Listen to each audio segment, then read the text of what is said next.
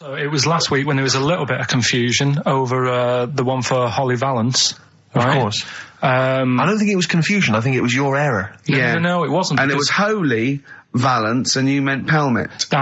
Then Becky, who called up that time and said, if you're getting mistaken with Pelmet, right, she sent me an email in a week saying, I've done a bit of research. Yeah. It was my fault. I've made an error. Yeah. It is a Valance. Okay. And I know about Valances. As I told you last week, at the very end, my auntie loves them. Yeah. Right? She makes them. She started off just like putting them on top of the sort of window around the curtain. And then she thought, I can do more with this. Yeah. And she had a little coffee table that had magazines underneath. And she said, I'm sick of seeing them magazines when I'm sat down. She sounds like a Pilkington. So... I'm sick of seeing them magazines when I sit down. So she put a Valance around the table. Yeah. She just got Valances around everything now. Yeah. Then, next step, she tapes everything. She never actually watches telly. She tapes it all because she gets sick of listening to the adverts and that. Yeah. So she tapes everything. So she's got loads of videotapes and that. And the video used to get on her nerves. When she was watching a film, she'd see the clock changing. Oh. And it distracted her from the film. So she put a Valance around that. Yeah. That's genius. Yeah. So that is or is it mental? Only Mrs. Einstein can tell. I don't know. She's even made a little Jack Russell look like a hovercraft. Yeah. It's great. So everything's got a Valance. If you go round and you stand still for too long, the chances are she'll put a Valance around your head. Yeah. This is this is Auntie who? Auntie Nora. And this is the one that farted for 5 minutes. She did. Lest our listeners forget. Farted for 5 minutes. Called his mum, saying I'm farting. 2 minutes into the fart. She said about 2.5 minutes in. Yeah. God. She said I'm about 2.5 minutes into the fart. My mum said, how long's it been going on for? She said, well, it was about 2.5 minutes before I called you. Yeah. And then it went on for a further 2.5 minutes or something. And then it stopped. She couldn't time it because there was a Valance over the clock. Yeah, she used to annoy her when she was on the phone and you put her off seeing the time. She was guessing it was 5 minutes. This was one consistent fart. Yeah, I mean, it wasn't making a noise, it was just... Oh, it wasn't making a noise? Just gas. Right, endless gas. So, there you go. That's fantastic. Well, we started off with a new one, a little bit of Foo Fighters. We like new and old on this show, don't we? Indeed, we like to mix it up. I'd like to play this to the Smiths from their debut album, I Don't Owe You Anything. I Don't Owe You Anything. The lads from Karl's hometown there. Indeed. The Smiths. Brilliant, that one. Wow, I went to Manchester, didn't I, the other day? Went up to Manchester for a little corporate. It was all right. Yeah. He went, wait till you get out. You see Piccadilly, it's better than Euston. Right. It was. It was nicer. I went outside and there was a ridiculous queue, and sort of one cab. Right. Yeah. So horse-drawn. Yeah. And so I walked, and it was okay. It was only down the road. It was a bit dark. It was wet and raining. Obviously, it's the north. I know, yeah. The hotel was very nice, but no minibar. I've never seen that before. I've travelled all over the world seeing a hotel without a minibar. No, so I don't know what's going on then. I don't know what's going on there. And then I did this corporate gig in Old Trafford. Pitch was up. Don't know what they were doing, but very impressive, big impressive. I think they're British Football Club, aren't they, Karl? Yeah. You did a gig at where? Old Trafford. It was in a function room. Oh, well, I thought it was the stadium. No, I'm not that big yet. Yeah. No. But I mean, I can't really comment on Manchester. I do know that Liverpool was voted most important music city via poll. True enough. So, Karl, you're making noises while I'm talking. Yeah, but you do this all the time trying to wind me up. And I'm not saying Manchester's the best place in the world, but what I'm saying is, there's bits of it that I really miss. Yeah. Like last Sunday, right? When I'd met up with Ricky, we had spaghetti bolognese, which was alright. And then I said to him, I need some soil. Damn, I wish you'd invited me. It sounds amazing.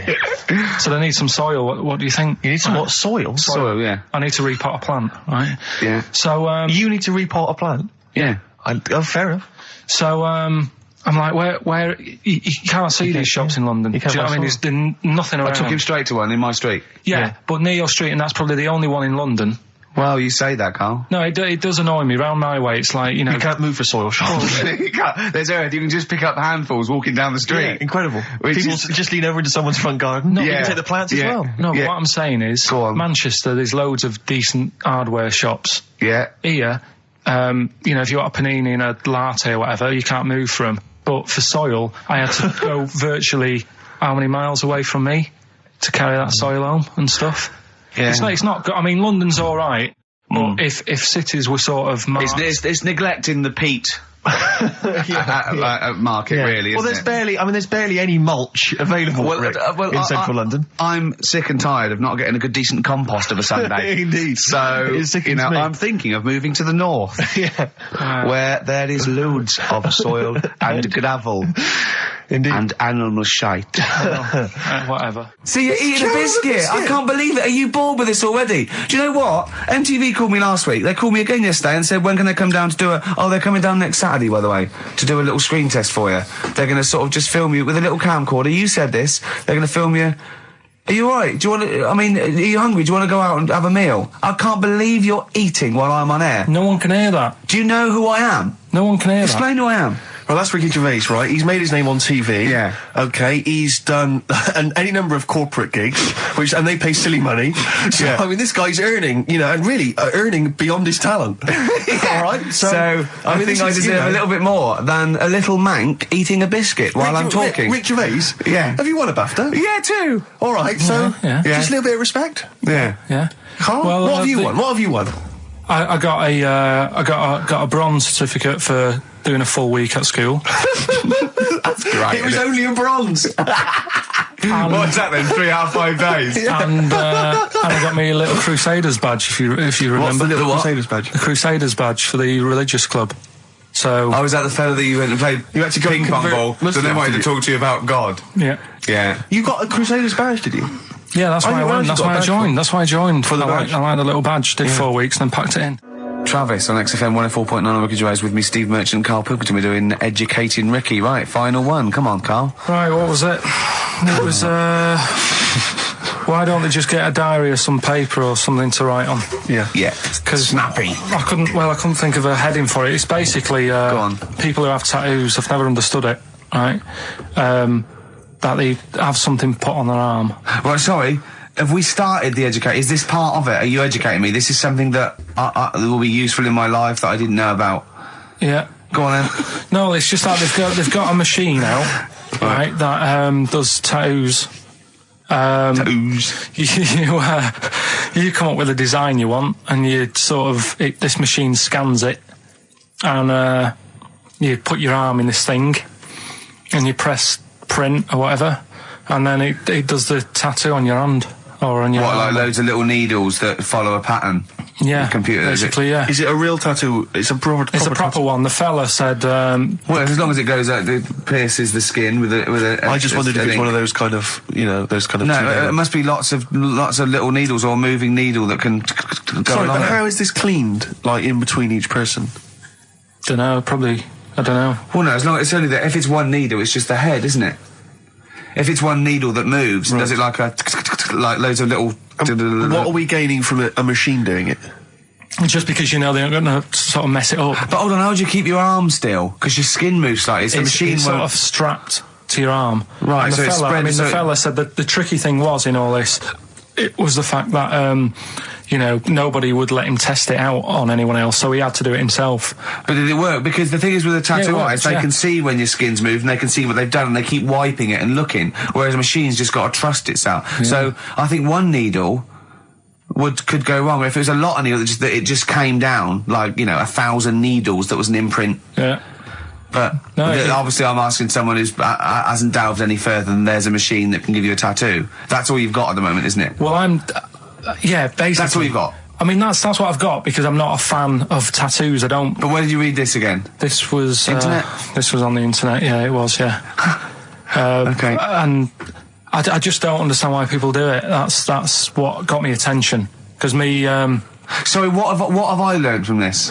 That if you wanted to get one, you can get one done by a machine now. People say machines are sort of taking over and that. And there's another one. But it's just the fact. I mean, I don't know.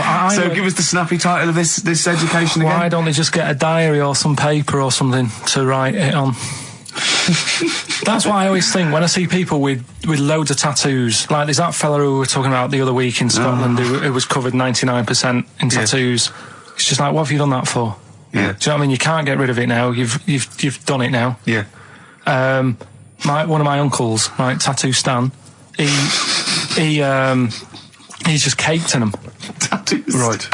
I don't think he's my proper uncle, but it's just like my dad's got. Tattoo Stan. No, my dad's got. That's a province in Russia, isn't it?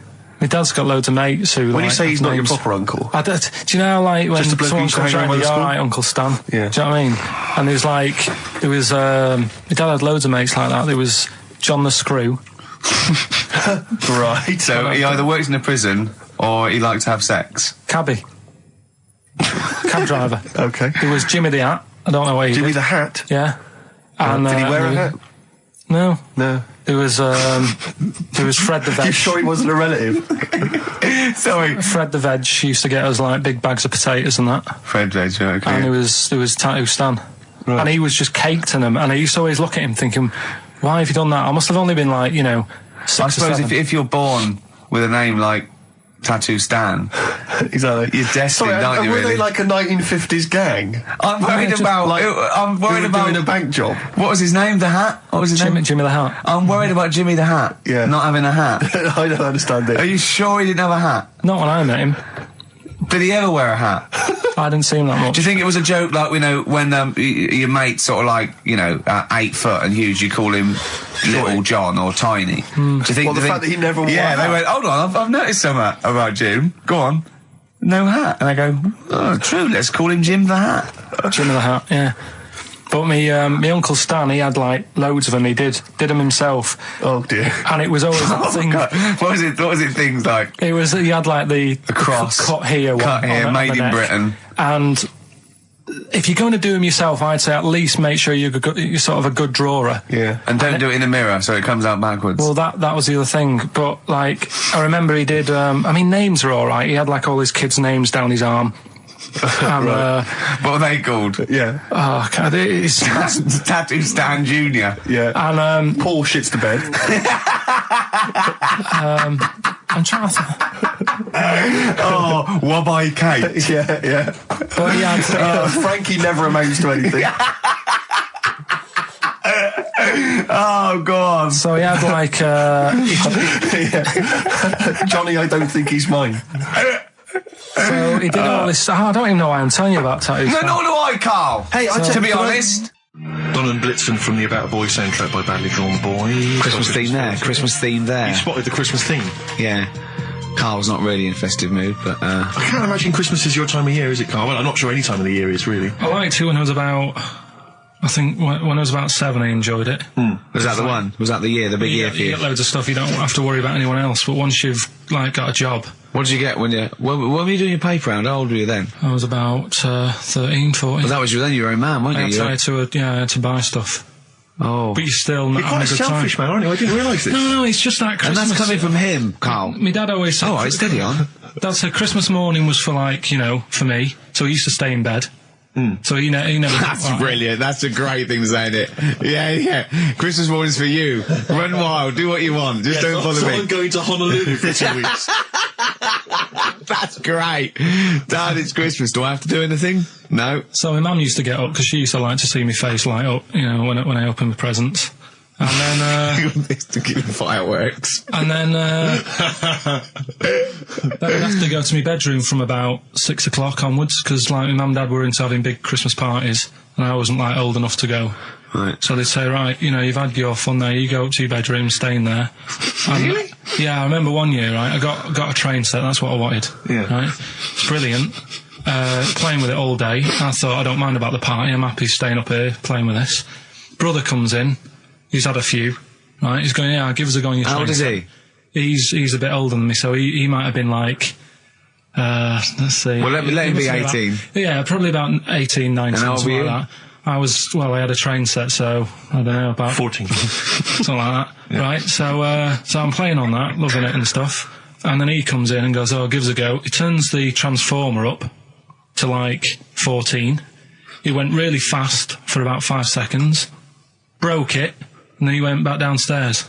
Wow. So Christmas, I hadn't even got to Sounds Christmas like Day. the Conservative government with British Rail. Satire, that is. Rick, I just thought that there's satire. If there's any satirical shows listening or magazines... It doesn't work in any way, because there's the analogy falls down apart from there being a train. Think it through, though. British Rail was trains. Yeah. And the government broke the trains in many... Well, they didn't break them, like, not officially breaking them, but they kind of... It does work, it's perfect. Oh, I'm very pleased with that. And I can't... And no one's asked him to be on Have I Got His View. It's weird, isn't it? Because it's strange, that, when you've got a satirical mind that's as quick as that. Yeah. And he's broke your little train set. So what did you do? I just, like, watched telly and had some sausages. I bet you were happy with that, though, weren't you? It's a bit annoying, though, isn't it, when your main present of the year has been broke.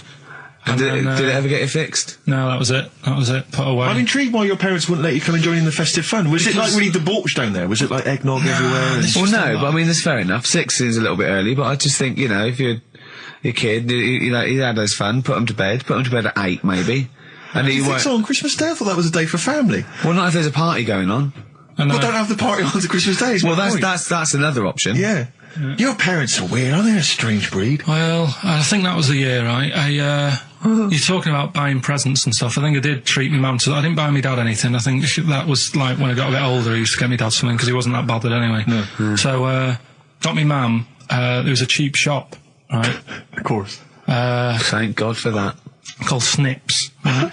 So I went in there and I thought, let's see what I can get her. And remember Victoria Plum? I don't think so. Well, it's like a fairy character. Right. Right? And my mum's into gnomes and stuff, right? So I thought, right... She must be pleased with you, then. Victoria Plum. I was thinking, is that one of the neighbours? Is it like a brandy liqueur? Do you remember Victoria Plum? Victoria Plum. Victoria Plum, yeah, it's like a little fictional sort of character, right? Okay. So I saw it, I thought, yeah, she'll love that, right? So I did my paper round, saved up for 2 weeks, right? Oh. Got that sorted, went to Snips, bought the Victoria Plum. Next day, I'm in town with her, right? So I think, I know what I'll do. I said, come in here a minute, right? So we go in and we're looking around and I tested her, right? I went, look at that there, that's alright, innit? And she goes, oh, it's bloody awful. Oh, Carl. Oh, Carl, oh, God. So then Christmas Day comes, I said, don't bother opening it. She said, no, why? I said, oh, no, why did you still give it to her? So, well, it's too late, I'd already bought it. Oh, Carl. So she opened it and I was like, and she said, oh, that's nice. I said, why are you saying that? I said, the other day, so it's bloody awful. She said, oh no, I thought you were pointing at something else. Oh, no. So that's why I don't get anyone anything anymore. Oh, God. Play record. Oh, God. Oh. That's good, isn't it? Not bad. Gold Rush.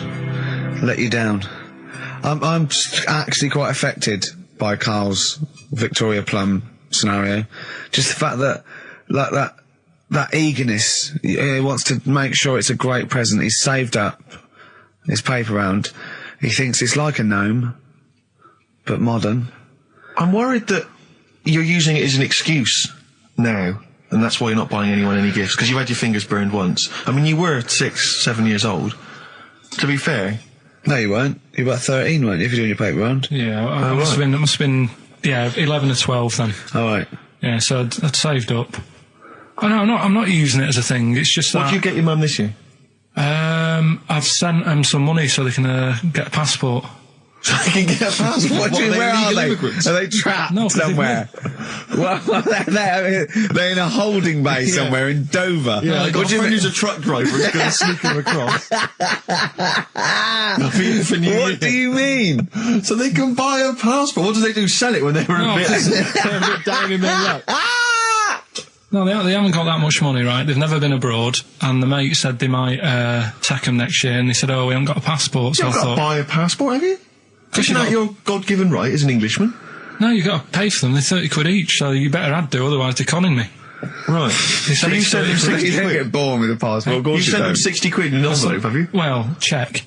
Right. I love that. He'll be watching telly and France will come on and he'll go, oh, what do you think of that? She goes, it looks bloody awful. Yeah, don't open it. No. Don't open it. Yeah. Don't open it. So you've not paid for a holiday for them?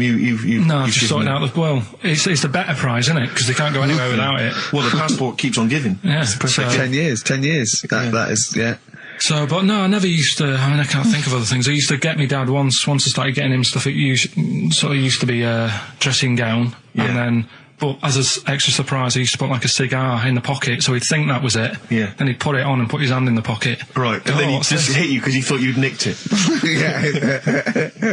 Oh dear. So you bought him a jacket with a cigar? That's quite thoughtful. Did you sneak a cigar once one Christmas? Yeah. Well, that's when they used to have like the big do's, like I say. You know, they were known for it. Like the whole estate used to know that. You know, we were having a party. Yeah. So they'd all come round. So they'd all come round and just have food and drink and that. I can't imagine. I cannot imagine how unpleasant that must have been. Awful. And you locked in your bedroom with a broken train set. Yeah. And looking at Victoria Plum, whatever that was. In the bin.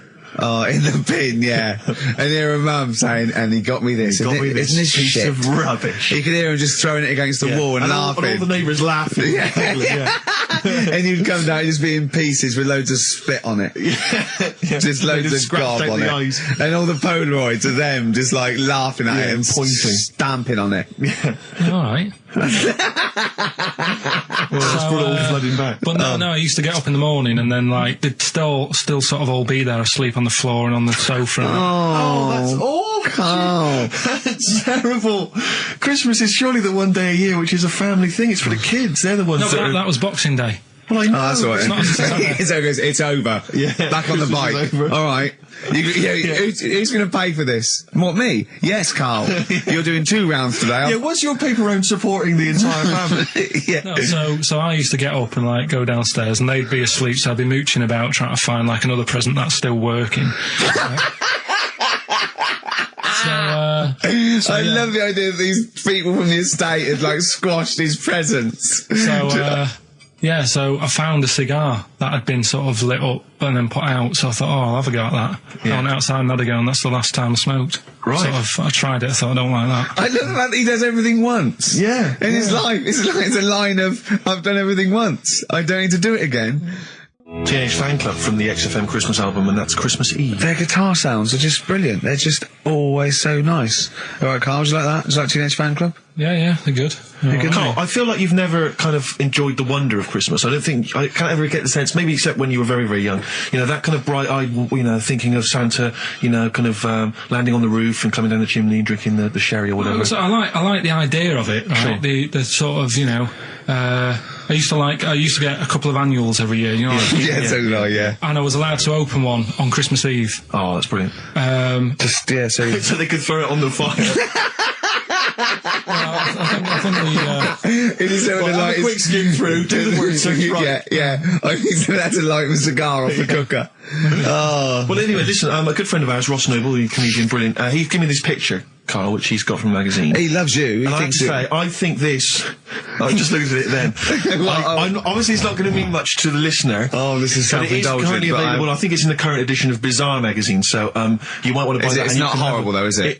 There's a certain grotesqueness about it. Oh, it's a deformed person, isn't it? Well, to a degree, but I think what it's going to do for Carl is give him, I think for you and I, Rick, we're going to see his face. Light up. Brighten up, like opening a wonderful Christmas gift. Oh, you know what? I think I've seen this. Is this the one with the kid with the big head? I'll be honest with you, Carl, it is. Have you seen it already? Yeah. Let me just show it to you again so you can kind of I haven't seen it. It's like... Yeah. We shouldn't be laughing at that. No, but that is like the kid who I went to school with. That is the same. That can't be the same. So do you recognise him? Seriously, that is the same thing he had. I mean, I have to say, it does look like it's been computer generated. It's so odd. Yeah. But look at the child's face. I know. Look at his reaction. Don't take another photo of me. I'm not sure this is right. It's not right. But I was hoping that would give you, Carl, just a little glimpse of. We've had a request as well on the best bits. Someone wants to hear you talking about your mates with the big heads. I can't believe it, because every time we go there, we get some sort of complaint about something. About what? Just leave it. Well, that for some reason that always goes from the story with my dad going to Blackpool for taking those kids there. And what kids? And, leave it. No, what? No, I don't know. There's people that know what you're talking about. I'll tell you when we put a song on. No, well, I know what it is, but you can't just say that. Well, Is it when your dad put a kid in the wheelie bin because he was getting out of hand? Yeah. Well, So we're going to we can't go through it again. It's too controversial. We're going to... What's the name? No, well, the thing is, right, you were just saying about what are you, about Christmas. That's the funny thing, right? Because in our house, there's no one who's religious, right? No. My dad got annoyed when I went to church that day. He was like, what are you doing that for? Of course. I went to see a gig in Liverpool. Remember the band The Christians? Yeah. He thought I'd join some club. Yeah. I said I've been to see The Christians. He was saying to me, man, what's he doing going out with them? Yeah, yeah. And then the other thing is, because I'm not christened or anything, my mum used to say to me, don't tell anyone that, because there's witches and stuff. I want to go back and see his upbringing. I just want to go back and see him at 7. One day in the life of Karl, age 7. Just to have 3 ghosts visiting tonight. And take him back through time, but we could go with him. We could be some of the ghosts. Yeah, the ghosts of Christmas past. Remember this? That's incredible. Because there's witches. Don't tell what. Just say so she wasn't christened, but she thought maybe someone could take your soul because you weren't christened. It's like there's cults and that, isn't there? And if they find out you're not christened, then right. So I don't think they care. I don't think a lot of cults care. Well, but what can they do if you're not christened? I don't know. I just said all right because then through that time there must have been a time when. But hold on, now they know. Yeah, but I'm older now, so I'm all right. She used to worry about me playing out on the street. Oh, she was worried about whether you were naive and stupid and easily led. Well, yeah. No. Good point. No, you're right now. Yeah. So yeah, good. Yeah. I just have to show you something, Rick, before we move on. I know we've got another Educating Ricky, but someone just sent this in. Yeah. They've been looking on eBay for Victoria Plum. You're joking? Come here and see the photograph. Oh, God, that's fantastic. Yeah. Have a look. That's it. Oh, God, he got that for his mum. It's the worst piece of tat I've ever seen. Carl! Carl. Imagine how... Oh, gutted. Oh, imagine how... Look, think of him now, right? There it is. I've ever seen. I tell you, it looks like a Diddy man gone wrong. It looks like a Diddy man prostitute. That is. Is that the one, Carl? Well, it was a different colour. I had a yellow at mine. No, but look. How do they get? Tell them they go into eBay. So you need to log on to ebay.co.uk. I'm sure you've used it before. It's the online marketplace, ebay.co.uk. And if you type in Victoria Plum, I'm assuming that you can track this down. That's amazing. It's the worst piece of rubbish I've ever seen. Just think how cute he was as a kid, though, doing that. Just think of him, just going... just seeing that and thinking, she likes gnomes! It's the worst thing I've ever seen! I mean, to be fair, I don't know what her prize collection of gnomes looks like, but I can't imagine they're much better than that. I mean, gnomes are a fairly grotesque thing. But certainly your mum's taste and discretion is... Did you have those houses on your estate? You'd go in there and it was just loads of those dolls still in their packaging all around the room. And sort of like one of those homes that keeps the sort of packaging on the 3-piece suite. Why don't you buy another one for her for Christmas? Yeah. It's $3.99. It looks, but that's £2.49 because that was $399. Well. Oh, buy it, Carl. No, because I've sorted out her passport this year anyway. I'll get her that next year. I've had an email from Andrew Forrest who has just simply entitled it Karl Pilkington. Oh, Karl Pilkington. What do you think of that? That's got to be your new name from now on. I had a mate who used to use it. What, he used to call you that? Yeah. Was that your nickname at school, Pilkington? No, it's not my nickname. It is now. No, it's not. It is now. Pilkington. Oi, Pilkington. Oi, Pilkington. Pilkington, do my homework. Where do you live? Where do you come from? Pilkington? No, there's this lad who called Mark, right, who used to go to school with, who used to call me that. And his mum, right, was like obsessed with cleaning. And I was never allowed in their flat. He makes the place look untidy. So she used to, I don't know if it was just me or all his mates, but I used to turn up and she goes, yeah, he is in, but you know what you've got to do? And I used to have to go round the side of his flat, and he had a computer, right, which I used to play. I didn't have one at that point, but he had one. And I used to have to go round the side of the flat and stand at his bedroom window with his window open, and I'd be sort of leaning in playing the game. You are joking. I'm not. His mum... You had the weirdest upbringing I've ever heard. The things you were willing to do. It's the strangest. What is this town like? No, I stopped going. Was there always music? Like,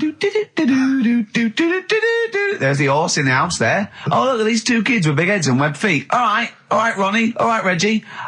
What was it like? She was obsessed. It is like you've grown up in a cartoon made for children. Yeah. No, his mum was really obsessed with cleaning. Can I play it through his window? I used to... Mrs. Ramsbottom, can I play it through Mark's window? Aye, you know what you have to do.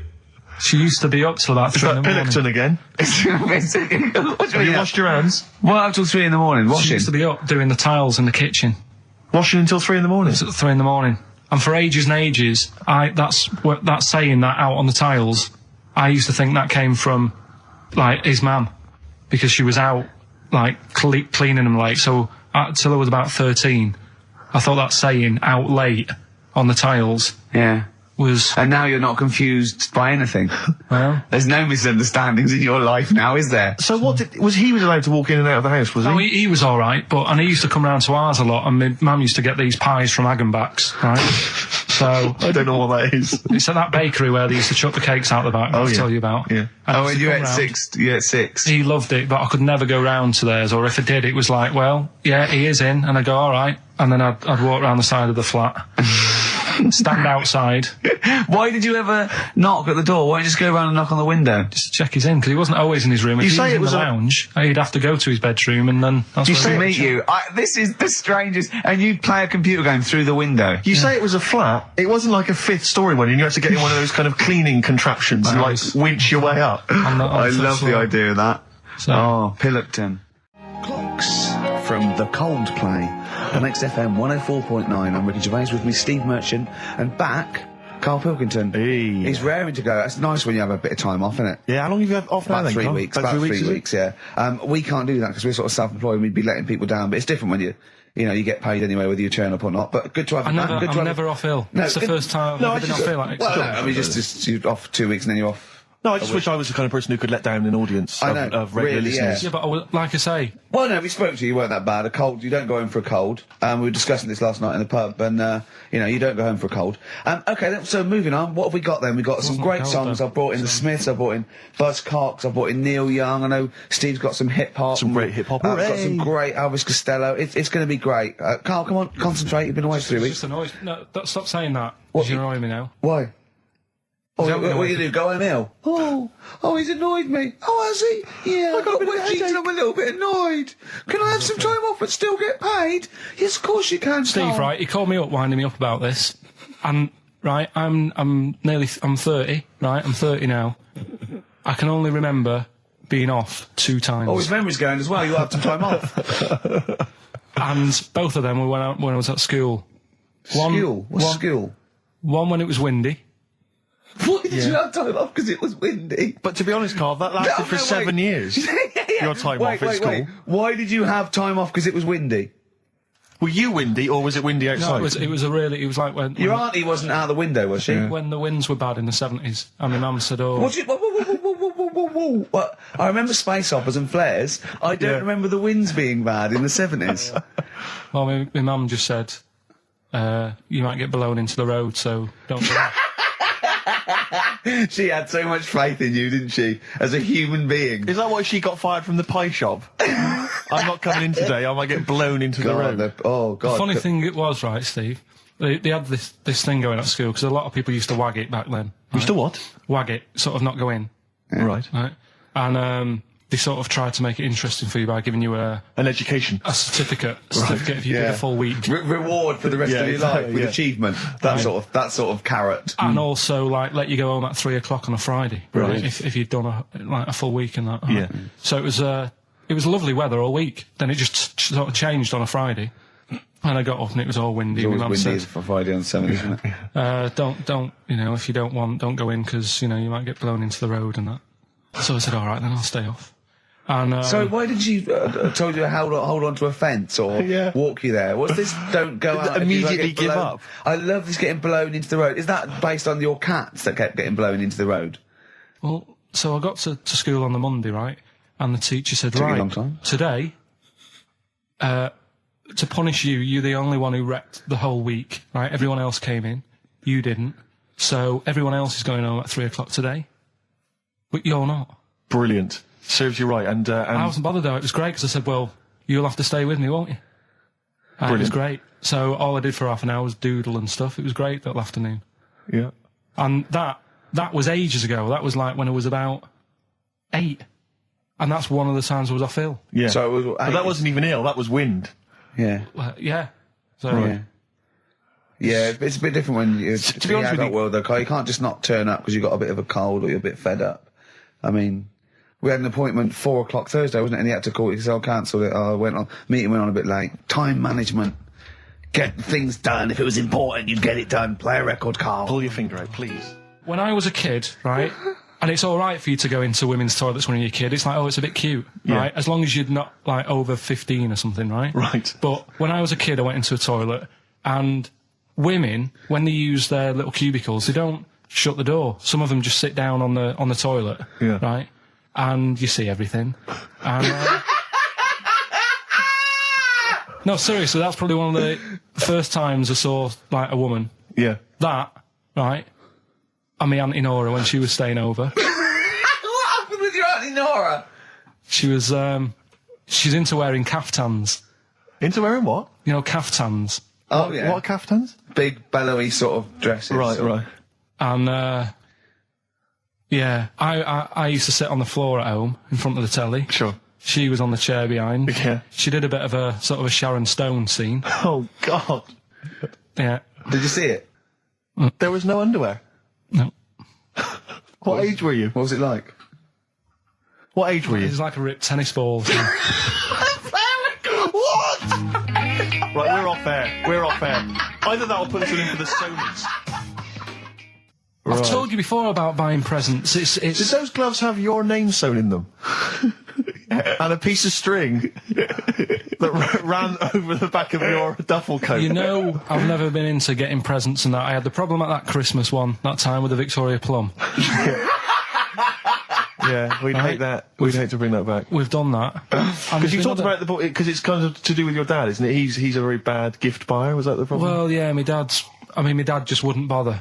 It was my mum who sort of made an effort, and she sort of worked out half of what I wanted, then she left it to me dad to get it off someone, see if he could get one cheap or whatever. I love the fact that usually people talk about, like, drinking heavily or violent abuse, right? Yeah. But here's what he's been left with and scarred with from parents is bad gift buying. Yeah, and that's the Victoria Plum incident. In the greater scheme of things in the world, that's not a bad thing to have, is it? Right, there was this, this is what it's like about getting presents and stuff, right? With my mum and dad. Go on. My mate, Colin, right? No, Colin Bailey, right? Yeah. He had a little Sinclair Spectrum, right? Computer, which was like the thing to have at that time, right? Yeah. You used to always go round to his house. The deal was... Not the one you had to play through the window because you weren't allowed to. No, that's another lad. Oh, right? yeah. This is a different lad. And the deal was, he came to our house, and my mum gave him a pie. And then I'd go round to his, and I'd stay there for a few hours playing, you know, Hungry Horace and stuff like that on it. Right? Now, my mum and dad knew that I really wanted one of these computers, right? So I waited about a year. Came round to Christmas Day. I thought, I reckon might have one. Turned out they bought me the wrong one. They bought me a ZX81 instead of a Spectrum, right? And Christmas Day, I'm there trying to load the games up. It's not working. I'm thinking, what's wrong, right? And the thing with me, when I was a kid, I used to get quite sort of agitated. This is the moment, right? I found out that it needed a RAM pack to make it work, right? Looking in the thing and it's saying, and make sure you put your RAM pack in the back. And I was like, oh, where's the RAM pack? And my dad's going, I don't know, I've got you the main bit. That's it. So I was that wound up. I just was sick, right? Just sick. Oh, I didn't feel sick or anything. I just was like, oh God. Went to the sink, just sick. Because I was that on edge about it. I said, come on, we've got to get one. And my dad's like, Tandy's shut. We're not gonna get anything today. Ruined again, Christmas Day. That was after the year when my train set got blown up by our kid. The following year, no RAM pack. And now you ask me, why don't I get good presents? He's scarred. He just I'm gonna die. Honestly, I'm gonna die. He's just being sick. Yeah. There's no RAM pack. Did you get to the bottom of it? Why wasn't there a RAM pack? You have to buy them separate. Oh, okay. What do you mean I can't play Frogger? Oh no. So, wasn't there another incident when you threw up? Spontaneously threw up? Through sheer anxiety? I do get it. It's not so much now because I've relaxed a bit, but as a kid I used to be quite on edge all the time with certain things. Do you think that's what happened to your cat that kept being sick? That it didn't get the food it wanted, and it just threw up? Do you remember that? Yeah. God, so they shaved it. Yeah, but again, you see, the cat thing, I mean, it's mad. I was thinking about it the other day, right? I used to think I had quite a normal upbringing. You didn't. Right, and someone was talking Your about the mother cat. once told you not to go to school because it was windy, Carl. It was not a normal upbringing. The cat was being sick, so she shaved it, so it was easier to clean. Right, well, my mum and dad went on holiday, right, and I stayed at the Ross's down the road. Oh, yeah. Only a kid, must have been about 5 or something, right? And I was always running around in the house. I had a lot of energy as a kid. What the Rosses did, they had this cat that was dead violent, the most violent sort of angry cat I have ever witnessed. A tiger. It was honestly, Steve, if it was bigger, it would have been, because it was just always having a go at you. Yeah. If you went to pat it on the head, it went to bite you and stuff. And what they used to do with it, to stop me running around, I'd sort of be running around, and then I'd get a bit tired, and they'd say, have a lie down on the settee. So I'd lie down on the settee and I'd nod off. And what they used to do, I'd wake up and I'd put the cat on my belly. Right? So I'd be scared to move because it's like it's going to get me. But it would keep you there. It kept me there, and it used to sort of slaver on me, and they'd sort of, you know, go out or whatever, and I'd be lying there. That's not normal, is it? Carl, sorry, were you created by the Brothers Grimm for one of their fairy tales? What kind of a life is that? A cat paperweight to keep Carl in place. He keeps blowing around. It's windy. We'll have to weigh him down. Be careful. Your mum probably told him that it's a windy day. You got to get something heavy on him, otherwise he just gets blown into the road. God Bless him. Did I ever tell you about my Uncle Alf? No. He wasn't a proper uncle, right? But it was just one of my dad's mates and that. And he was getting on a bit. He must have been about, 60, which is pretty old when you're younger and that. And he was the same. He used to always wear a suit and that. But it was never in good nick. It was always like a rough suit, but it doesn't matter. He's still, making half the effort and that. Yeah. And he used to sleep in a dinghy. Right, Uncle Alf. What? In his house? Yeah. Why? Well, in a flat, he's in like a little bed sit. Because he only had a little bed sit, and he was into boats and stuff. So he had this Two birds with one stone. Had this little dinghy, had a little flat, thought, well, it's tight space and that. He had a dinghy as a bed, and he had 2 tellies, right? He had 2 tellies, one that the sound worked on, the other one only the vision worked. So if you wanted to watch a programme, you had to turn both on. Put them both on like BBC One, turned one up and watched the other one. Wow. That's extraordinary. From his dinghy? Sat in his dinghy. That is brilliant. It was an inflatable dinghy, it wasn't like a wooden... Yeah, an inflatable one, yeah, big inflatable Did you ever go around and visit him? Yeah, now and again. Was it weird seeing a 60-year-old bloke in a suit in a dinghy inside watching 2 tellies? It's weird at the time, I thought. Which of the TVs stopped working properly first? I mean, did he... let's say the sound went on one of them. Yeah. Did he carry on watching the other one, hoping that the other one was fine? No, he went and got a new telly, and then the vision went on that, and he went, oh no. He went, hold on though. Wait a minute. I've got another telly in the wardrobe that I haven't used. It must have been like that. Yeah. Wow, he sounds brilliant. Is he still alive? Yeah, he's still around, yeah. I haven't seen him for years, but he used to... was he married? I think that's what happened. I think his wife passed away, and that's when he had all this... he had a boat. And it's like, oh, where am I going to put it in a bed sit? And it was like, hang on a minute. Yeah. You know what I mean? Sleep in that. So, yeah. I wonder if you ever brought any women back. Just the idea of bringing them back, getting down to it. Shall we move into the bedroom? Ahoy! Oh, that is fantastic. What were we talking about before? I was until the most complaints ever. The Last Temptation of Christ. I haven't seen it. Was it Scorsese, isn't it? It's Martin Scorsese, and I've bought the film actually recently because I was intrigued to see it, but I've not actually watched it. But from what I understand, the reason that it was so outrageous is because it has a whole sequence which shows what it would be like if Jesus had lived his life and not martyred himself on the cross, but lived his life as a human being, part of which is him having sex. And so I think that was chiefly what the outrage was, that it was showing this godly man to be, as human as he was supposedly, because he's supposed to be human as well. So that's the reason. That was the reason that there was complaints there. I don't know. I haven't seen the film. Well, I can't say. You see him, do you? You see him having sex, I think, yes. Although it is an actor, Carl. Yeah, it's not actually Jesus Christ. It's not the real Robert Powell. No. It's an actor playing Robert Powell. Is that, you see, sex on films and all that, right? When I was growing up, I'd be watching... No, I'm just saying an example of this, really, right?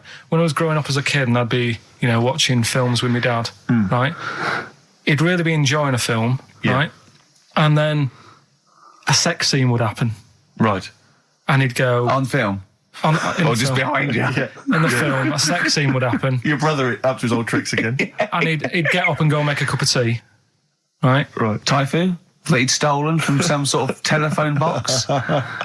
And, even recently, he thinks it ruins a film. Do you know what I mean? Because there's no need for it to happen, is there, really? Yes. Why? Sometimes it's warranted. If the film itself is there's some films it isn't though. Some films it isn't. Some films it's arbitrary. I think the films that him and his dad watched together on Channel 5. Probably not. Is it only on Channel 5 in your house? But let's put it. Yeah, if you're watching, I don't know, a late night Friday night, from 1983. Yeah, Illegal Briefs. A beautiful lawyer has to defend a man who may be a killer. She falls in love with him, but does she know the real man? Oh dear. You know what I mean, though. Lest you forget, of course, that I... Love Heat. With the bloke that is now in... Go on. Of course, that I, according to the Internet Movie Database, I once appeared in one of those films, in the film Killer Image, a Canadian film, I believe, from 1989. According to that computer... it's all wrong, isn't it? It's all wrong. It's all wrong. Of course it is, yeah. Apparently, I was in that, and I played the role of Kirk. Was it a porn thing? No. I think it's just an erotic thriller. Oh, right. That I suppose it You only had a very small part, though, didn't you? Indeed. Yeah. But no, do you know what I mean? Sometimes you don't need to go that far. Say, like in this Jesus programme, right? Film. What's it called? The Last Temptation of Christ. Just like talking. You know what? What's his name? Is it Ralph in The Simpsons? Yes. I drawed a kitty cat. It's like talking to that. Yeah. No, but right, this temptation thing, right? Do you know, often we don't get that many complaints on this show. We don't get very many complaints. And I think that's either because there's no listeners, or B, it's because most people agree with Carl, and that terrifies me. Or they let him off, because it's like, you can plead insanity, you can go mental and kill a few people, where they go, oh, he's a bit bad. Exactly. No, but was it because, they're saying that he was having it away, or is it because you saw it? What got the complaints? The complaint was the very suggestion that Christ it was a blasphemous thing, not the fact that you saw an actor's knob. So what about if they just cut it down a bit and you saw the little stable door closing? It wasn't the baby Jesus having sex. It was the grown man. The stable door shutting. No, but you know what the nativity scene? That is brilliant. The wise men saying, I can't believe we brought myrrh, we should have brought condoms. It's like that, yeah. There's 2 for 1 offering, Boots. Yeah, I don't know what we were thinking. It was frankincense. It's just that it's always awkward. Should we apologise now to the Christian church as well? Sorry, the little Chinese fellas, little Welsh fellas, and the little Christian fellas. We haven't said anything wrong. No. It's like, you see, when I was growing up... Stable door. I love the idea that in Carl's world, he was born in a stable, just thought, I love this place. Yeah. I'm just going to stay here the rest of my days. This is good here. Oh, brilliant. But when I was watching telly with my mum and dad, it still happens now, right? My dad will sort of go, ruined. Good film ruined, right? If some sex scene happens. But what are we talking about sex scene? Are we talking about a kissing, or are we talking about penetration and looking at the camera? Going, are you enjoying this, Pilkingtons? What are we talking about? What is sort of extreme levels are we talking about? Right, last time I was down there, right? Yeah. What was it? Meet Joe Black. Meet Joe Black. Meet Joe Black is a terrible film. Yeah. Right? There was good film. And then it's going to happen because the music comes in. Brad Pitt's keeping quiet. A woman's eyeing him up. Sure. So my mum, my mum's worked it out already, and she's going. Anything on the other side, love? She knows. She knows it's something's. So you can be enjoying a film and you can be an hour and 10 in, and then some spidey senses of one of them can go, should we turn it over? And the other one goes, yeah, all right. Are you sure it's not them protecting you from scenes of sex? So that what they're thinking is, what if Karl gets the idea to have sex? Yeah. That could lead to procreation. We don't want any more like him. Yeah. We've got to end the line here. You sure it's not the doctor? Keep calling out and going, you are keeping away from exactly. women, aren't you? He must never find out. Are you sure they're not embarrassed because they're watching a sex scene with their son? It happens every time, right? There's two things that my mum does, right? It's that, if there's sex scene on the telly, she'll go, anything on the other side, love? And the other thing she always says, if ever there's anything on the telly with Elvis in it, she goes, oh, I like him, right? And we all know, we sat there, we know what she's going to say next. Yeah. So you don't even bother saying why, right? And she goes, he liked fat, ugly people. He what? He liked fat, ugly people. He didn't always go for, like, the good-looking fans in the crowd. What Elvis did? Yeah. Right. That was always the thing. And I'm sorry, no, hold on. I don't know what we're doing now with our lives, Steve. Right, wait a minute, right. So your mum says two things, right? She either says... Is there anything else on the other side? Or, I like Elvis. There's a pause, because you know what she's going to say next. She says, he liked fat, ugly people. How often does this occur? Well, because they've got, like, Sky, there's a lot of those channels on. They're like the music channels. So Elvis always comes on. There's either an Elvis film, there's, like, a classic hit by him on... And she'll go, I like Elvis, he liked fat, ugly people. And what do you mean he liked fat, ugly people? Is she a fat, ugly person? Because there's that special Vegas show, isn't he, where he's dancing about, right? And he's got loads of scarves around his neck. Towels. Yeah. And, like, he always hands them down to the fat, ugly ones. Right. And I always say it's because they're the fat, they got a sweaty face because they can't, you know what I mean? I don't know what world they live in. I don't know how we've gone to this subject. What sort of world are you got when you're watching his face? And what do you mean fat, ugly ones? You mean they're in the front, they're sweating a lot because they're a bit chubby? So she thinks, is giving them a towel because it's he's really going, wipe your face, you're putting me off, you fat cow. Stop sweating near me. There's another one. What? So, hairy Chinese kids. Yeah. Jesus. We haven't slagged off hairy Chinese kids. We slagged off Chinese... We didn't slag anyone off. We just said they really haven't got a town as such, and they wear shoes. What did we say? Yeah, little wooden shoes. And what I just don't know how we got onto Elvis and big fat ugly women. I don't know I don't know how we sidestepped from the Last Temptation of Christ. Did you see that Fat Girls and Feeders program? Go on a minute. Eh? What's Tom Petty first. Oh, brilliant. It's a great song. Breakdown. How many Tom other Petty. radio shows have talked about Last Temptation of Christ, Chinatown, fat ugly women? Yeah. In 60 minutes. Exactly. Incredible. Sony Award winning. I've always wanted a little owl on my desk. I'd like be doing work and there'd be a little owl there and I go, can you get that pencil? And it just sort of goes over and gets me a pencil, goes, cheers, and it just watches me and it thinks I'm brilliant. Do you know what I mean? Not really, no. No? No, I've never had an urge to have any kind of animal sat on my desk. No, Carl? You'd like a little owl, wouldn't you? That helped you? No, I had a little magpie, didn't I? We've talked about that. Oh, he came down and started pecking your grifter, didn't he? Yeah. What was his name?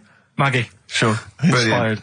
And you took it to school and it didn't come back once. Didn't come back. Didn't see it again. Oh dear. Did it ever peck your head? Because you used to have hair, didn't you? Mm. Yeah. No, it did. It started getting a bit violent. Really? Yeah. But was it becoming sort of age when adolescence, probably sexual frustration, sort, because I think magpies go for shiny objects, don't they? And you were probably sort of probably losing it a little bit then in the front, and so when the sun was out, there's a bit of a sheen on the front. They saw a glare and thought, I'll have that. Yeah. What is that? That's brilliant. Yeah. Or as it was sort of pecking away, it mistook it for a tree. Yeah, because of the noise. Because of the noise. Yeah, the hollow sound. Go on. Women wearing trousers and that, right? On the estate that I grew up in, on, right? There was a woman about 4 houses down, right? Rough. She's the one. She was, or the estate? She was, right? Yeah. She's the one whose kid took a horse into her house. Yes. Right. Now, we won't go over that again. No. If you're a new listener, I think we're covered. I think they get That's the all idea you need to know. Right? Yeah. Now, she used to wear leggings. Yeah.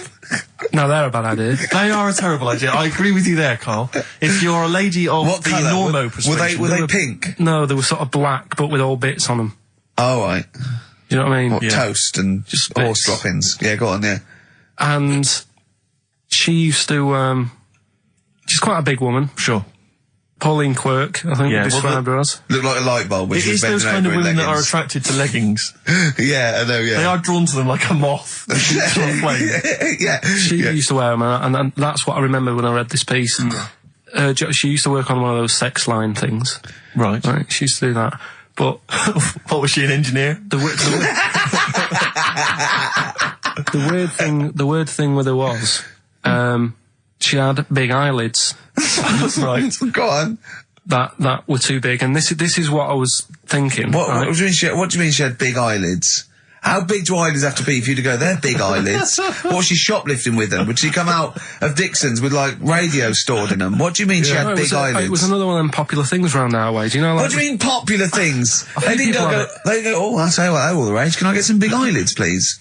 No. It was just like one of them things that people suffered with. Just big eyelids. They could hardly open their eyes. What do you mean? What do you mean?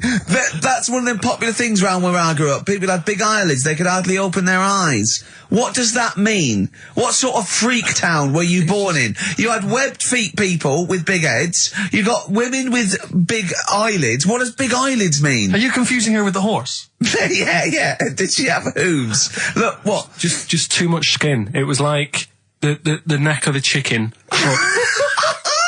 But on the eyes. What's your point? Anyway, so there's this big eyelided woman with the leggings. And that's what I'm saying to you, though. That's when I read that story with people with trousers. Yeah. I went from that. Yeah. To a woman who used to have big eyelids. I still at the point. But then, and also the other bloke who had the eyelid problem was a mate of mine. Right. Yeah. His dad had it, and same problem, massive eyelids. I don't know what that means. I don't know what that means. I used to say to my mum, I'm going round to Dave's house. Yeah. And, or to say, well, that's alright, but make sure his dad doesn't take you out in the car. Because he could hardly, see. He had to have his head. He gets to tilt his head back to keep his eyes open. Make sure! Did he have a couple of matches with him at all times? Oh. What a load of gobbledygook. This began as educating Ricky. I know, it's like he was people with eyelids. But it's like you're supposed to make that leap as well. Yeah. If I mentioned the trousers, Ricky will probably be thinking about people with big eyelids and women wearing leggings. Play a record, Carl. Got nonsense. Adverts. No. All right. I had so much mash last night. I had so much sausage mash, second helpings, that I had to sit on the edge of a seat so my stomach could hang down. I love spuds. Spuds and bread. I could not do without spuds and bread. I feel like maybe I could make my own bread. Spuds, I wouldn't know where to start with a spud. Yeah. And it's like, they're amazing. You can boil them, you can broil them. Yeah. I don't know what broiling is, Nor but do I suspect it's tasty. I don't think it's as good as... I mean, obviously the chipped potato is... For the working classes, the chip. It was always on. The chip fat fry was always on in my household. The ceiling, the death trap fire, polystyrene ceiling was yellow. Exactly. Come Wednesday in our house. Yeah. And, always had chips. Because all I remember hearing, if I think back to my childhood, all I remember was, gotta stop and get some potatoes, or phone your dad, tell him to get some potatoes. Well, that was your job, wasn't it? Yeah, potatoes. Yeah. I mean, it genuinely, it does concern me because... What did you have to do? Didn't you have to fill a diary out for your teacher? Do you know when you're at school? I don't know if you do the same thing, but you get like a little red book, right? And every night, I think it was a way of the teachers sort of keeping an eye on you. So if you went out robbing, if you wrote it in your diary, they'd go what you're playing at. Sure. Right? So you'd have to write down what you did every night. Yeah. But I didn't get up to that much at that point. Sure. I used to just go on my errands. Yeah. And it was my job to like... I haven't heard errand since the 70s. Nice to hear that. I went to U-Phase, right, the little local supermarket. Yeah. And I got... what's it called? Euthanasia? What? I did... U-Phase. U-Phase. U-Phase. Yeah. H-U-G-H. U-Phase. Oh, Hugh it's his name. Right. Yeah. And I just had to get like a bag of potatoes. Of course you did, yeah. And a loaf. Staple. So I used to put that in my diary every day, and it got to a point when like even the teachers were like, just make something up. Yeah. Stop putting the same thing in. Sure, start joyriding or something. Live. I love the fact that he was fascinated by the strangest village in Britain, but the stories he's told us about where he comes from, there's him going around with two fellas with big heads, webbed feet, a little pigeon-chested bloke, him on his grifter with Maggie pecking at him, his dad in the telephone box nicking groceries, and a horse in the house next door. I mean, how strange was his upbringing? Yeah. And him hanging from his satchel. Unbelievable. There's another woman who I remembered. Actually, I'll tell you later. Go on, what? I'll tell you later about another woman who I remembered. Give us a teaser. It's just a woman who rode around on a three-wheeled bike with her husband in a basket. Right, I'll tell you that. Right, and the final clip. You don't get teasers like that on any other radio station. That's a hell of a funeral service. Right, listen. Right, tell us about this woman. Well, it was just because you were saying about the, you know, our living. We are broadcasting now, aren't we? This is actually going out. This is live. This isn't us sort of like. Yeah, but you were just talking about how I lived in an odd village. Yeah. With kids with big heads and all that, right? And what I wanted to do. What is that again? There's 2 kids with big heads. Yeah, they just had sort of big heads and webdams and that. They went to my school, and when I spoke to my dad the other day, because I'm going out to see my mum and dad tomorrow. Oh yeah. So I said, have we got any school photographs with the big-headed kids in? And he said, no, nobody bought those sort of school photos because they were in it, so it was always a bit ruined. So I said, well, no. He said sales would, you know, because he obviously talked to other dads and stuff like that. And he just said, oh, no one bought them. But anyway, so... I would love them. Yeah. That's why I'd buy them. Yeah, but I wouldn't stand out, would I? If it's on the mantelpiece. Yeah, well... but anyway, so I was talking about, you know... When you say they had big heads, what do you mean? Do they look like someone from Doctor Who? They were just quite big. But they weren't related? No. So why did 2 blokes with big heads and webbed feet? I lived in a weird area. There was a chemical plant close by. I can't believe you've never told us that before. That explains a lot. Not just the freaks in your neighbourhood, but... No, there was loads of weird stuff going on.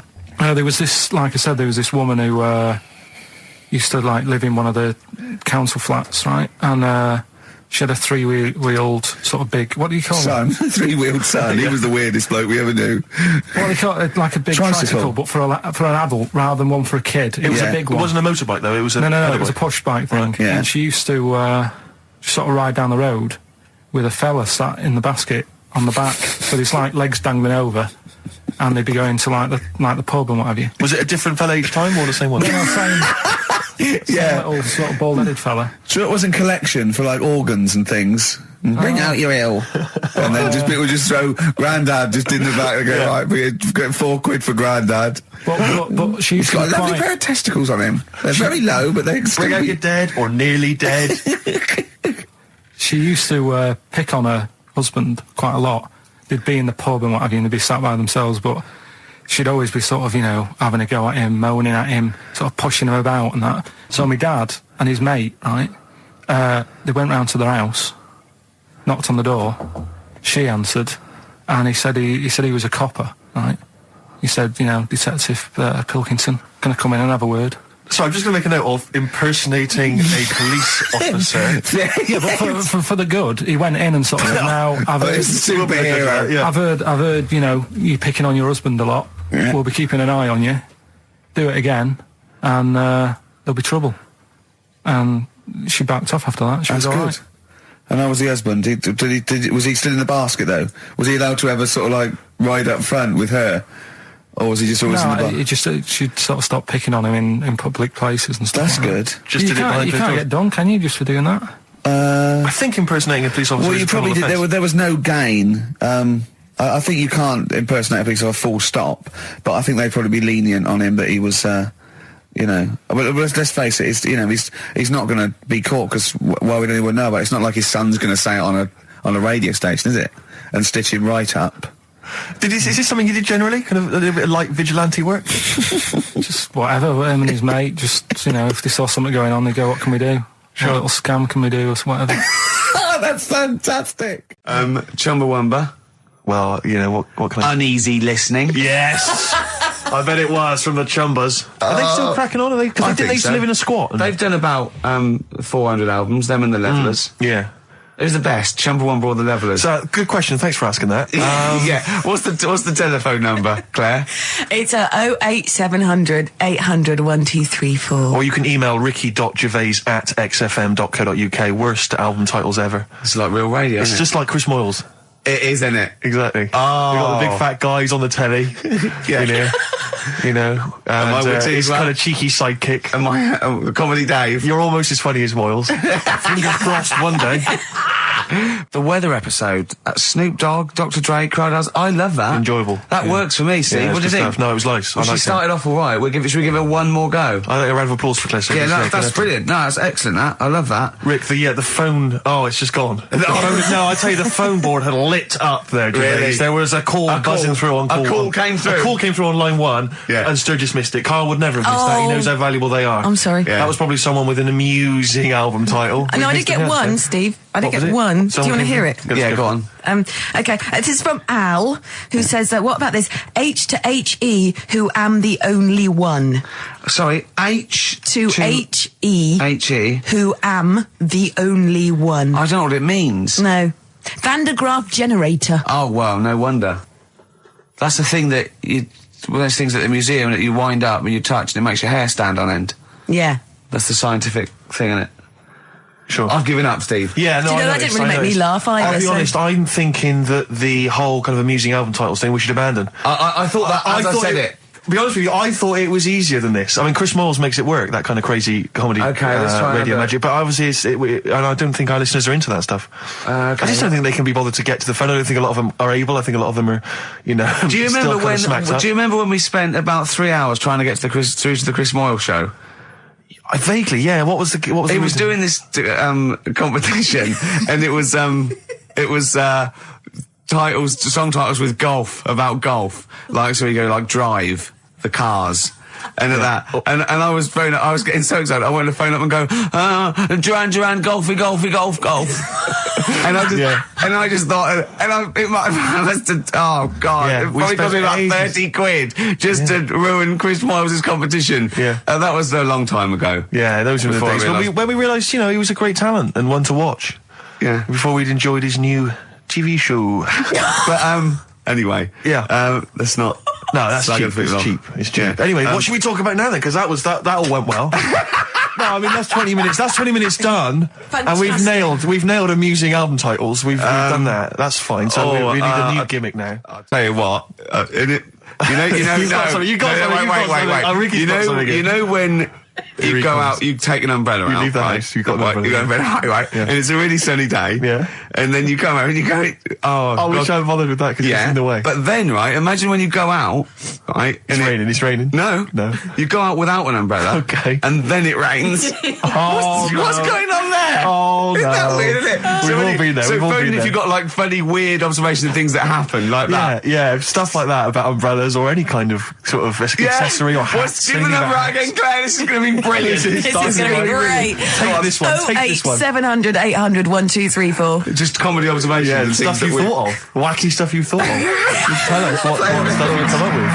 Get the Sony people on the phone. This is dynamite. There's so many people listening who don't know who the banana splits are. The banana splits? The banana splits. Right. Listen, they know the banana splits are, and even people under 20 you know that. Snork, Fleagle, Drooper. Who was the other one? If you can remember the name of that. What's the number? Because I actually want to know this. This is what radio's for. When I can't think of something, they tell me. Yeah. So it's 08700 800 1234. Drooper and Snork. I've no idea. Fleagle, Drooper and Snork. Drooper and Snork. Fleagle. Bingo!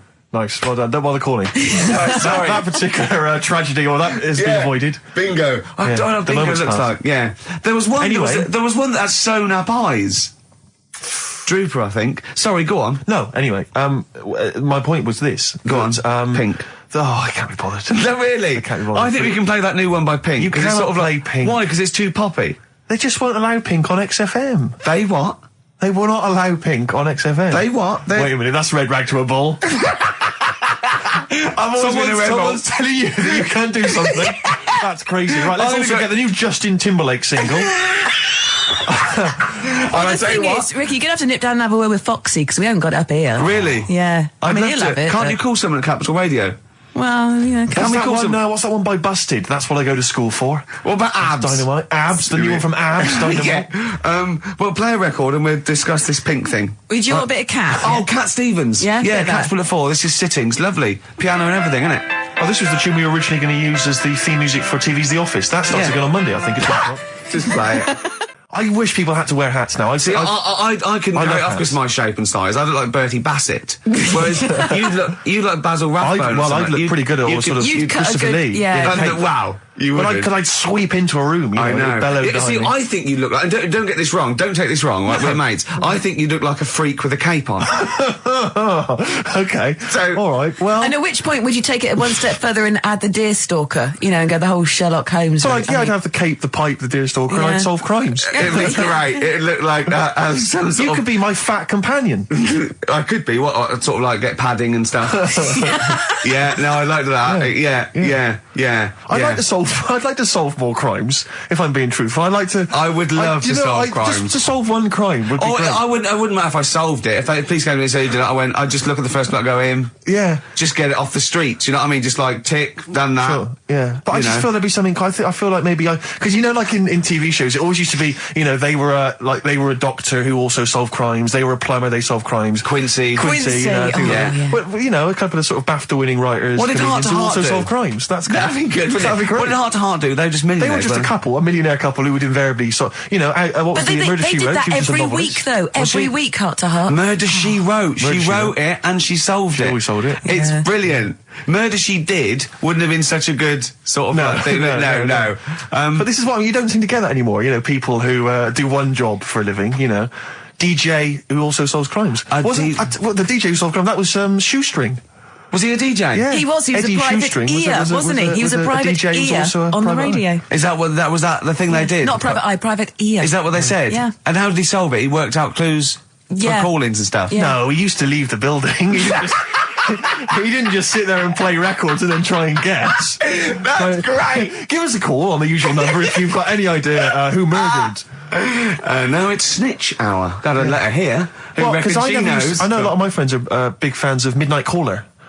Do you remember Midnight Caller? Was he a DJ who solved crimes? Yeah, it was one of those late night things in America, wasn't it? But was he a DJ? He solved crimes, didn't he? I don't know if he'd solved crimes or just solved... If you've ever solved a crime, email us. Puzzles. He had one of those puzzler books. Weren't you on the front cover of Puzzler once? One of those things you get. Weren't you? Puzzler. Were you? Was I?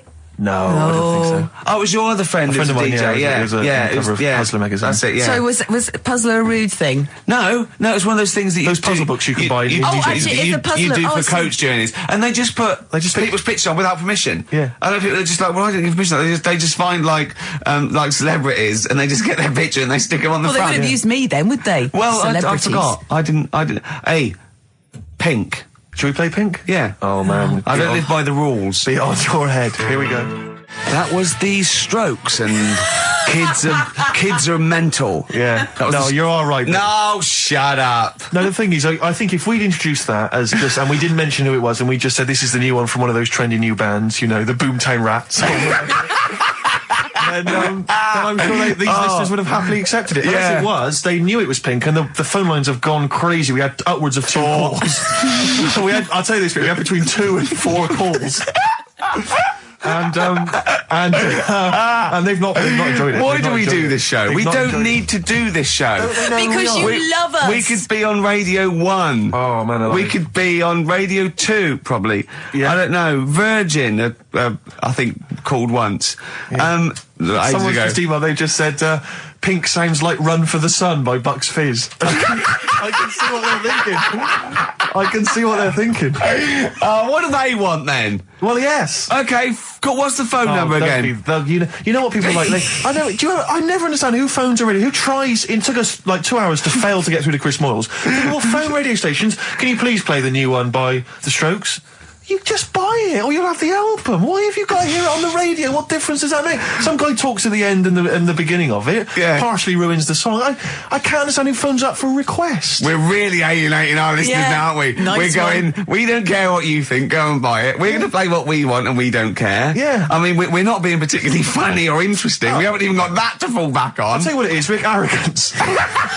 Laziness. When you've got a hit TV show in your hand and you've won the awards and you're making the kind of money that you are at those massive corporate gigs, where they're paying you thousands of pounds to turn up for 10 minutes. You don't need this. I mean, Steve, don't you get that then? I'm afraid I don't, Claire. No, we carved it up early on that Steve would not be making the sort of money that I would. Yes. And he shook on that. That was written contractually. Yeah. So I think. So you did shake on that. Oh yes. And it would be horrible to go back. I don't think he realised quite the difference. Yeah. But the huge success. I don't think he'd want me to Welsh on it. Right. I don't think he'd be happy with himself if I gave him any. I couldn't live with myself if you gave me some of that cash. Well, what should we play then? Should we play some? Should we play the Strokes or something? By playing the Strokes. Oh, go on then. That's stuff. Oh, thank God for that. There's an email here from Davey Look, Monroe. it's lit up. No, wait a minute. Look at that. Oh my God! They've gone mad. They answer it. Put them live. Oh. They might know the answer. Hang on. We'll give them some. We'll give them some CD. How do you put it live? Why do you figure that out? Let me just read this email. Go on. If you're having to play, it says here, if you're having to play extra ad breaks and 8-minute long songs, it just goes to show who provides all the material for that radio show of yours. Did Karl secretly write The Office as well? And I think to myself, it's like, what do you want from us? Just see if someone's on the The phone. most incredible rock and roll tunes ever laid down on vinyl, and you're whinging. I know. Because you'd rather have our inane banter. What kind of a person are you? No, they'd rather have Karl's inane banter. Clearly. Don't big your I've roll just- up. They no, don't no. want us at all, Steve. I've just had a phone call from a very nice girl saying, "Where's Karl?" I said, "Well, he's back next week. Well, what's wrong with me?" She went, "No, you're lovely, Claire." She said, "But Karl calms the other two down." Sure. Really? Sure. Can we just see if someone's on the phone? Is Yeah, go anyone on there? then. Right, what are we going to give them? We're going to give them some got nothing. CDs or We're something. running on Well, empty. take the name. Right. Anyone there? Hello? Hello? Oh, God, there's someone there. Oh, I've got to put my headphones on. Oh, haven't hang I? on. Oh, What can't was you the see? what was the lyric again? Stay Rick? there, please. All right. It's on America's tortured brow that Mickey Mouse has grown up a cow. Life on Mars. David. Life on Mars, David Bowie. It's easy as that. He. What's your name? It's John Ball. John Ball. John, I'll be honest with you, we got nothing. We got nothing to give you. It's not good enough. No, we'll get him some. We'll give him an office CD. He doesn't. and We can't keep doing that, Rick. It's We've got pathetic. nothing Yes, else. They you don't can. give us anything, do they? They don't. It's no wonder we get into the building. No one's know, around I know. on Saturdays. No one cares. Office DVD. Yeah, What okay. would you really like, though, if you could have anything? Yeah, Office DVD. See? There you Fair enough, go. fair Brilliant. Okay. Stay on the line, mate, and I'll get you details, okay? Excellent. That was a competition. We did. That was like real radio. Well done. It was like real radio. Now we've got to play David Bowie, haven't we? That's what they Calm do. down, Rick, you are- I can see what you mean. No, but Foxy would have it Well, you're lined up. Rick, you're going to have a heart attack. Am I? Live on air. I mean, Yeah. the dramatic radio, and that's Sony Award winning. I know that. Any kind of. I seem to remember when Tony Blackburn had his breakdown on there. I think did he win awards for that? I mean, it was pretty impressive Probably. stuff. It was pretty intense. Yeah, what breakdown award? Have a breakdown. Yeah, Excellent. This year's best breakdown on radio. Totally Blackburn. Yeah, but Or Tessa, marry me. yeah, it was something like that, wasn't it? Yeah. He played the same song again and again and again. Must Did be he? fascinating radio. That sounds like Capital Now.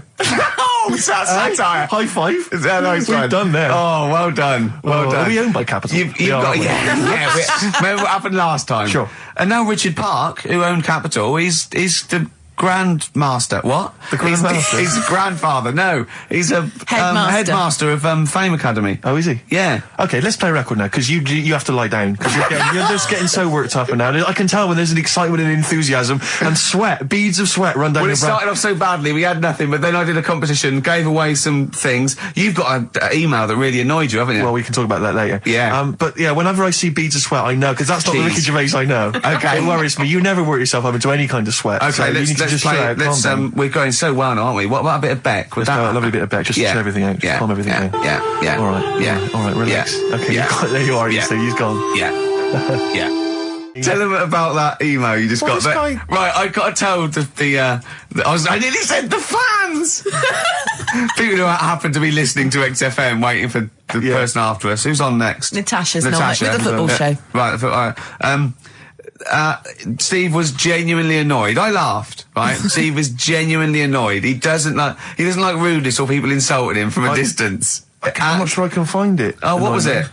Oh, you got to find it. Well, hang on, let me, Oh, hang on. This is good radio as well. The sound of a mouse clicking in the distance. Well, I'll it's just keep you sprung it on talking. me. I'll just keep talking. Come on, you can come up with some magic. What was Scooby-Doo on about? A talking dog? That's a bit weird, isn't it? Oh, what is that? And then, right, what was that? Wacky Races. I don't know if... wait a minute. So why did they run, the cavemen, if they... the car? I've got it. I've got it. Right. Okay. This is an email. This is an email that was sent through. Right. And this is my feeling. I think if you're going to email an insult, you've got to at least be clear what the insult is. You can't make me do the work. You can't make me try and guess or figure out. No, it's like sending someone hate mail and they have to pay postage. Yeah, exactly. You go, well, if you're gonna... Exactly, or making an obscene phone call, but collect. The postman asks you 25p before he hands you a letter bomb. Yeah. Go on. It says, merchant. It opens with merchant. Who are you, call sad, exclamation mark. At least my mother still don't cut my hair. Merchant. Who are you, call sad? At least my mother still don't cut my hair. Is it an anagram? I don't know. I feel like it's been translated from the French. It's a Japanese fella who hates you. Exactly. And he's got a Japanese English dictionary. It's just literal. So, how does he know your mum cut your hair then? You've never said that on there, have you?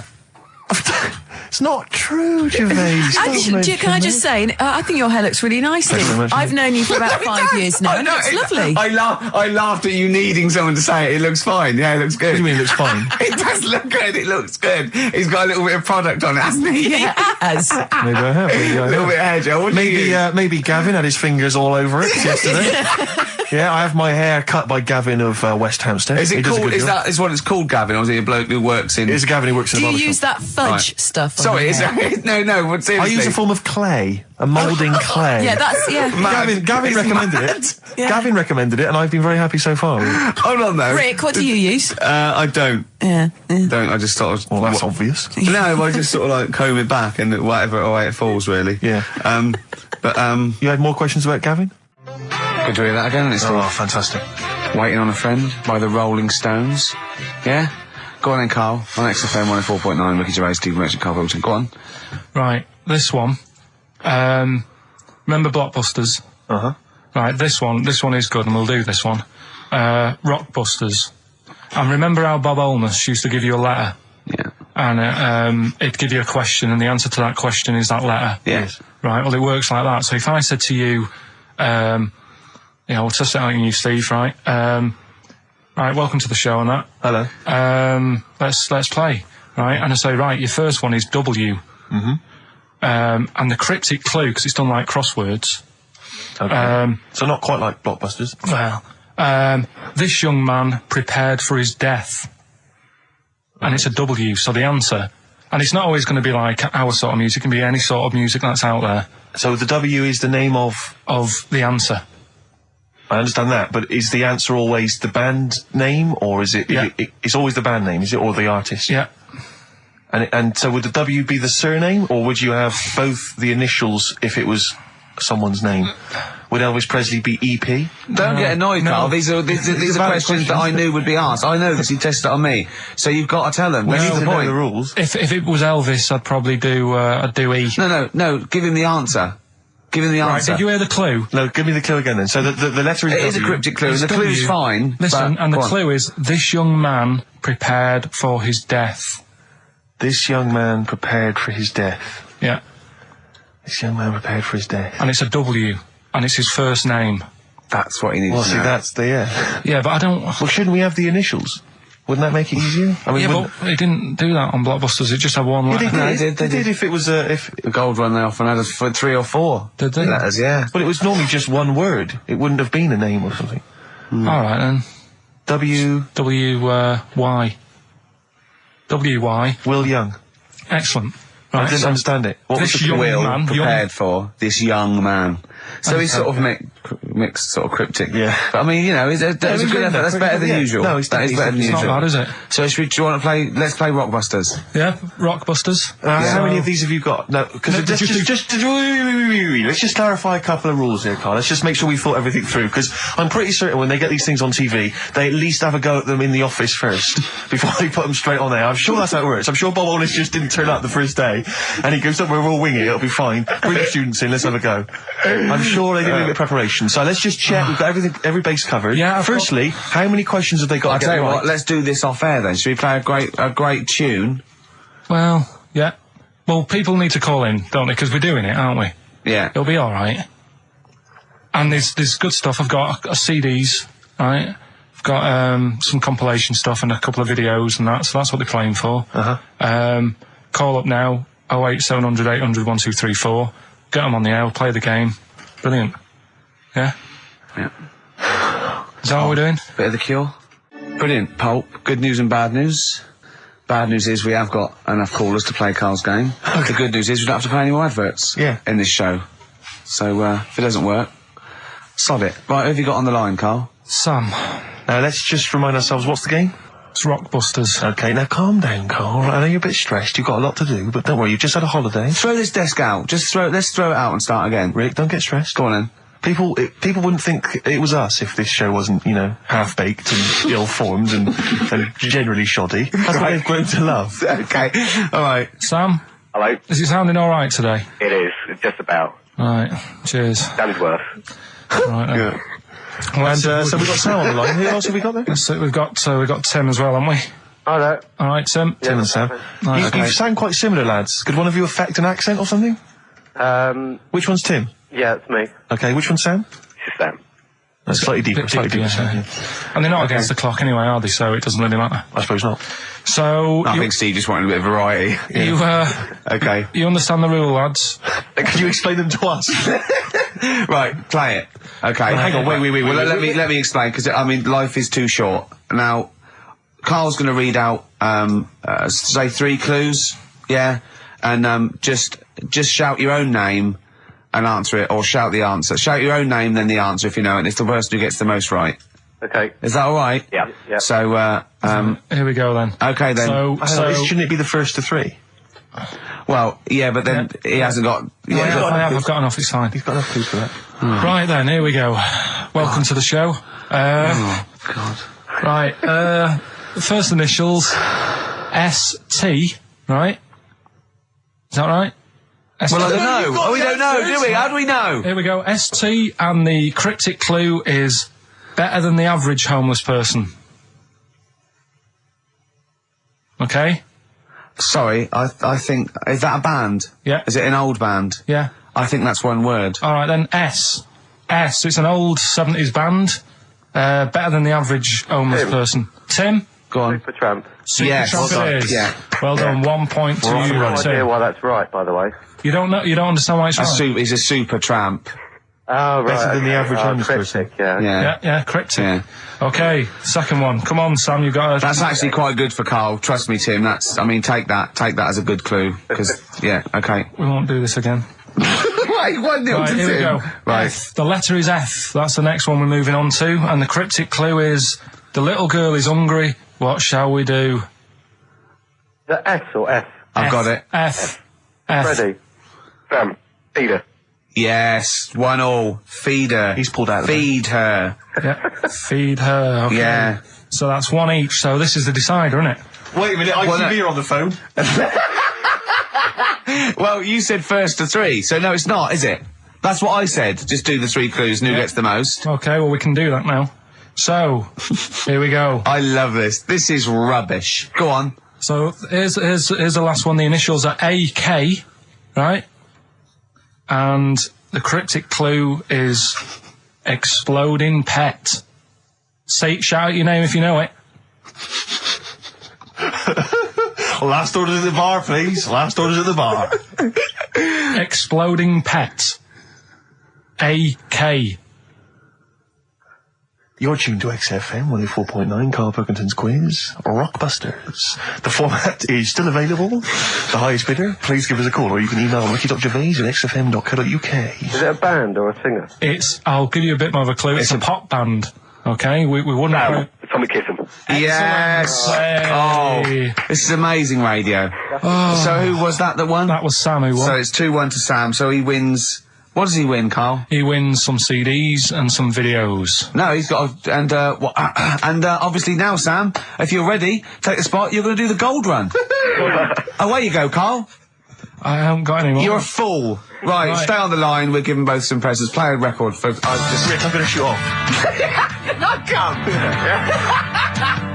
Feeder, come back around. He's getting all stressed again. You know, we've only done an hour. I know. I'll tell you what. This You know, seems there's like another 3. hour to go. I know. I don't know what it seems like to the listeners. I'll tell you this, I'm not trying to be disrespectful, Carl, but I think maybe someone else should come in and press the buttons. Because I'm not sure you're across it. I don't think you can concentrate on talking and working at the same time. I'm not sure you can... Walking Yeah, and eating. for you, it seems it's a bit no, like... don't say that. Look, he's gutted. No, there's a lot of gone wrong here. I say throw this desk out and get a real one. Seriously. Well, I think there's a Fisher Price one you can buy in Argos that might be worth but getting. we got there. We were stunned because it was second hand, this one. But this is like the Mir space station. I mean, it really is falling apart.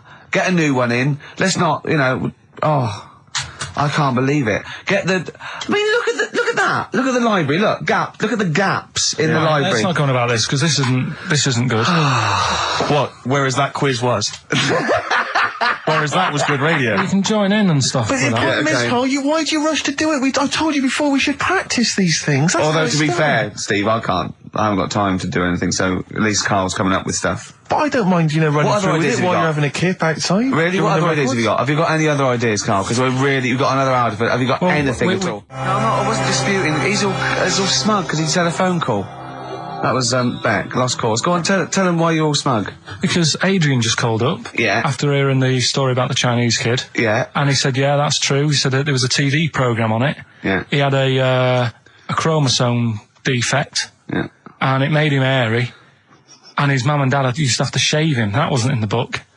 But, thinking about it, that's not a good move anyway, is it? Because they say that for women, if you get a few hairs on your top lip, don't shave it because it'll grow back thicker and faster.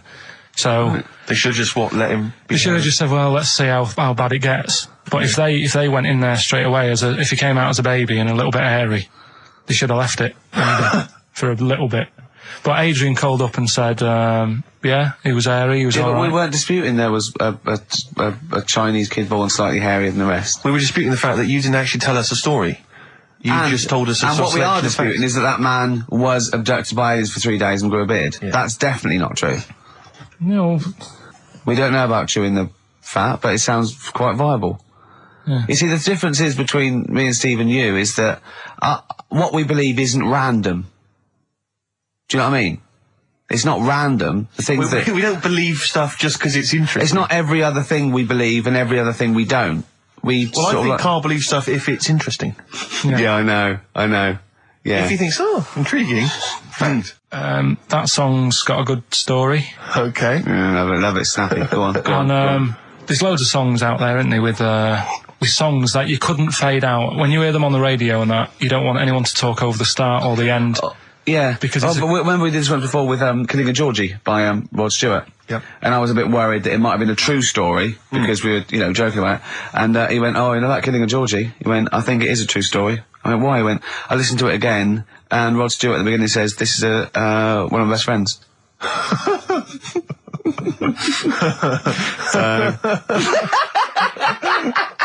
It's brilliant, isn't it?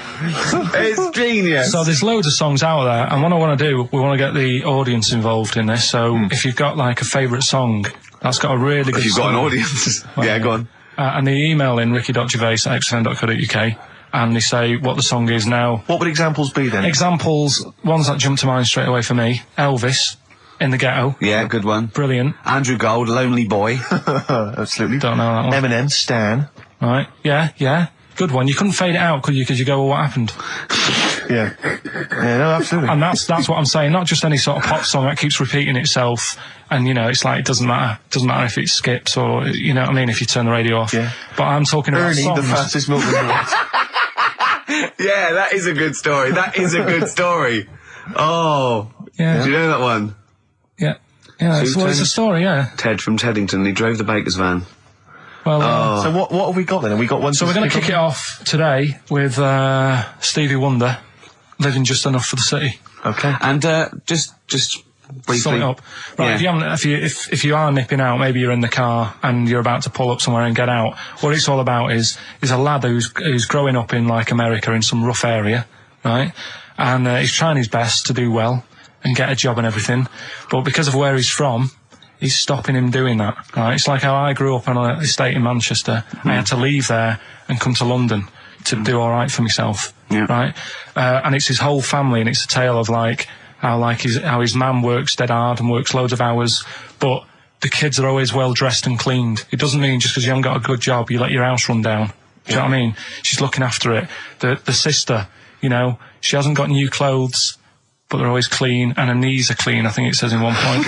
Excellent. Clean knees, always important. So will we give it a listen? Brilliant. It's a great I don't track. think Stevie can do it justice. After that explanation. Right, so... I'm not sure he's going to top that. like some sort of like backing tune to try and... Try and pep it up a bit. Yeah. You have really knocked it the socks off it. Brilliant. I'm looking forward to the clean knees. It's a new feature. What is it called again? The story in that song's really good. Here's Stevie Wonder. Wow. Stones, Brown Sugar. Steve thinks I can't tell you what this is about because it's too rude for radio. But you've done it again, haven't you? You've said another call, haven't you? Yeah, just that drugs do make you have wind, morphine especially. That's the bad one to have. And that was from a medical student, wasn't it? Yeah. Up in Leeds, so cheers for that. Haven't had any calls about the alien abduction, funnily enough. No clarification on that so far. No. Keep you posted, though. Yeah. If anything happens, we will let you know. Yeah. Yeah. Well, that's it. We got through it with all these mistakes. They've got to get this equipment fixed and they've got to go to HMV Monday and buy about, I'd say, £5,000 to £10,000 worth of new albums. That's definitely. It's gonna be good Get this fixed. No, get this fixed. Definitely. Yeah. Don't go on about that. Next week, though, we'll have more educating. That's the Ricky. phone. Look, that's the phone. Yeah, don't do that. What? Educating Ricky. We'll do the quiz. Rock Busters. Do that again. Right, I might not be songs. here. If that's the case. And Steve, What have you got? What, next week? No. I'm just going to bring some sandwiches. Do you notice I was quite quiet for the last 20 minutes? Yeah. Just dozed off. Yeah, well, the air conditioning's... I'm feeling quite muggy. It's too, but that doesn't work either. And this is I'm totally serious. I'm not joking. It's ridiculous. So... Right, a song for the ladies to end with as ever. Sly and the Family Stone. It's always a favourite. If you want me to stay. Yeah. See you next time. Cheers. Sweet. Feeder. Just the way I'm feeling. XFM 104.9.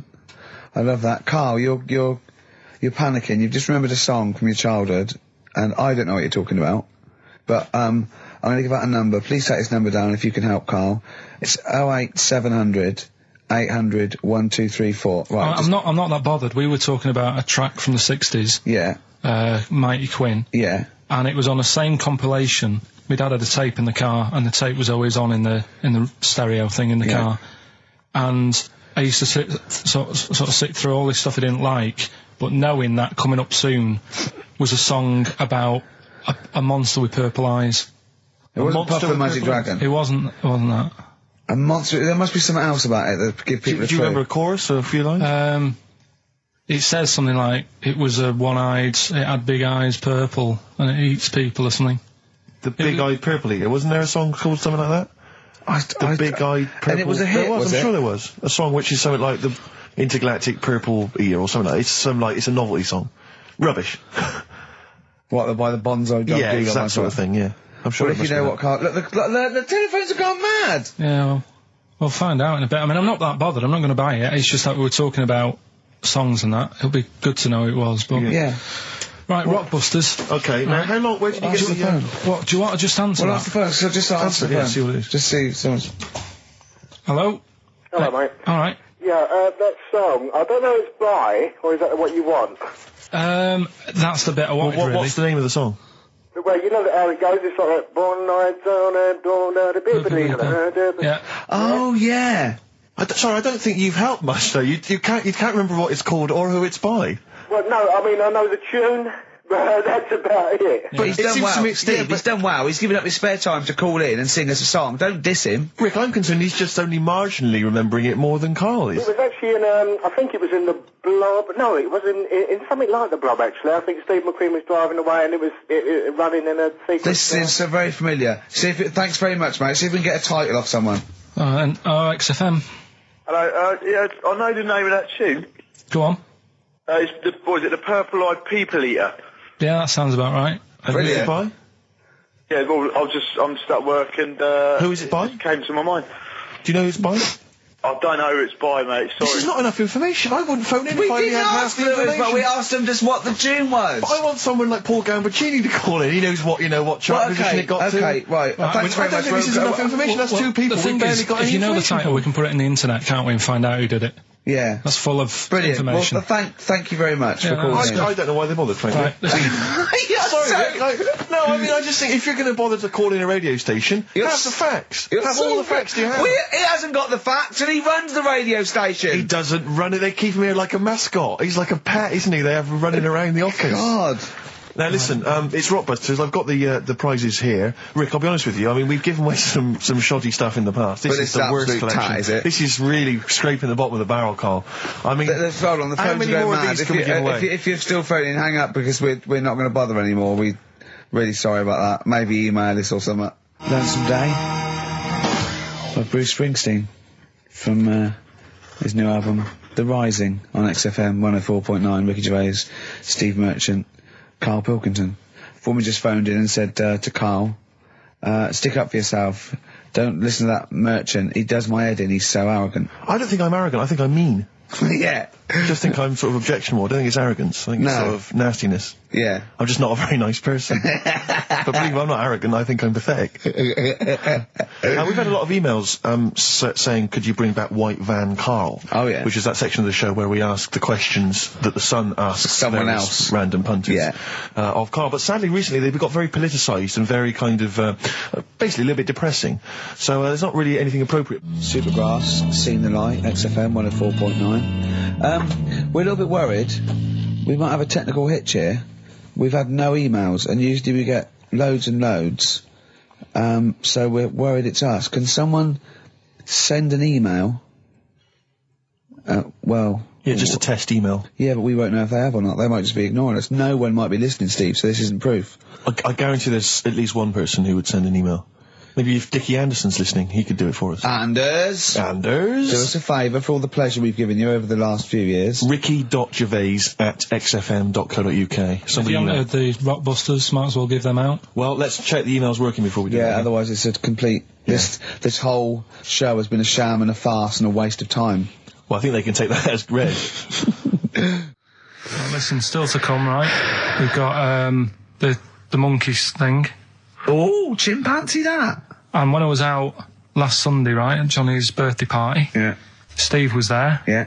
Got talking about stuff. And a debate that we didn't really finish cropped up. It blew your mind, didn't it?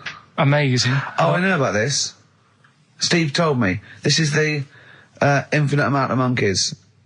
Or a monkey with a typewriter and an infinite amount of time would eventually come up with the works of Shakespeare. Yeah. There was no debate. It's a philosophical, mathematical problem. There's no debate. It's true. It wouldn't happen. No, listen, Carl, listen. Infinity sorts it all out for you, right? An infinite amount of monkeys at a typewriter, right? They do everything. They type everything. Infinity just sorts it all out for you. There's no getting to it and they're going, oh, well, let's have a look what they've done. This one's come close. Did Romeo and Juliet. It would do it all. It would type everything ever possible, conceivable. Yeah, but... It's a mathematical... Well, we've heard your side of the argument, Rick. And I'll be honest with you, it's a persuasive one. But let's hear Carl, because he heard about this in a pub last week. Yeah, so he's got some strong What's your problem with it? What's your problem with it? Well, first of all, right, you're saying it's a load of monkeys. It's not just one monkey that depends. Can live forever. No, wait. It's either a chimpanzee with a typewriter with an infinite amount of time. He would eventually, by definition, mathematically, type everything ever possible, okay? Or it's an infinite amount of chimps with typewriters, and one of them will type it first time. But already that's not right. You either need to have what one do you mean? monkey. What? You mean employment laws? What do you mean it's not right? Let's hear him out, please. Okay. If it's one monkey with a typewriter that's got loads of ink in it and that, right? At least it knows what it's done in the past. It's not... Keep going. Crime. If you've got a load of monkeys, it's like if you have too many, what's that saying about too many chefs? Too many chimps spoil the soup.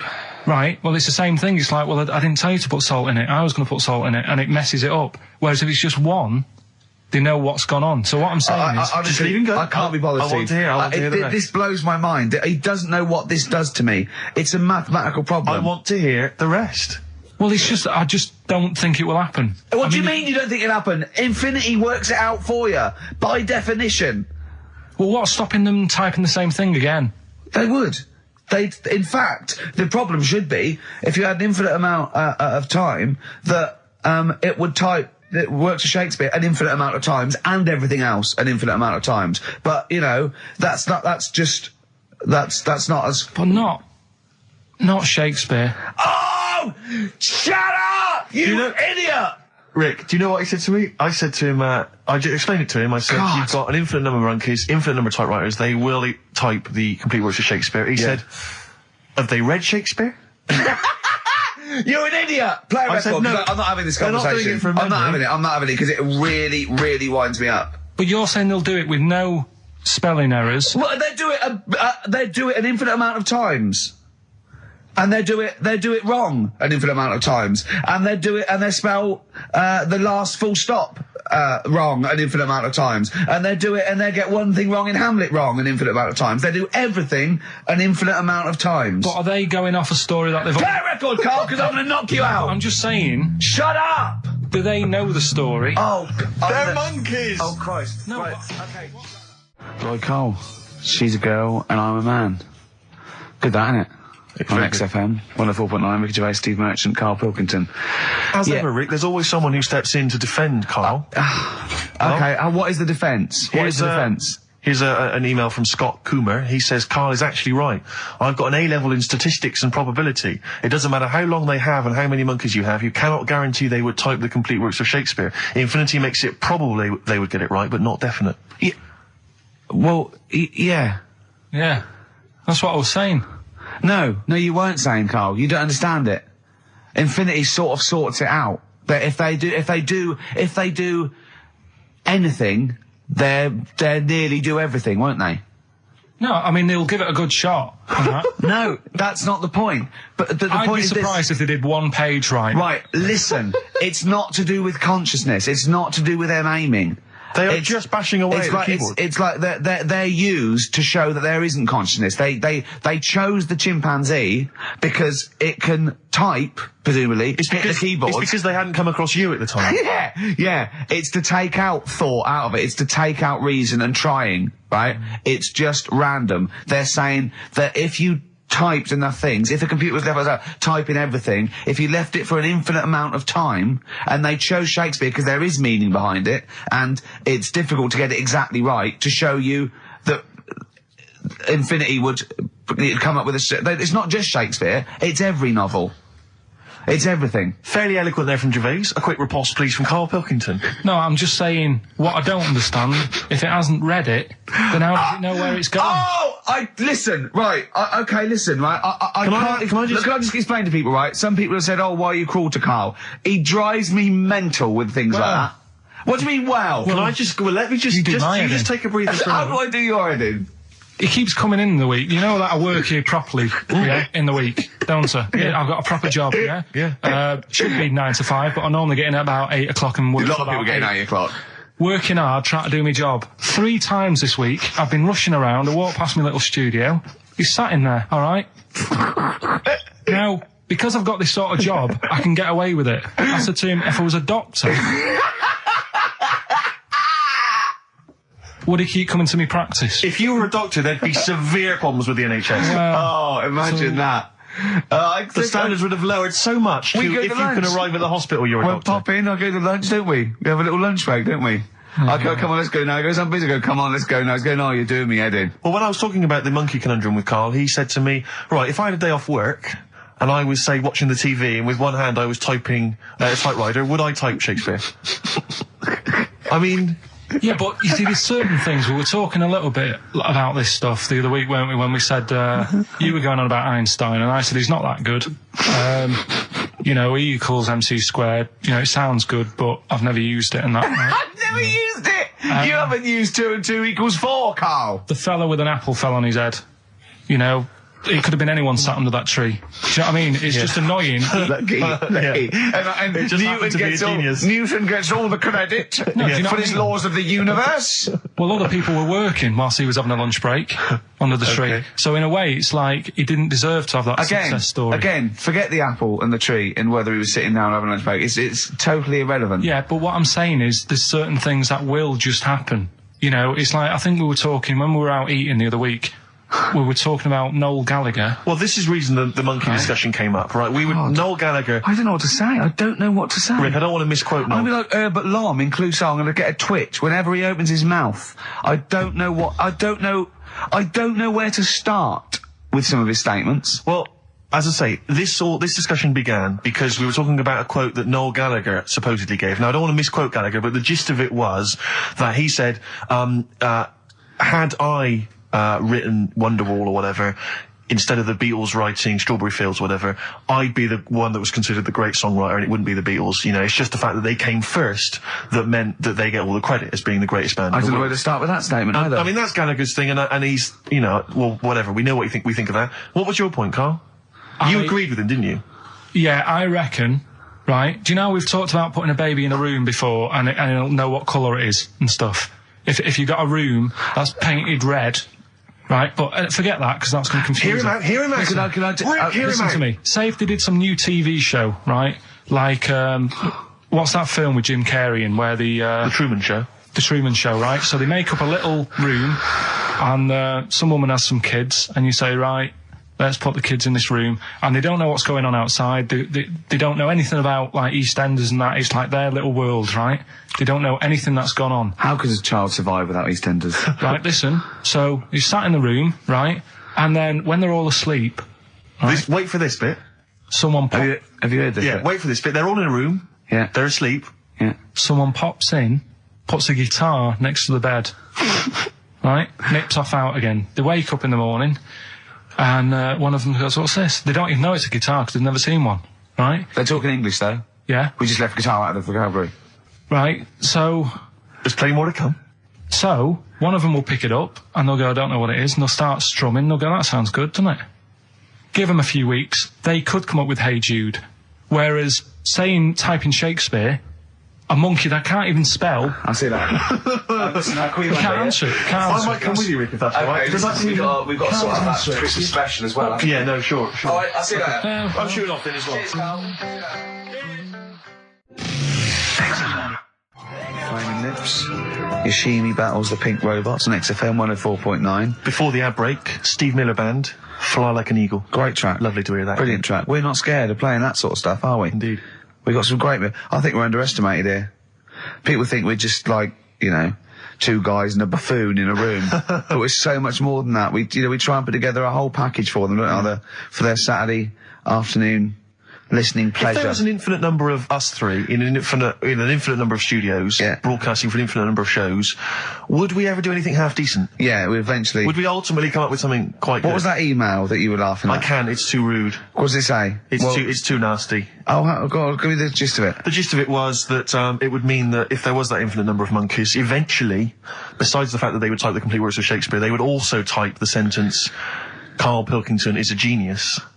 But the email also said it would also type, Ricky Gervais is I can't say the word, but, I know. Yeah. But a number of times they type it and write, Karl Pilkington is a genius, and Ricky Gervais is a cund. Exactly. Yeah, that would be there a lot. Come on, someone talk. I'm looking at his face, his headphones are too loud. Instead of turning them down, he's just grimacing, going, these are too loud. I don't understand it. Yeah, how have you lived this long? How did you make it to 30 without getting squashed or eating something deadly poisonous? I told you, I used to choke a lot. We've had an email from... placebo, the bitter end. We've had an email from Andrew Forrest, who has just simply entitled it, Karl Pilkington. Oh, Karl Pilkington. What do you think of that? And that's got to be your new name from now on. I had a mate who used to use it. What, he used to call you that? Yeah. Was that your nickname at school, Pilkington? No, it's not my nickname. It is now. No, it's not. It is now. Pilkington. Pilkington. Oi, Pilkington. Oi, Pilkington. Pilkington, do my homework. Where do you live? Where do you come from? Pilkington? No, there's this lad who called Mark, right, who I used to go to school with, who used to call me that. And his mum, right, was like obsessed with cleaning. And I was never allowed in their flat. He makes the place look untidy. So she used to, I don't know if it was just me or all his mates, but I used to turn up and she goes, yeah, he is in, but you know what you've got to do? And I used to have to go round the side of his flat, and he had a computer, right, which he used to play. I didn't have one at that point, but he had one. And I used to have to go around the side of the flat and stand at his bedroom window with his window open, and I'd be sort of leaning in playing the game. You are joking. I'm not, his mum. You had the weirdest upbringing I've ever heard. The things you were willing to do is the strangest. What is this town like? No, I stopped going once. Was there always music? Like, there's the horse in the house there. Oh, look at these two kids with big heads and webbed feet. All right, Ronnie. All right, Reggie. What was it like? She was obsessed. It is like you've grown up in a cartoon made for children. Yeah. No, his mum was really obsessed with cleaning. Can I play through his window? I used to... Mrs. Ramsbottom, can I play through Mark's window? Aye, you know what you have to do.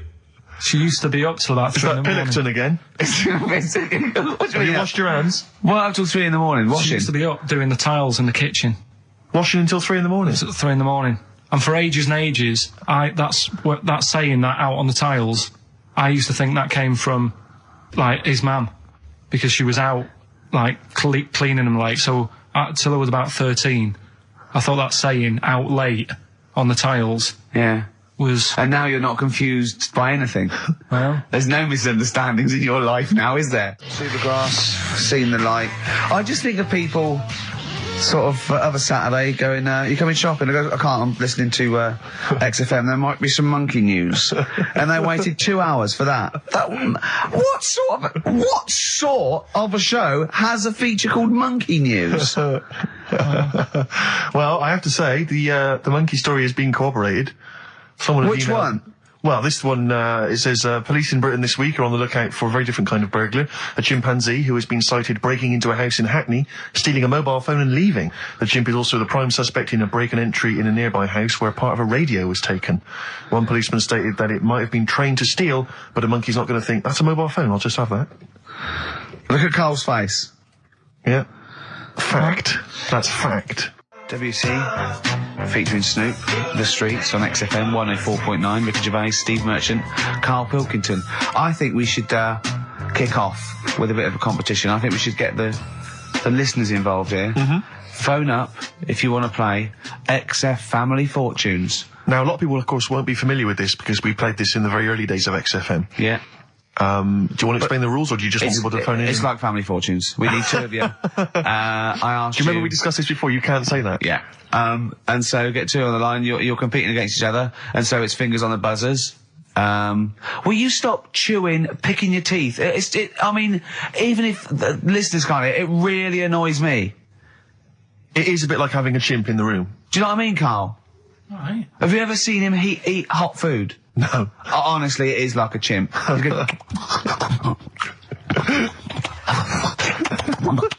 what are you doing? What? Just get... Oh, God. Or like the Cookie Monster. Yeah.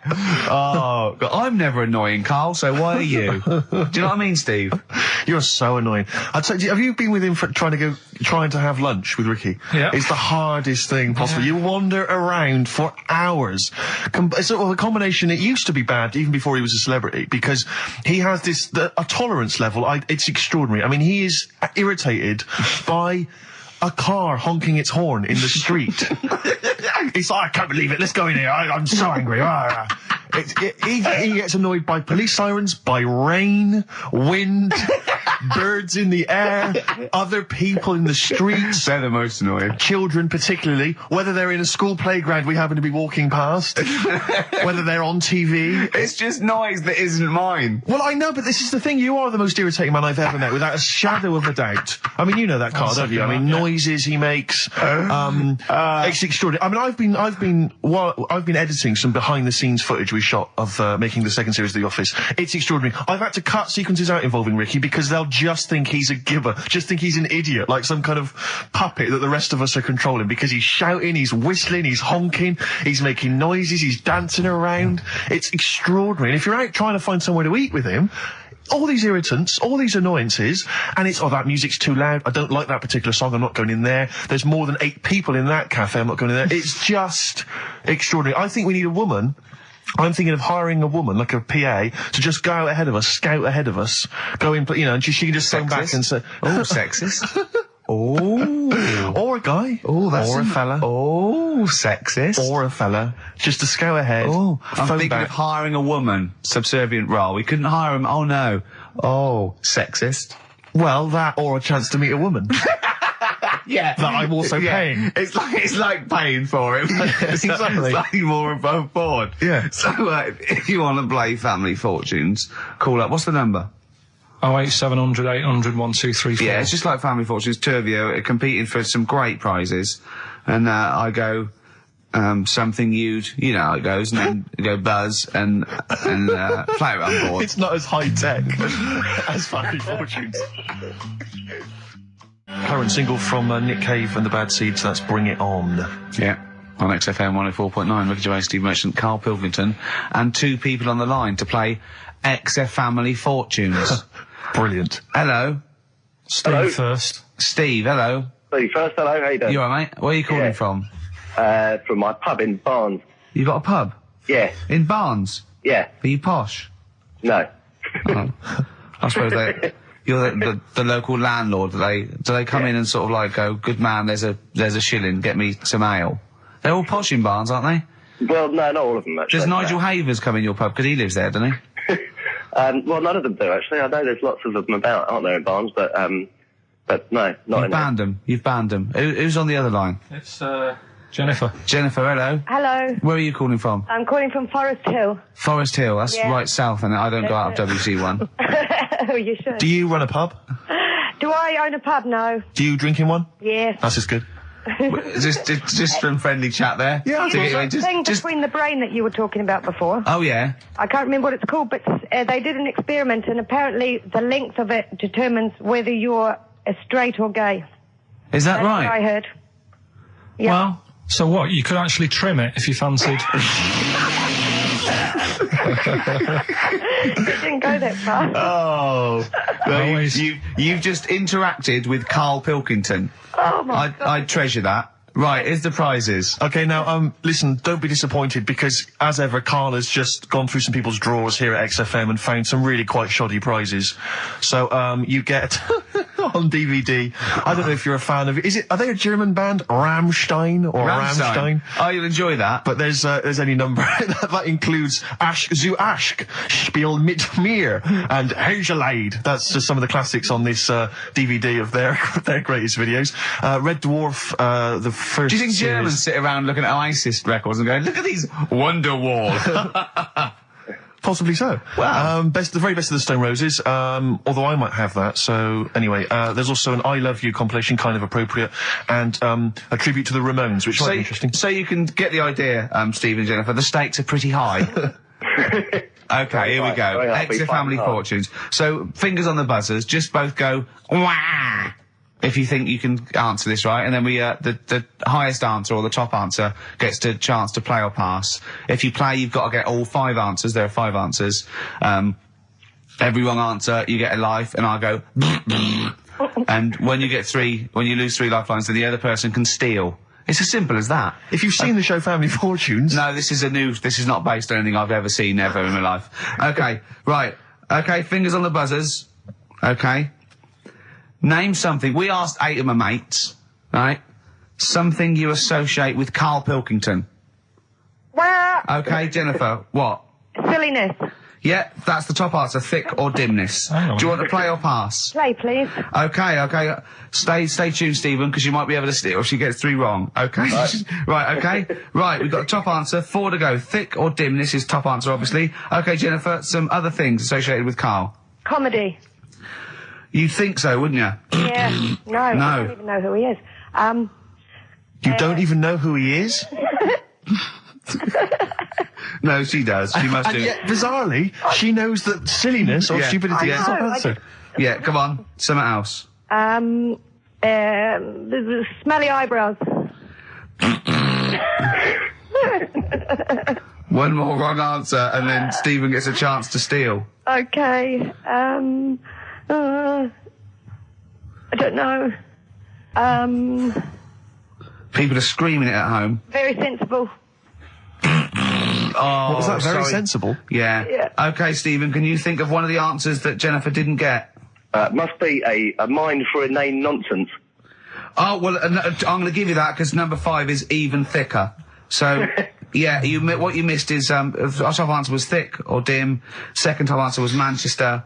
Third was Roundhead. Fourth was airy Chinese kid. And 5 was, even thicker. So I think Stephen's the winner there. Yeah, I think he's done well. Yeah. You enjoy Rammstein, and you get the Stone Roses and an I Love You CD. So that's the pilot for this show, okay? When Blockbuster's all over, we're going to phase in XF Family Fortunes. Carl, thoughts? It's not that good, is it? Why? It's not that good. Just...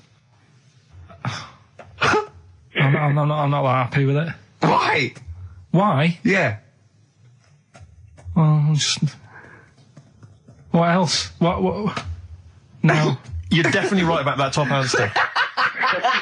Well, thanks. So Stephen wins all those prizes. Yeah. And Stay on the line and we'll take your address. And we'll send some to Jennifer as well for even bothering to talk to Carl. So what's this, Carl? What are you playing now? A badly drawn boy. Yeah, excellent. Bye. We're doing Rockbusters then. Later. Can I just, sometimes I get told off by Carl. He gets a little bit sulky if I slag off the prizes that he sources for each competition. This is from Rob in Croydon. He's a former winner of Rockbusters. Yeah. He said he didn't even know what the prizes were going to be when he entered. He won, and sure enough, for one night only, he was a hero. The following morning, it was just Rob again, and all I had to show for my triumph are 5 compilation CDs I'll never listen to. Yeah. And 2 DVDs I'll perhaps get £9 for on eBay. Please get some decent prizes. Ricky, you're BBC's golden child of comedy. What are you doing? How many of your listeners really are into Stephen Polyakoff's The Lost Prince? No one. That's how many. Now that is a winner. That's someone who's got a reason to like us and like you. I think he's got the same attitude as Steve when you give him something for free. Yeah. Sorted you out with NERD tickets for last night. A lot of messing around, a lot of phoning round going on to get you them tickets. Yeah. Come in today. You enjoy the gig? Couldn't be bothered going, Carl. Typical. Yeah. I didn't say I couldn't be bothered going, Carl. You just assumed that was the case. You're right. But the point is this, Carl. Once you've given me the tickets, they are mine to do with as I see fit. The thing is, what annoys me is, right, I bet he hasn't even listened to them CDs. He might find something on there. That's his point, I think. Yeah, to be fair. But I don't want to give them stuff that's too good, because then they'll listen to CDs instead of XFM. Of course, there's always careful planning. So you always got an answer. Oh, Carl, you're my hero. We don't care, do we, Carl? Well, I think the prizes are all right, considering what they've got to do. Do you know what I mean? Yeah. Right. It's just a bit of fun, for God's sake. So please do not blaspheme on air. Something else we're giving away. Go on. The Shining. It's just more throwing away, isn't it? Once again, is it on video? Once again, it's on VHS. Just because you buy it out of your own money, Carl, stop being so mean. And I want to watch it tonight, because it's one of those films that... So you're going to watch this video, and then you're going to send it to someone as a prize? Yeah, it's one of them films that... Sorry, you just said yes to that without blinking. Oh, yeah. You don't think, like, Les Dennis doesn't have a quick go in the car on Family Fortune before he gives it away? It costs $5.99. Bowen has a go at those his and her towel racks. It costs $5.99, Carl. Okay. Letter to Hermione by David Bowie. Well, we're all getting stressed here. We're going to run out of time again. We haven't had enough answers. We left it so late. We had so much rubbish to pack in. You did it on purpose. What? What do you mean? You did it on purpose. I love Rockbusters. I think it's the highlight of the week. But I remember in the early days of Rockbusters, we used to get reams of emails. Do you know how many we've had today? Go on. 2. Yeah, because we've just done it in the last link, and people have to think about it and do research. They have to guess, because I don't think XFM Family Fortunes is going to be a success. Don't knock XFM Family Fortunes, Carl. It ran on ITV for years. Right, well... Yeah, so has anyone got anything right, Carl? What we'll have to do just as well, we haven't got any prizes to give away anyway, because we gave them away our next month. Yeah, we're coming through now. Let's see, just hang on a minute. Well, this isn't radio. You can't just sit here looking at a computer screen going, hold on, that isn't radio. Right, well, it'll have to be the one who got the closest, right? She got in from work that Saturday, right? And I said, look under the tree. Knackered, at least it's Christmas. Yeah. At least I'm going to get a little bit. I said, look, you got some stuff under the tree, right? So, did you give her a sugar lump? Right, she was really chuffed with that. But she said she was a bit puzzled because I didn't know we had any wrapping paper, right? So I ended up using wallpaper.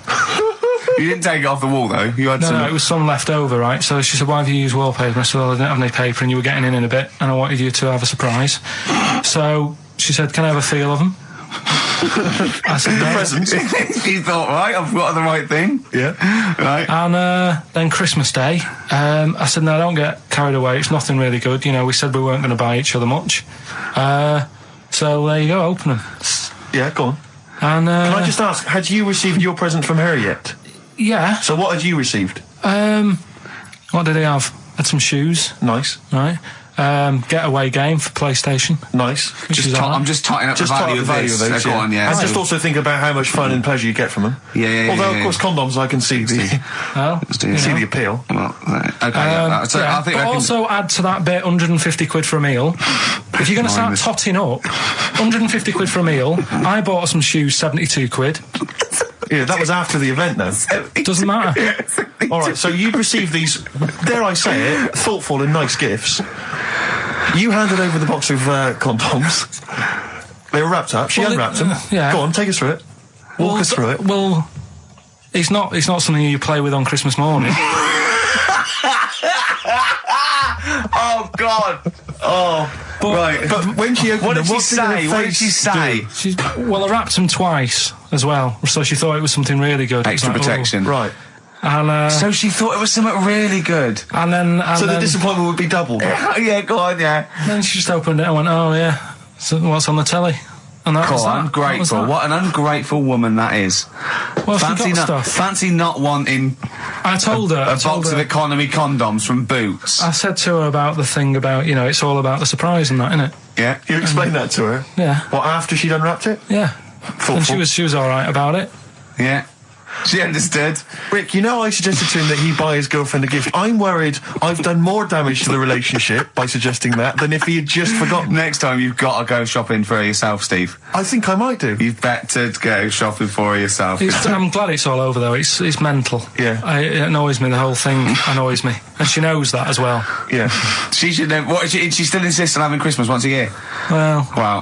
I'm No, but well, anyway, what did you get? I can't think what you bring to the relationship, Carl. I don't know what it is she's getting from you in this relationship. It's like she's doing all the work. 80 times. Oh God, Carl! I love it. You're brilliant. I know what she's getting. He's the. What? No, he's not thoughtful. No, but he's thoughtful. He's the best he can do with the brain he's got. Do you know what I mean? Right. He's doing his best. He's absolutely doing his best. There's no... He's working at the limits of his powers. Do you know what I mean, though? He's done as well as he can with what he was given. Sure. Yeah, and that's admirable. Yeah. It's like, I think he's done better than you'd expect. I bet his teachers didn't even think he'd get this far. Do you know what I mean? What, find a girl? No, well, yeah, a job, a girl. Yeah. Do you know what I mean? Clothe himself. He's done really well. What do you think, Carl? You think you've done well? I think I've done all right compared to some of my mates. What are they doing now? Probably not that much. Do you know what I mean? Mrs. Matthews said I wouldn't be an high flyer. I think I'm doing all right. Yeah. Do you know what I mean? I have a holiday every year. Got somewhere to live and that. Yeah. Got a new flat, haven't you? Yeah, so... So where are they then, the condoms? Did she show them to her family and friends? No. Take them into work? Look what Carl's I'm surprised she told Ricky, actually. I was a bit disappointed in that. Yeah. Because I didn't go shouting around. Well, she was so excited, Carl, clearly. She was just so pleased and proud. Yeah. All right, play a record, we come back to it. No, that's it now. Streets, don't mug yourself, XFM 104.9, Ricky Gervais, Steve Merchant, Karl Pilkington, a regular Santa Claus. I'll leave it. Oh, dear. Right, listen, right, yeah, New Year and all that. He's great, isn't he? Rockbusters is underway. We're getting some good stuff coming in. I have to say, I'm amazed. Every answer I've had so far has been correct. I listen to the clues. I've got no idea, and I know you, Carl. I spend time with you. I know how you seen the work. XFM listeners? Well, of course they're the same as Carl. Sure. Of course they've got the same mindset. Yeah. Oh, right. So what did you do for New Year instantly? Well, I cocked it up a bit.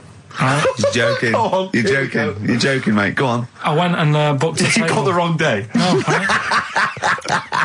Booked a table at a restaurant that was shut.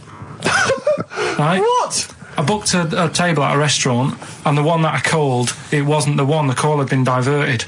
So Suzanne said, call them up and see what they're serving, right? Because I forgot to do that when I booked the table, right? That's right, anyway. So, because the thing is, right, it's a restaurant in Covent Garden, but they've got one in Victoria. But when they answered and they said, no, Victoria, I thought that was the person who was answering the phone. Do you know how some people say the name? Right. So then when I called them up and said, what you thought he sounded a bit funny. Right? So... I'm confused, Carl, but probably not more. No more than you would have been. Okay, it was a branch of a. He doesn't want to give the restaurant away, so he phoned it up. There's one in Covent Garden. They answered the phone. So the restaurant's not called No. They said no, Victoria. Why can't we name the restaurant? I don't know why. It's not libelous. Are we scared that are you scared people are going to sort of see you in there because it's your regular haunt? No, it's just that you got to pay for stuff, haven't you? Right. I mean, it's... Okay, anyway, so you've got... I mentioned it before New Year, but it's not... So did you go all the way to the restaurant to find out that it was closed? No. What happened is I called... Was that the name of the restaurant again? Right, the restaurant's called Christopher's. They've got one in Covent Garden, they've got one in Victoria. He phoned up, he went to book, it's a lovely restaurant, I've been there often, I recommend it to him. He phones up, said, can I have a table for he said, no problem, sir. Right? And then, Suzanne said, oh, you better call up, see if they've got any haddock on the, menu. And he went, hello, and they went, hello, Christopher's. Victoria went, Victoria? They went, yeah, he went, oh, no. That's it, innit? So then I just said, no, forget it. I'm not going all the way over there. Right. So I cancelled it, right? So when I called up Suzanne and said, look, I've made an error. The place we were going to is shut. Was she surprised again, or? So we're not going. So she said, oh, try some other places. And I did. They were all booked up, right? I was fed up anyway. I hate New Year. It's always like this, isn't it? So I said, look. You know the common factor in all these stories? You hate Christmas, you hate birthdays, you hate New Year. It is you. Right? Yeah. So... I said, I'll sort something out. Yeah. So I went to Tesco. Leave it with me. Went to Tesco's, boots were shut. Got a lovely plate of condoms. Did you just stay in and play with her Christmas gift? Blowing them up. I've done some balloons. Well, it was. I think we did stay in. And I watched that thing, 100 Greatest Moments, which was annoying me. Did you see, there was a nudist on it? You know how I feel about them? Yeah. Right? Did you see him? Man with two knobs. There was a man with two knobs on it, and a nudist who just wanders about the house. But it said, and when he visits people, I was thinking, who lets him visit? I go, exactly, yeah. But you must go there with trousers on and go, hello, lovely to see you. Go, just pop all these off. Well, not really, no. And I tell you what annoyed me the most, they had a white sofa. If you were a nudist, you'd get a darker one. Right? So anyway, right, so we ended up watching that. That annoyed me. And then I was tired by about 11, and I said, oh, let's go to bed. And she said, you can't. And that annoys me, the fact that because it's New Year, you got to stay up. And it's like, well, why? Can't we just... They should bring it forward, so in case you want to... quarter to 10. Well, you stay up, and it's like my eyes were dead heavy, and I was like, oh, I want to go to sleep. So just stay up, and then it's midnight, and you go Happy New Year, then you go to bed. Yeah. Well, not everyone, Carl. Some people have a little party. So it's over with anyway. Yeah. Sorry, are you 86 years old? 86 on my nerves. Do you ever enjoy it? You never seem to have any fun, Carl. This is what disappoints, this is what worries me. I feel like you're going to die. You're here, you're here, Carl, with us two. We've got three, as I was just saying to Steve, three of the greatest comedy minds ever in one room, and Steve pointed out since the goodies. True. Do you know what I mean? Well, I mean, it should be party central. Yeah. So anyway, right, so this is when I spent time thinking of new ideas.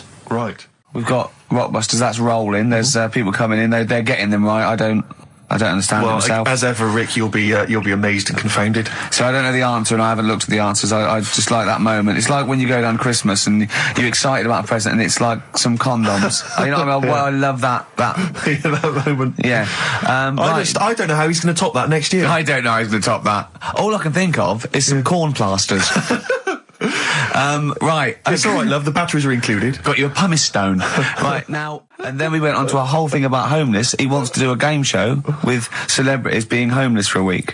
What do you think? Actually, I've got to say, that's not bad at all. It's not bad, is it? No. Right, do you know how, Lenny Henry went to the jungle? Yeah. Right? And you've got who else did it? John Lovely made slippers out of a bra. Right? So I'm thinking, get a celebrity and say to him, no, just because, I'll tell you why, right? I'll tell you why all this came about. When I was walking back from that Christmas meal that I bought my girlfriend for 150 quid. Right. Lest we forget. Right? I was walking down Mortimer Street and there was an homeless fella there, and it was like, oh, you know, it's really, really bad. But the weird thing is, it was about, I don't know, probably about 8 o'clock. Yeah. No, about 9. Right. And he was asleep. And I just thought, do homeless people ever think, you know, I think I'll have an early one tonight? Right, that's what got me thinking. It's a bit weird, the whole lifestyle of it, the fact that he had an early night. So the fact, what, if it's a bit weird that he's sleeping not in a home, but on the street? No, it's just that if I was homeless, I'd probably stay up quite late, because it's not nice. Do you know what I mean? What are you talking about? Just being homeless isn't a good thing, is it? No. People forget how bad it is. Yeah. Right? But surely sleeping gets you out of reality. They sleep because they're tired, they can't sleep very well, so they need all the sleep they can get. Yeah, but sleeping's nice if you've got a nice big bed. What, you think that they can go, I'll stay up, I'll go to bed at 2, I'll go straight to sleep and I'll pop up at 8 when the alarm clock goes off? Well, it's just what I was thinking, right? So I was thinking how bad it is, and it's, you know, especially this time of the year, you know. Yeah, it's terrible. It's the really worst thing.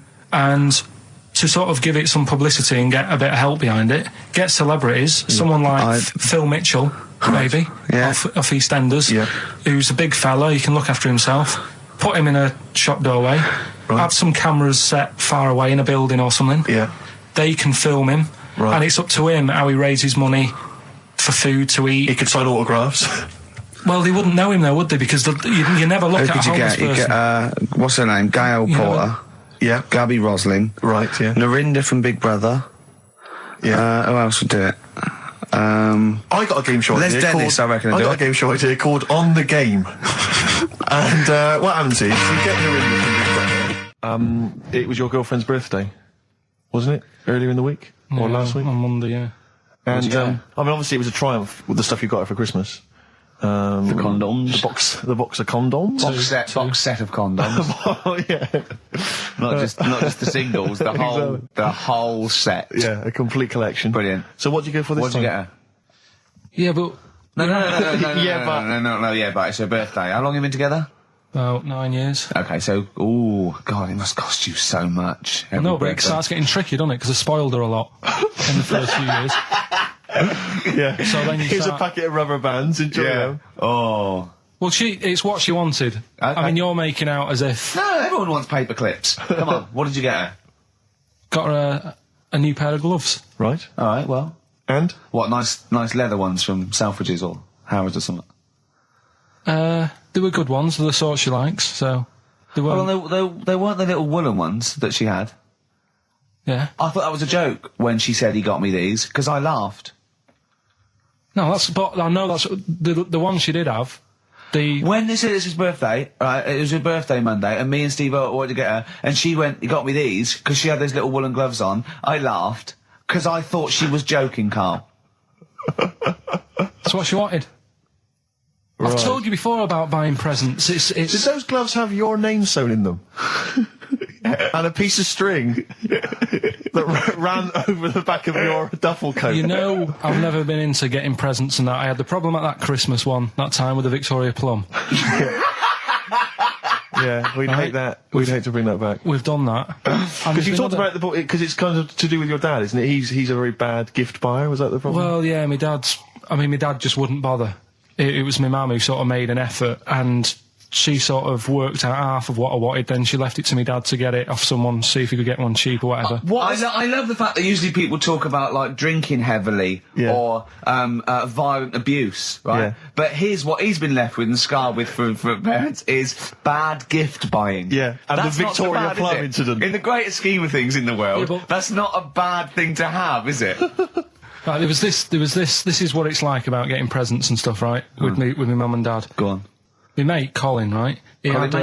No, Colin Bailey. Oh, right? Yeah. He had a little Sinclair Spectrum, right? Computer, which was like the thing to have at that time, right? Yeah. Used to always go round to his house. The deal was... Not the one you had to play through the window because you weren't allowed to. No, that's another lad. Oh, right? yeah. This is a different lad. And the deal was, he came to our house and my mum gave him a pie. And then I'd go round to his and I'd stay there for a few hours playing, you know, Hungry Horace and stuff like that on it. Sure. Right? Now, my mum and dad knew that I really wanted one of these computers, right? So I waited about a year, Came round to Christmas Day. I thought, I reckon might have one. Turned out they bought me the wrong one. They bought me a ZX81 instead of a Spectrum, right? And Christmas Day, I'm there trying to load the games up. It's not working. I'm thinking, what's wrong, right? And the thing with me, when I was a kid, I used to get quite sort of agitated. This is the moment, right? I found out that it needed a RAM pack to make it work, right? Looking in the thing and it's saying, and make sure you put your RAM pack in the back. And I was like, oh, where's the RAM pack? And my dad's going, I don't know, I've got you the main bit. That's it. So, I was that wound up, I just was sick, right? Just sick. I didn't feel sick or anything, I just was like, oh God. Went to the sink, just sick. Because I was that on edge about it. I said, come on, we've got to get one. And my dad's like, Tandy's shut. We're not gonna get anything today. Ruined again, Christmas Day. That was after the year when my train set got blown up by our kid. The following year, no RAM pack. And now you ask me, why don't I get good presents? He's scarred. He just I'm gonna die. Honestly, I'm gonna die. He's just screaming sick. Yeah. There's no RAM pack. What? Did you get to the bottom of it? Why wasn't there a RAM pack? You have to buy them separate. Oh, okay. What do you mean I can't play Frogger? Oh no. So, wasn't there another incident when you spontaneously threw up? Through sheer anxiety? I do get it. It's not so much now because I've relaxed a bit, but as a kid I used to be quite on edge all the time with certain things. Do you think that's what happened to your cat that kept being sick? That it didn't get the food it wanted and it just threw up? Do you remember that? Yeah. God, so they shaved it. Yeah, but again, you see, the cat thing, I mean, it's mad. I was thinking about it the other day, right? I used to think I had quite a normal upbringing. You didn't. Right? And someone was talking about the cat. Your mother once told you not to go to school because it was windy, Carl. It was not a normal upbringing. The cat was being sick, so she shaved it, so it was easier to clean. Right, well, my mum and dad went on holiday, right? And I stayed at the Rosses down the road. Oh, yeah. Only a kid, must have been about 5 or something, right? And I was always running around in the house. I had a lot of energy as a kid. What the Rosses did, they had this cat that was dead violent, the most violent sort of angry cat I have ever witnessed. A tiger? It was honestly, Steve, if it was bigger, it would have been, because it was just always having a go at you. Yeah. If you went to pat it on the head, it went to bite you and stuff. And what they used to do with it, to stop me running around, I'd sort of be running around, and then I'd get a bit tired, and they'd say, have a lie down on the settee. So I'd lie down on the settee and I'd nod off. And what they used to do, I'd wake up and I'd put the cat on my belly. Right? So I'd be scared to move because it's like it's going to get me. But it would keep you there. It kept me there, and it used to sort of slaver on me, and they'd sort of, go out or whatever, and I'd be lying there. That's not normal, is it? Carl, sorry, were you created by the Brothers Grimm for one of their fairy tales? What kind of a life is that? A cat paperweight to keep Carl in place. He keeps blowing around. It's windy. We'll have to weigh him down. Be careful. Your mum probably told him that it's a windy day. You got to get something heavy on him. Otherwise, he just gets blown into the road. God. Bless him. Well, were you on Richard and Judy yesterday? Right. Yeah. Tell us about that. It was good. It was good fun. Yeah. It's a bit surreal. Is it? Yeah. It's nice. That's nice though. There's something charming about them. Do you know what I mean? They go off on tangents. They sort of digress. They suddenly think of something. She suddenly go, oh, my jumper's itching or something. Yeah. And it's quite charming. It's not annoying at all. Yeah. And I'd never seen them do it through before. And I hope I didn't insult them because I said it was like an adult Blue Peter. Right. But in what way? Well, they had a Christmas wrapping competition. Right. Then they had a Christmas wrapping competition. And then they had that wasn't them doing kind of hip-hop. Then they had what the French people are like. There was a little didn't quite understand that living in France. Then they had a woman who relived an Elizabethan Christmas. The bit that made me laugh was she was sort of announcing this through an Elizabethan microphone and PA to all the people sitting around dressed as... I'm a bit confused. This sounds baffling. It was good though. And at the end I said, next week I'll be washing a tortoise and that. Yeah. And the producer said, if you do want to make something for the show, we'll definitely feature it.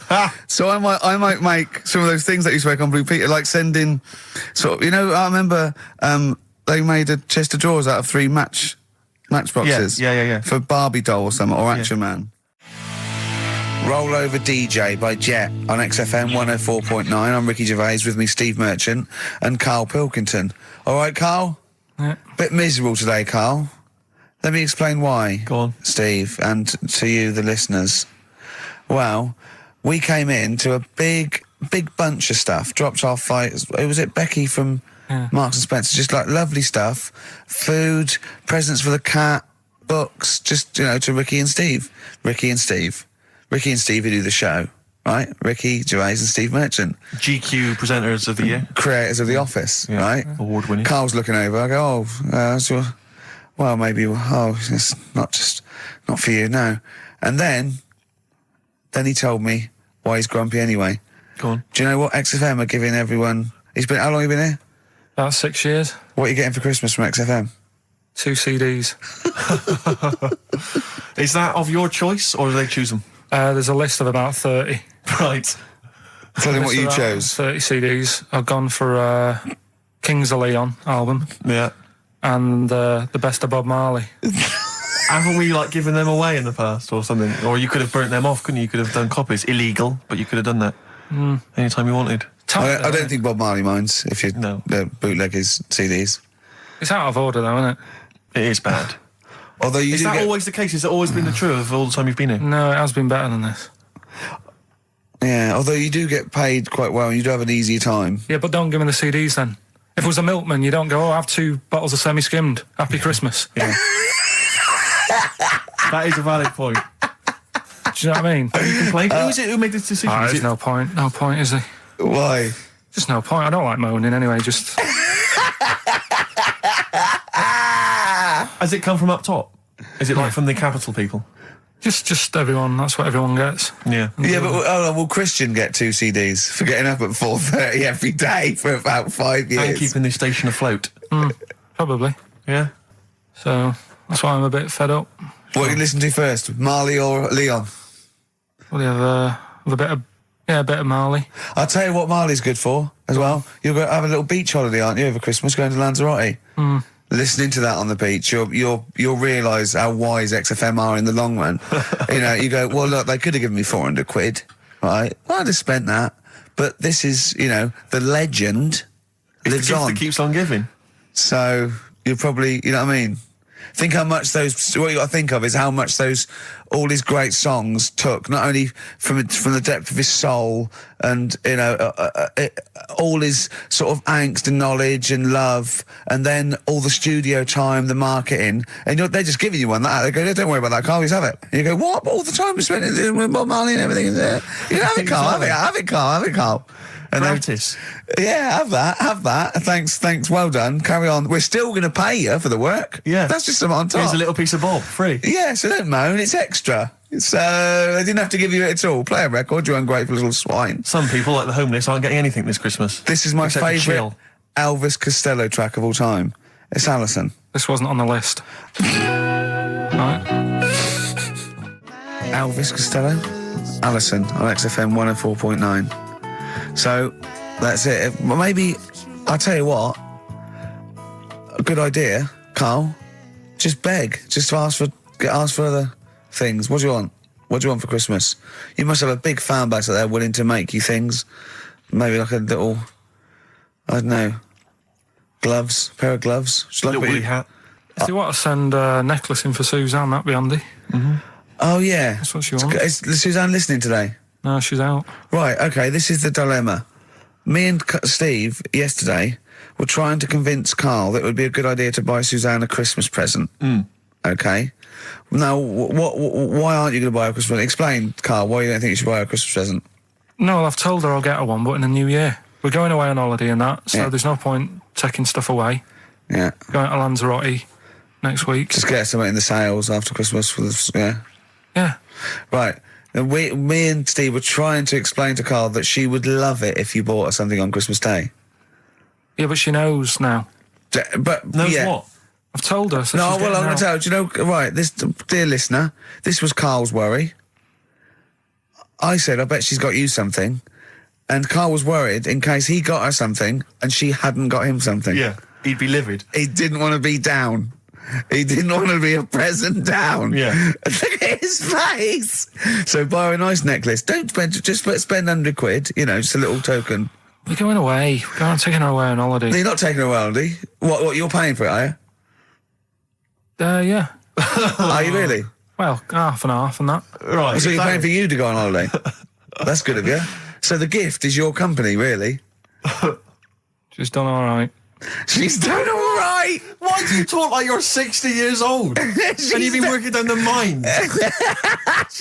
I don't know, she's done all right. Do you go over to her and say, Suzanne, you're bloody lucky? I mean... You've fallen on your feet. Look who you've got. What? I'm not sure she has done all right. I don't want to be critical, but... Oh, dear. So what are you going to get in the sales? What are you going to get her? Yeah, it depends. I'm thinking... I mean, I'll give her the choice. She can have Kingsley and or Bob Marley. Right, I'll let her decide there. Oh, dear. I can't wait to see you. Where are you going, Lanzarote? Yeah. Where's that? Don't know. Suzanne sorted it out. I said, Lanzarote, I said, is that Africa or is it Spain or Portugal? Just thought you don't know. I went, what do you mean don't know? I goes, well, what's the currency? I went, don't know. I said, Suzanne booked this one, did she? Yeah. I thought, where is it? Is Lanzarote African or foreign? Somewhere foreign. I was looking last night and doesn't look that good. There was like one of the highlights of the things it says you've got to do is go and have apparently they've got restaurants in caves and that's like one of the things they say you must do. So if that's a highlight, do you know what I mean? Right. So I'll do that. Go and see what that's like. Yeah. When you're on the beach, Carl, do you wear the very, very tight Speedos? No. Do you walk around with them? Sort of longish shorts, t-shirt on, probably with a sort of a light shirt on top of that. Right, sure. So quite wrapped up then. Covered up. Do you wear a hat? Because obviously the bald head there's risk of sunburn. No, I just put a bit of lotion on it. Lotion on there. Yeah. Just have a bit of a wander down the beach, have a look. Yeah. See if there's any old blokes with their tackle out and a backpack. A lot to look forward to. So yeah, there you go. Yeah. Well, we're looking forward to finding out how you get on. Yeah. And interested to know what she gives you on Christmas Day. More scintillating chat after this next song. All right, bit of Placebo. Yeah, love it. Special needs. Placebo, Special Needs on XFM 104.9. Email in where Lanzarote is. I don't know if it's Italy or Spain or Europe or maybe Africa. You know, these are the sort of things, these are the reasons I come into it, to at least learn something, innit, Carl? We've stopped educating Ricky, so I've stopped learning, you know, about things like the woman who ate mud all her life. I taught you something before when we were in the office. Go on, what was that? What did you teach me? They've just counted how many fish are in the sea and that. No, they haven't. They've just done a census. A census? What, of fish? Yeah, some fellas have gone in the sea and they've got to work out. There's about... Mrs. Spratt, is this your son? No, he's a lodger. Okay, well, let's mark him down. That's 2. Oh, I've lost count. 6 million, 4 and... Oh, darn. So how many are there? About... There's a lot. Oh. Well, there are more species of fish than bird, mammal and reptile put together. Can I ask a question? That's on my DVD of animals. That's still available in the shops. Probably find that online. You'll get that slightly cheaper. $15.99. What? $15.99. Go on, ask me a Special question. features Ask me a question. include Karl's Pilkington sauce on the DVD. Yeah. That's a perfect Christmas gift. Yeah. Long and Winding Road. I love that, but I don't like the way McCartney sings here. There's just one, he goes, you leave me waiting here. Well, he's always got that slightly affected But it sounds style, like Richard Burton or something, here. Yeah. But it's only one that does it, but I don't know why. I just think he likes it or wants to go back and change it. Maybe it's like... But having said that, you know, I'm not taking away from the Beatles, one of the best bands ever. Well, yeah, good luck to Brilliant songwriters. Yeah. We've had a lot of emails, Carl. I don't want to sort of put a dampener on your Christmas, but a lot of people have been slagging off Lanzarote. One of them just said, I don't know if I can find it. It is Canaria, isn't it? It is one of the Canaries, isn't it? It's a volcanic island covered in volcanic dust. It's very windy, so you have to dig a hole to sit in on the beach, and there's hardly anything to do. That's from Mike Godham, and he says, unless you like quad biking, well, you know, you've seen what happened to... no, don't go quad biking. Not with your little head. There's no protection at all, is there? I don't know what you're thinking. I don't know. At least Rick Mann and Ozzy had lots of hair. Yours would be like Humpty Dumpty. It would crack like a little egg. And then we'd seen, there's no kings or kings horses. So, well, they couldn't do the job anyway. No, shouldn't really send them. They're not really qualified. Horses not equipped to put send a medical man like Neil Fox in. Yes. To mend eggs. Some kind of military horse. I bet he's had the egg on his face a few times, hasn't he? What, Foxy? Yeah. Well, most of the series are Pop Idol. Right, Carl. Lanzarote, good or bad? Well, you got to give it a go, haven't you? Yeah, well done. Give everywhere a go. Exactly. That's what I was saying. Don't just take the word for it. I mean, if it had said Nananova, Lanzarote shit, he'd have believed it. Sure. If he'd have overheard it in a pub, Lanzarote a crap, he'd have believed it. He'd have seen it on a website that was mainly concerned with monkeys and witches, he'd have believed it. Yeah. As it is. Everybody raves about New York, and when I went there, I thought it was rubbish. Well, you're an idiot then, because that is possibly the greatest city in the world, along with London. Subjective, though. That's why they have holiday programmes and that, innit? So you see it and you decide for yourself and that. Yeah, but you saw Venice on a holiday programme, as you put it. You went there and you went, it was rubbish, full of black bin liners. Well, it is. Right. Didn't they show them? It stunk. Didn't Judith Chalmers say that? It stinks here and there's loads of rubbish everywhere. No, she didn't. Did she mention that? Oh, that's what I mean. So it depends what you want from holiday, doesn't it? Well, yeah. So... You're an idiot if you don't like New York, so next. Anyway, come on, break up, guys. Kiss and make up. Right back, just for Christmas. Brilliant. I've only got 2, really. What? Because I was trying to work one out before, right, in my little room. Yeah. I was looking at different band names, thinking, what can I do? Yeah. Couldn't concentrate, because Ricky was in there, trying to spray deodorant all over the place. Right? Well, you should have done them yesterday. You should have shut me out. Right. So there's just 2. Brilliant. Well, I've kind of got an idea for the third one. Fine, I'll have a go. Yeah. Right, so anyway, the first one... Should we play a record and come back to this? We'll do it quickly, we'll do it quickly. No, play a record. This is rubbish. Then. Rubbish. Libertines. Useless. Give me the gifts. Let me have a look what prizes you've got. Libertines, Don't Look Back Into the Sun on XFM. Well, the general public are getting involved with Carl's holiday, and, this has been a damning report on Lanzarote. There's not been a positive word written about Lanzarote so far. Wow. It's volcanic, there's no natural water supply. Sorry, there's no natural water supply. It's you all have to imported. sit in a hole. What do you think of this, Carl? What do you think of the people that want you to know that you're going to a rubbish place when you can't change it? What do you think of that? Rubbish though, will it? What do you mean? Be all right. What do you mean it'll be right? Because I'm going to go there thinking, oh, there's no water and that, and there will be water. No, they didn't say there's no water. What did they say then? There's no natural water supply. Whatever. I'm not bothered. Doesn't bother me. All right. I'm going to have a good time and that. What are you going to do? What's your plan to do? Got a book. What book you got? Rich Hall book. I'm just going to read that. So, Brilliant. And the weather's better than here, isn't it? Yeah. So... Someone emailed just now. They said they're listening online and there's a problem with their computer and everything's sped up. The music's sped up. Our voices, Rick, are sped up. Except Carl's. That's how slow he speaks. So when everything's sped up, he sounds normal. Right, we're doing Rockbusters. Yeah, come on. What rubbish. I wonder why we stopped this game. Well, I think it's probably exhausted him. He needs to go to some kind of volcanic dust island for a holiday. With no water, Yeah, exactly. just to dry out and get some new ideas. Oh, I'd love to see you sitting there on these black ash sands, just sitting there going, I'm thirsty, Suzanne. There's no natural water. I've finished my Rich Old book. I can't focus. I'm going blind. I need some water. Oh, brilliant. Oh, bless him. Anyway, happy Christmas. We said we weren't getting out, didn't we? Right, go on then. It was the premiere. Did you see the coverage? It was a premiere of Lord of the Rings Part 3. I can't be bothered. Man alive, I'm sick of Lord of the Rings. I watched the first one and I was actually I've never been into all that sort of stuff. Never liked it. Gollum and Dungeons and Dragons and gatekeepers and weird magic and Harry Potter I want to punch his face in. I know what you mean. But it's sort of like, Well, Lord of the Rings, when I was at school, if you were into that sort of thing, you were a nerdlinger. They would beat you up, they'd shout heckle abuse, all that sort of thing.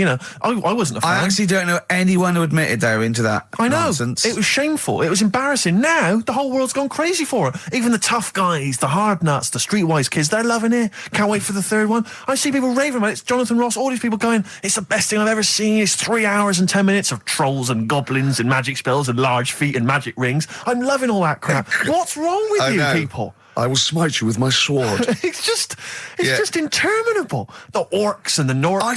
I saw some people playing this game. They had a big manual and a dice, and they're in a pub, and they're all fat with beards, right? And he threw a dice, and he looked down, and he said something like, outside them, the 3 miles to Mumra. And they went, oh, well done. I know. I want to go and say, what is this game? Yeah. What? It's absolutely extraordinary. Well, they showed some coverage of the Lord of the Rings premiere on TV, and there were people dressed up as some of the characters. Yeah. There was a girl chatting saying, well, I just think Gollum's hilarious. What? People talking about telling me Gollum's hilarious in this new film. How is he funny, my precious? Oh, my precious. What's funny about this? I'm losing it. I'm genuinely... Is he like Yoda? I don't know what the joke is. I'm missing it all. And when the walking trees started talking... Oh, man, I love it. Gollum's the little one that looks a bit like Gandhi. Yeah, exactly. The computer-animated Gandhi. Yeah. Yeah. Is that all right? Yeah. I think that's how he's described in the book. But this is the other thing. I say, then they go, Tolkien, J.R.R. Tolkien, he's a genius. You know he created his own language? Whoopee! Carl comes up with a new word every week that he's made up. He's not a genius. Yeah, well, the bloke, a look of frighteningness came across his face. Frighteningness. Yeah, Carl's new word. No Blue Sky, The Thorns. That's beautiful, isn't it? On XFM 104.9. Carl, you're losing your rag a little bit. What's the matter? Nothing, go on. See. What's the matter? What's the matter with Carl? I've got something to cheer him up. Someone's emailed in, Emma's emailed in, she said that, for those that know, those in the know, they referred to Lanzarote as Lanzagrotte. Brilliant. He's a bit fed up. He's got 2 CDs for Christmas from a company that's been with for 6 years. He's a little bit grumpy about having to answer the phones. He wouldn't go and make Steve another cup of tea immediately. Selfish. Yeah. Carl, what are you thinking? Nothing. Go on, what were you doing? Come on, Carl, you're getting paid for this. Project. Out. We'll take one of those CDs away. All right. Right, okay. Are you in a film this week, Carl? We're doing that now? Yeah, go on. Get it over with. Hang on a minute, then. Get it over with. Let's get this show over with. We can go home. You can go off to Lanzarote and sit on some ash. Some charcoal. He's not happy about that. That's annoyed him. The listeners have all ganged up on him. Yeah. XFM giving him 2 CDs. We've had more calls for his resignation this week than ever before. What do you think of that, Carl? What do you mean? There's another reason.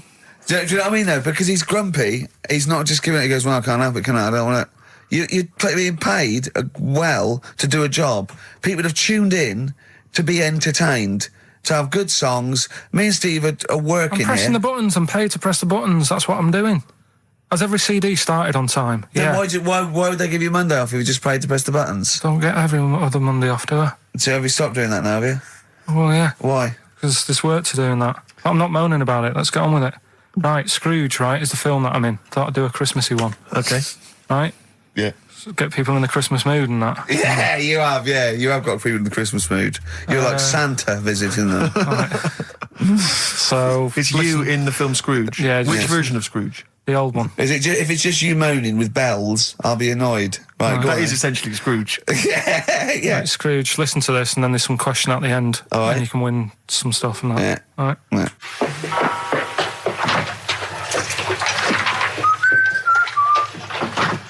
You're late. Only 20 minutes. What do you mean by coming in here this time of day? I've just been doing some Christmas shopping, haven't I? Probably do some more shopping on Monday, because it's my day off, isn't it? Yes, I know it is. You don't have to tell me. Do you want to see what I've bought Suzanne? No, thank you. I don't mind showing you. It's only a Christmas present, isn't it? Just bought some more condoms. Why? Well, I bought some last year. Got 2 boxes. They all got used, so... I'm very glad to hear it. How much do I pay you? Why are you asking? The presents I buy has got nothing to do with what I earn. Like I say, if I won the lottery, I wouldn't go mental on her. Do you know what I mean? I probably wouldn't even tell her, because I think she'd want to travel around the world and all that, and I'm not into that, to be honest, so I'd probably keep it quiet. Why? Well, once you've been around the world, where do you go next year? Each to their own, though, isn't it? You know what I mean? Well, what do you want? What for Christmas? Not that fussed, really. And you, it's just as well I'm not that fussed, because do you know I do some work at XFM? Do you know what they're giving me for Christmas present? Nothing? No, might as well have been nothing. 2 CDs. That's it. I was well fed up. I'm sure you will. They give you a list of about 30 albums and you get to pick 2 off the list. So I've gone through Kings of Leon album and the best of Bob Marley. Mr. Marley has been dead these 7 years. In fact, he died 7 years ago this very day. Did he? Do you know what sort of donuts Bob Marley likes? It's not my business. No, it's not a proper question. It's an old Peter Kay joke. He likes the ones with jam in. Do you get it? Garlic bread. It's good, isn't it? Excellent. Oh! Carl, well done. Carl in Scrooge there. The only man more mean and depressed generally than Ebenezer Scrooge. Oh, dear. Oh. What's the question, Carl? Well, if people have been listening from the start, right, what albums am I getting? Yeah. Is that good? Mm-hmm. Good, yeah. What albums am I getting from for working for this place for 6 years? All right. Ricky.Gervais at xfm.co.uk. Do you want to apologise once more for anyone you might have offended over the year? Yeah, like I say, I never want to upset anyone. We're just chatting about stuff. It's just chatting. It's from the heart. You see something, you say, "Oh, it looks a bit like so and so," or "Isn't it a bit?" You're not really, you don't really try and hurt anyone's feelings, do you? But I think most people know that. And I've got to apologise for laughing at anything you say. I actually can't help it. Again, it's not vindictive, but when Carl comes out with some of the things he says, it's impossible for me not to laugh or react. So, have a Merry Christmas, everyone. Well, before that, Rick, is there some final, for the year, Monkey News? Tell you what, let's play a good song. Okay. Right, we'll have a bit of Monkey News, and then that's it. A bit of Amy Mann, then. Perfect. Yep. Brilliant, this one. I bought in Metal Christmas, is that all right? That's my only request from this show, that we do play Paul Di'Anno's version of Santa Claus is Coming to Town. The rest of it's over to you. Yeah, we're going to play some Christmas tunes, we're going to play some, our favourite hits of the year, but mainly, this is the rock programme. This is the rock programme. What worries me, Rick, is there's a lot of people who listen to our show and they're not regular XFM listeners. They just kind of crawl They're out not regular people. Stupid on a Saturday afternoon, put the show on. So they might not be familiar with Well, Ian work. Canfield is a young man. He's been in he's about 14. He's been in radio. It's weird, he's 14, but he's been in radio for 15 and a half years. He was weaned on the milk of Avant. Yeah. Right? And he's going to be the new rock god, aren't you? Well, I'm trying. Yeah. No DJ Canfield. Just go, yeah. Right?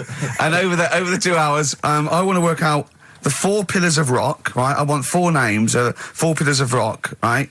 Huge rock pillars. And then I want the king who stands astride them like the archangel of metal. So we'll be asking Ian, every few minutes we'll be asking, right, who's your first pillar of rock? And then, keeping the one that stands astride them. Okay? And how many do we need? Well, we need 5 names then, don't we? The 4 pillars of rock and who stands astride them. Right, okay. Like the Overlord with these Axe Attack albums. Yeah. Yeah. This is Oasis. Christmas. Oasis doing their version of Merry Christmas, everyone. It's Christmas. It seems only appropriate that we play the occasional Christmas tune. There aren't many decent ones. We will be playing the greatest, not just Christmas, one of the greatest songs of all time, but certainly the greatest Christmas tune of all time, Fairy Tale in New York. Is that going to be the version done by, what's his name, out of Boyzone? Has he done one? Yeah. Because he's lived the hard rock and roll life. What's his name? What is his name? Ronan Keating? Yeah. He wasn't bad on Room 101, actually. I think he's lightened up a little bit. Good luck to him. Yeah. Yeah, I do as well. Yeah. A lot of people ask me, Canfield, I'm sure you can, you've probably got experiences of your own that you might want to talk about, but people ask me what Ricky's like in real life. And I don't want to get grotesque. It's Christmas, people are listening, people are eating sandwiches, but he has a flatulence problem. I don't know if you're aware of this. It is. It's not a problem. Right. Well, it is for us. Yeah. You may not. I think the problem with Ricky is Ricky hates to miss out on anything. He's terrified that there's going to be something going on that he's missing out on, a conversation, a joke, someone falling over, you know. And so he daren't spend any time in the lavatory because it's too any period of time he spends in there, he could be missing out on some fun. So he kind of tries to get his lavatory, you know, occupying time down to a minimum, an absolute minimum. Plenty of pissing, there's loads of that, but none of the other activity. Really, I mean, you keep that. Really, it's like you're in, you're out, and sometimes I don't think you've done the full job, Rick. Yeah. And today, I tell you this, my eyes were bleeding. It's intense. It's just a word of warning because the kitchen at XFM is out of bounds now. No one's going in there until the new year. A to J in the library. A to J in the record library. I'll tell you this, I don't know if like Tony Blackburn's in the building. His wig will fall off. But seriously, not that he wears a wig. He doesn't wear a wig. But if he's going down now, maybe he wants to play some Beach Boys. I mean, seriously, forget I'm a celebrity, get me out of here. Forget you might have survived in the jungle, Tony. But you go down there, mate. Tony, would you rather eat a plate of maggots or go and get Beach Boys? Exactly. Saying A to J. Oh, pot pickers. Exactly. Jesus Christ. It is absolutely extraordinary down there. So I'll just be warned. But it's Christmas. Yeah. Christmas. Why would Blackburn be listening to this? I don't know. They're probably doing a bit of Christmas shopping. Sure. And he's out and about with probably got his little, personal stereo on. Yeah. And he goes, I'll listen to the boys at XFM. Exactly. And Camfield, what do you think of it so far? Yeah? Yeah. It's not Vance, is it? Okay, who is secured as one of the pillars of rock? I'll tell you what, I want some ads, and after that, the Fairy Tale of New York. Oh. XFM. The Pokes, featuring Kirsty McCall, and a Fairy Tale of New York. Brilliant. On XFM 104.9. That's the song I think that single-handedly keeps Shane MacGowan in gin for another year. It must do well, though. But I'm sure it does. I absolutely love it. I still love it. I saw it on Top of the Pops too. And it's just brilliant. I mean, he wasn't great at miming, but it didn't bother me. Sure. He was miming to a different song. Yeah, in his head. It was great. I had a little visit in the week, Rick. I think you missed out. A little Christmas visit from, I know he's a friend of yours. He's a friend of the nation. Go on. TV illusionist Darren Brown. Oh, yeah. Yeah, he's bought a new pad. Yeah. And he just came around to tell me about it. Yeah. And it's interesting because... Somewhere to keep his guns. Exactly. And he... I can never know kind of how much, he's just playing with your mind, experimenting. But he was telling me about the place, and apparently... He loves you? he's got a B-day in the house. Now, we were discussing B-days because... Never understood that. I've never got my head around it. To this day... He's not meant to. Well, no. But I don't think I've ever met anyone who's used a B-day. Oh, Darren Brown does. He's known as the cleanest arse in Modern Magic. Yeah. I think, Rick, I was the subject of a Christmas con in the week.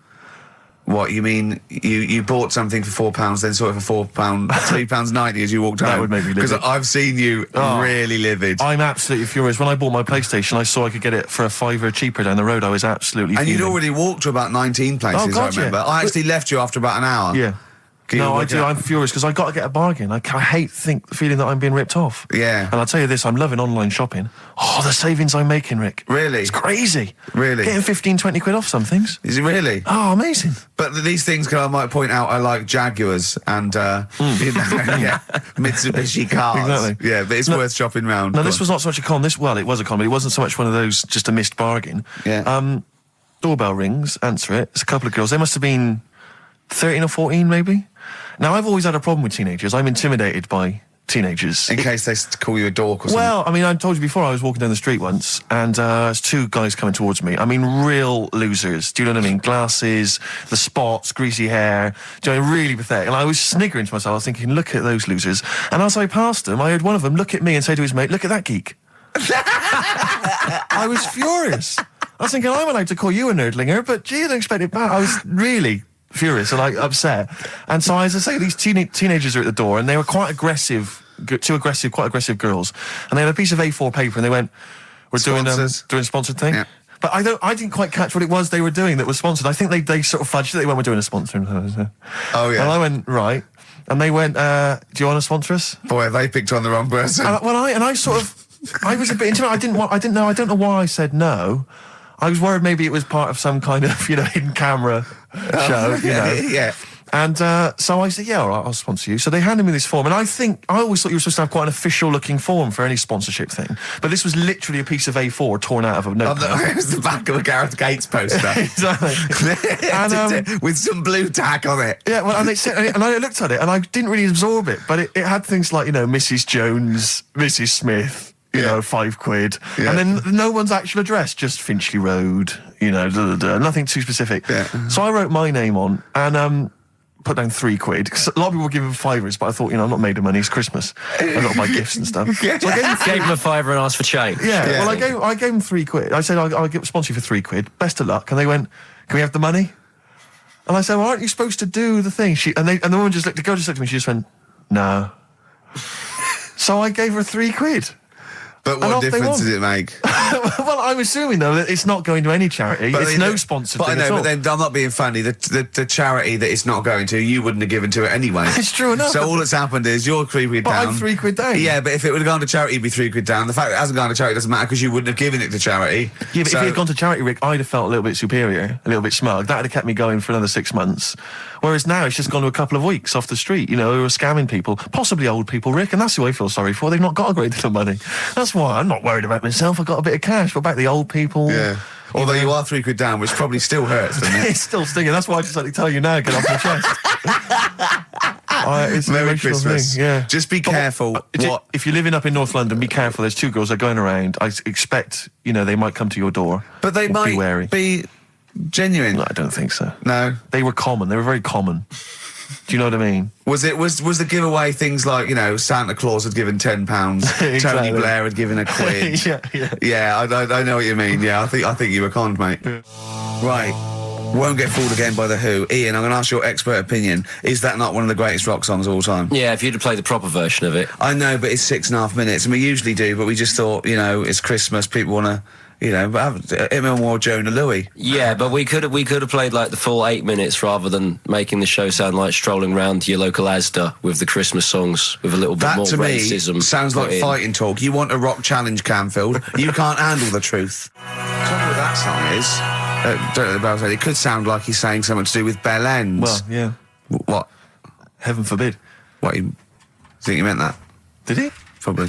No. That's The Darkness on XFM 104.9. Bellend. Yeah. What other rude words are there? Cock. Yeah, that is rude. Yeah.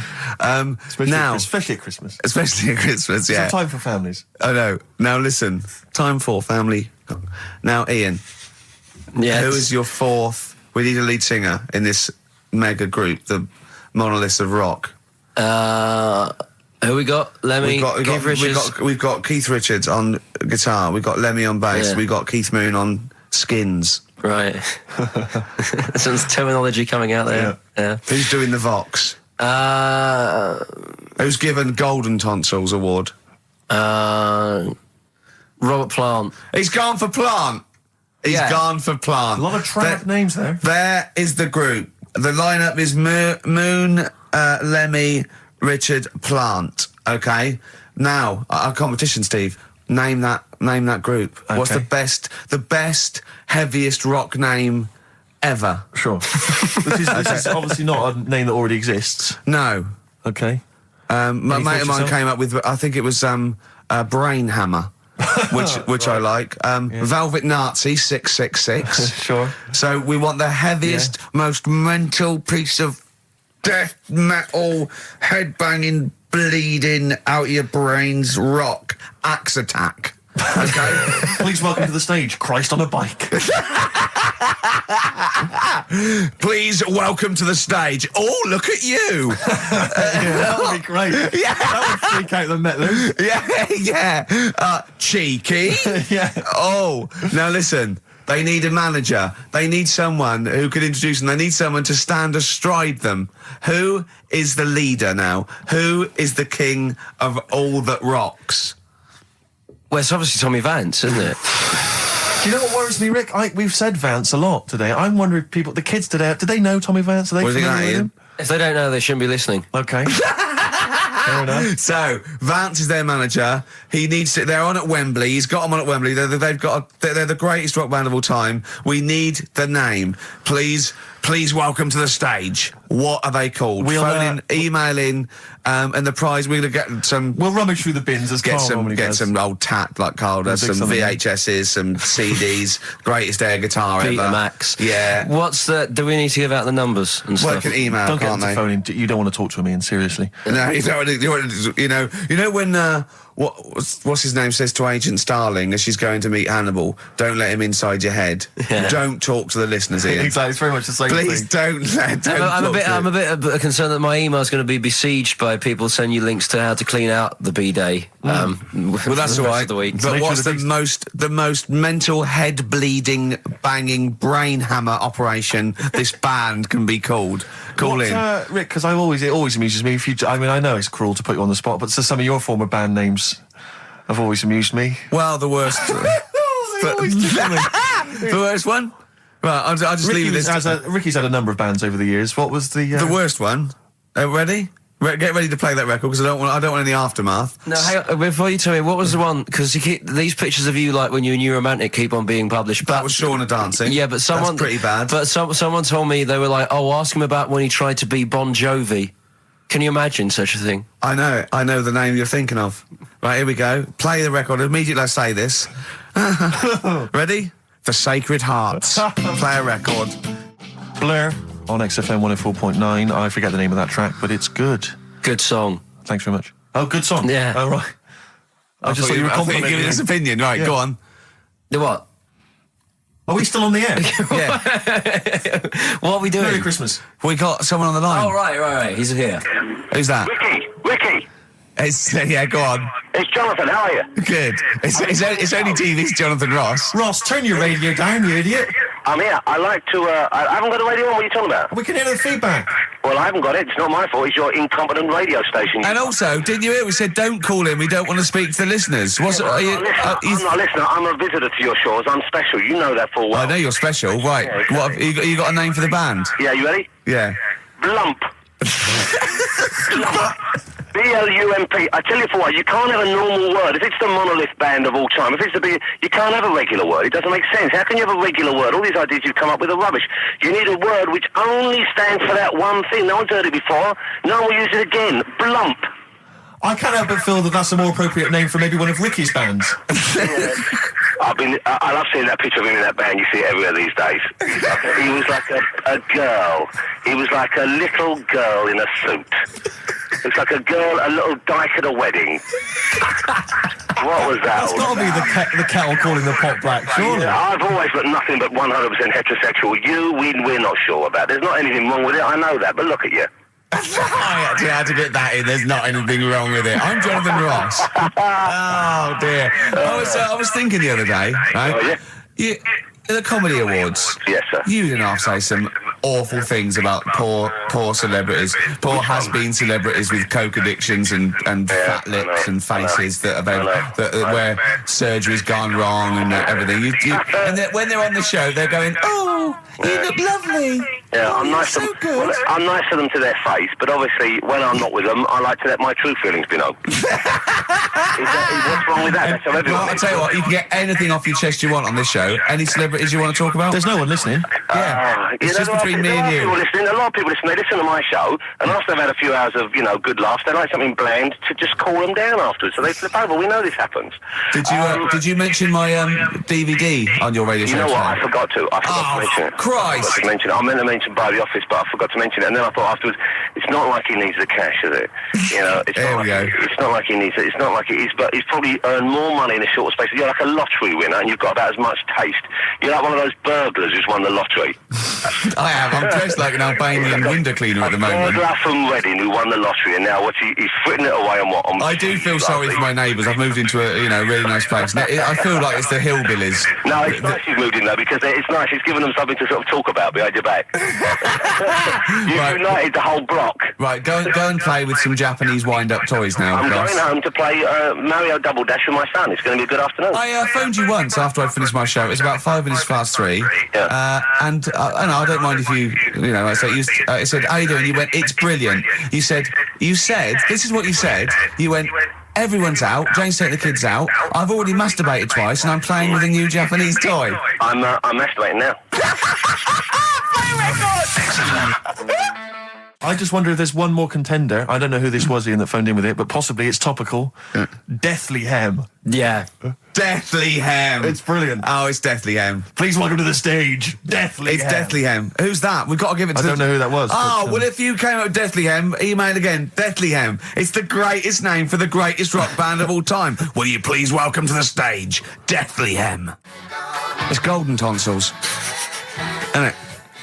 I was going to go see him once at the Carolina World about a year ago, and they had this sign up, right, saying that Graham Bonnet, who sang that song, had cancelled, right, and it said, God willing, he'll be performing tomorrow. And just in case you thought he'd cancelled because maybe no one bought any tickets, the doctor's certificate was beneath the cancellation sign. Brilliant. Well, we've sung that a couple of times drunk, haven't we, Ian? At the top of our voice. We have done it. It is the best ever. Yeah, it is. Ben has won whatever you're giving away. Yeah. Ben came up with Deathly Hem. Yeah, Deathly Hem. Yeah. I mean, if you are in a rock band, you're looking for a name, and you think you deserve that name, then, you know, write to us. We want to know that you're really heavy, and Ian Camphor would officially hand over the deeds of the name Bethlehem.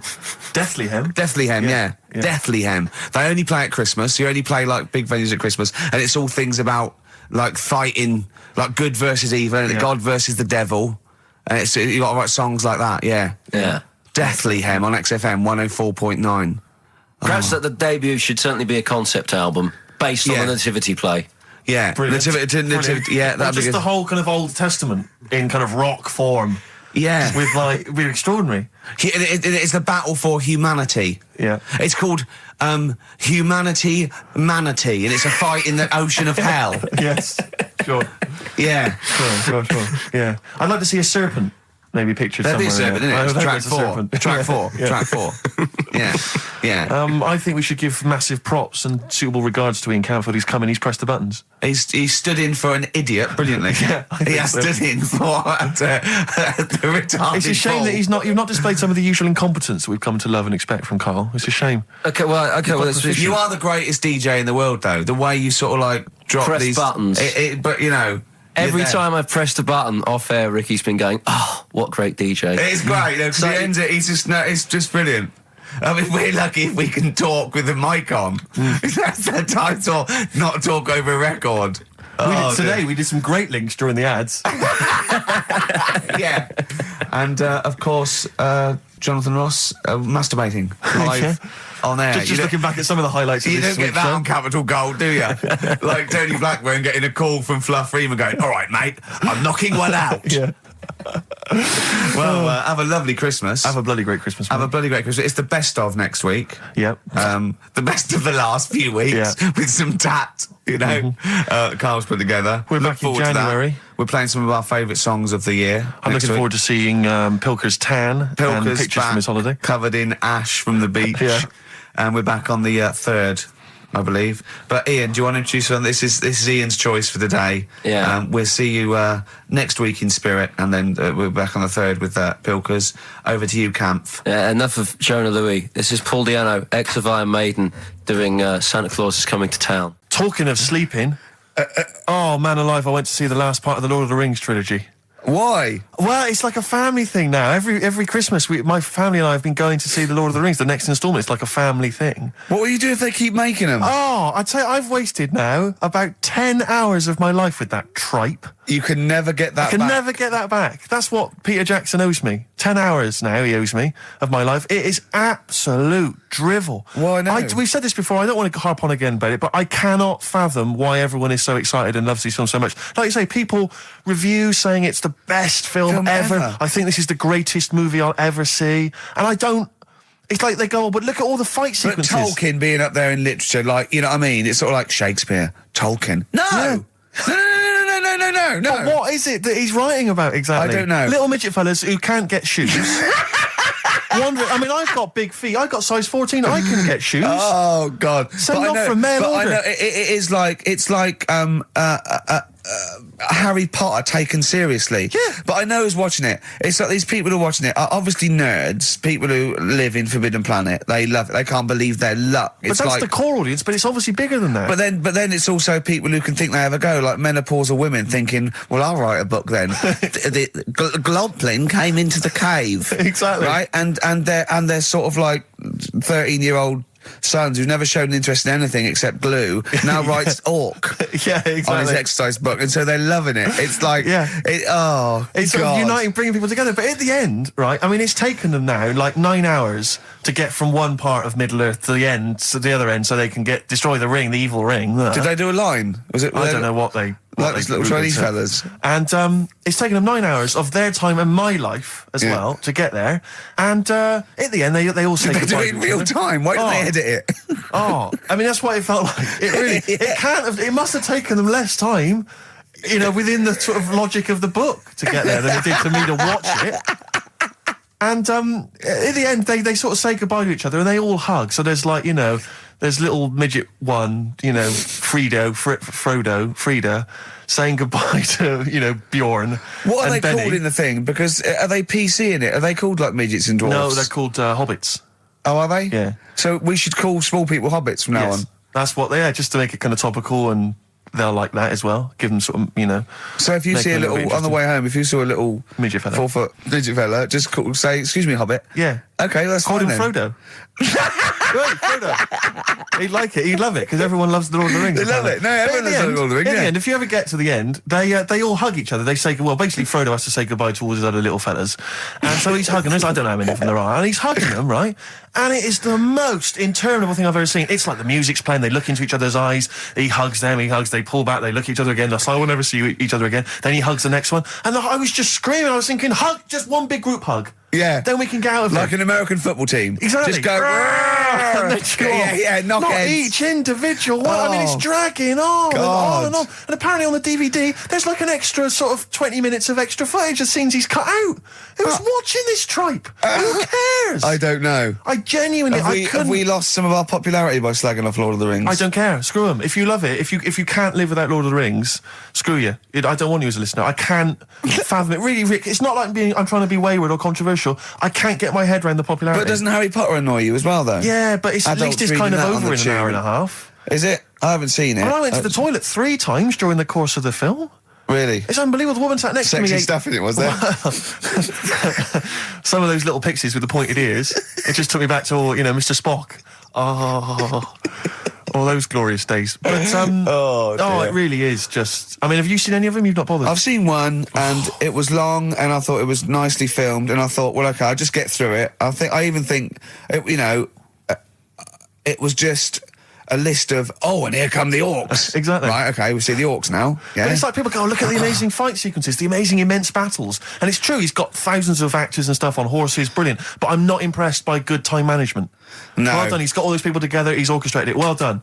But it's got to be more interesting. My friend summed it up. He said the Lord of the Rings films, they're like the film equivalent of an Enya song.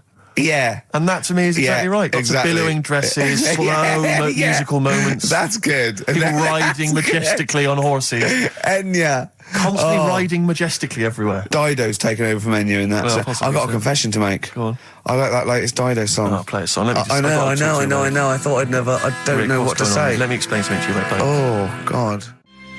Snow Patrol and Run. On XFM 104.9. Yeah, not bad at all. So everyone had a good Christmas though, yeah? Really? Carl, even though it was like a little bit Lanzagrotte, it was a nice Christmas. Yeah. What was the book you read, by the way? Someone just emailed in and wanted to know. What was the book you read? It was The Governor. The Governor? Yeah. Right, okay. Did you buy Suzanne a gift in the end? Which you surprised her with on Christmas Day? Yeah, after that show that we did before Christmas. Yeah. I was walking home thinking, might as well treat her then. Yeah. Went and got her a necklace. Nice. Actually, she said she wanted a necklace, but I didn't know which one, but went and got one. Yeah. And she was happy with that. Yeah. That shut her up. Yeah. But, yeah. And did she get you something? Did she get you a gift back? She did get me something, yeah. See, we knew she would. Of course she would. Yeah, but the thing is, right, she got me a little Game Boy Advance to take on holiday, because she knows I get bored. Lovely. Right? So that was good, but I was like, hang on a minute. I know how much I spent. Oh, and I know how much these are, right? But I was clever though. When I got to the airport, I bought to get me an extra bought me an extra game for it. Yeah. Got the value. Of course. When you were growing up, did you wait to ask your mum for sweets right at the counter so the woman would embarrass her into getting you it? What, you mean just slip it in the basket? Well, no, just wait till there's some, a stranger watching before you ask for sweets. Mum, can I have a Kinder Egg? Did you sit in front of Suzanne when it got to Suzanne, can you get me something else? Because remember I spent more on that necklace than you did like Game Boy Advance. And the woman in Dixon's goes, oh, you better get him something else. She goes, oh, bloody hell, all right then. Nah. She did well, though. You know what I mean? She's done well to keep you, hasn't she? Done well. Because you're such a find. You're quite a catch. Yeah, she must wake up every morning and go, ooh, I am the luckiest girl in the world. Well, she told you that the other night. What? She said the other night how good it is living with me. Oh, yeah. I said to Suzanne, it must be great, because I only see him 2 hours a week and I like to squeeze his little head. You can do that all day, every day. Does she ever squeeze your head? No. No? No. It's like that thing, though, isn't it? It's like when you work in a chocolate factory. You get sick of it, don't you? If it's there all the time. Yeah, she must think, well, I could squeeze that head any time I wanted. It's not worth it. I just, yeah. What about your Christmas? My dad, I'm wondering if you're turning into my dad, because he bought my mum a bracelet. He won't mind me talking about this, because he said you'll probably talk about this on the radio, and you're right, Dad, I am talking about it. He bought my mum a little gold bracelet. Lovely gift. You know, it was a lovely thing. And she opened it, she loved it, and everyone thought, what a great gift, lovely gift. He wouldn't stop talking about it. He wouldn't stop talking about the gift he bought. He kept on grabbing my mum's arm and showing it to people. Look at that. Look at the gleam on that. The gleam! Steve, look at the shine on that. Look at the gleam there. Look at that. Gleam! And do you know what he said? He said, the great thing about that's pure gold. He went, it's an investment.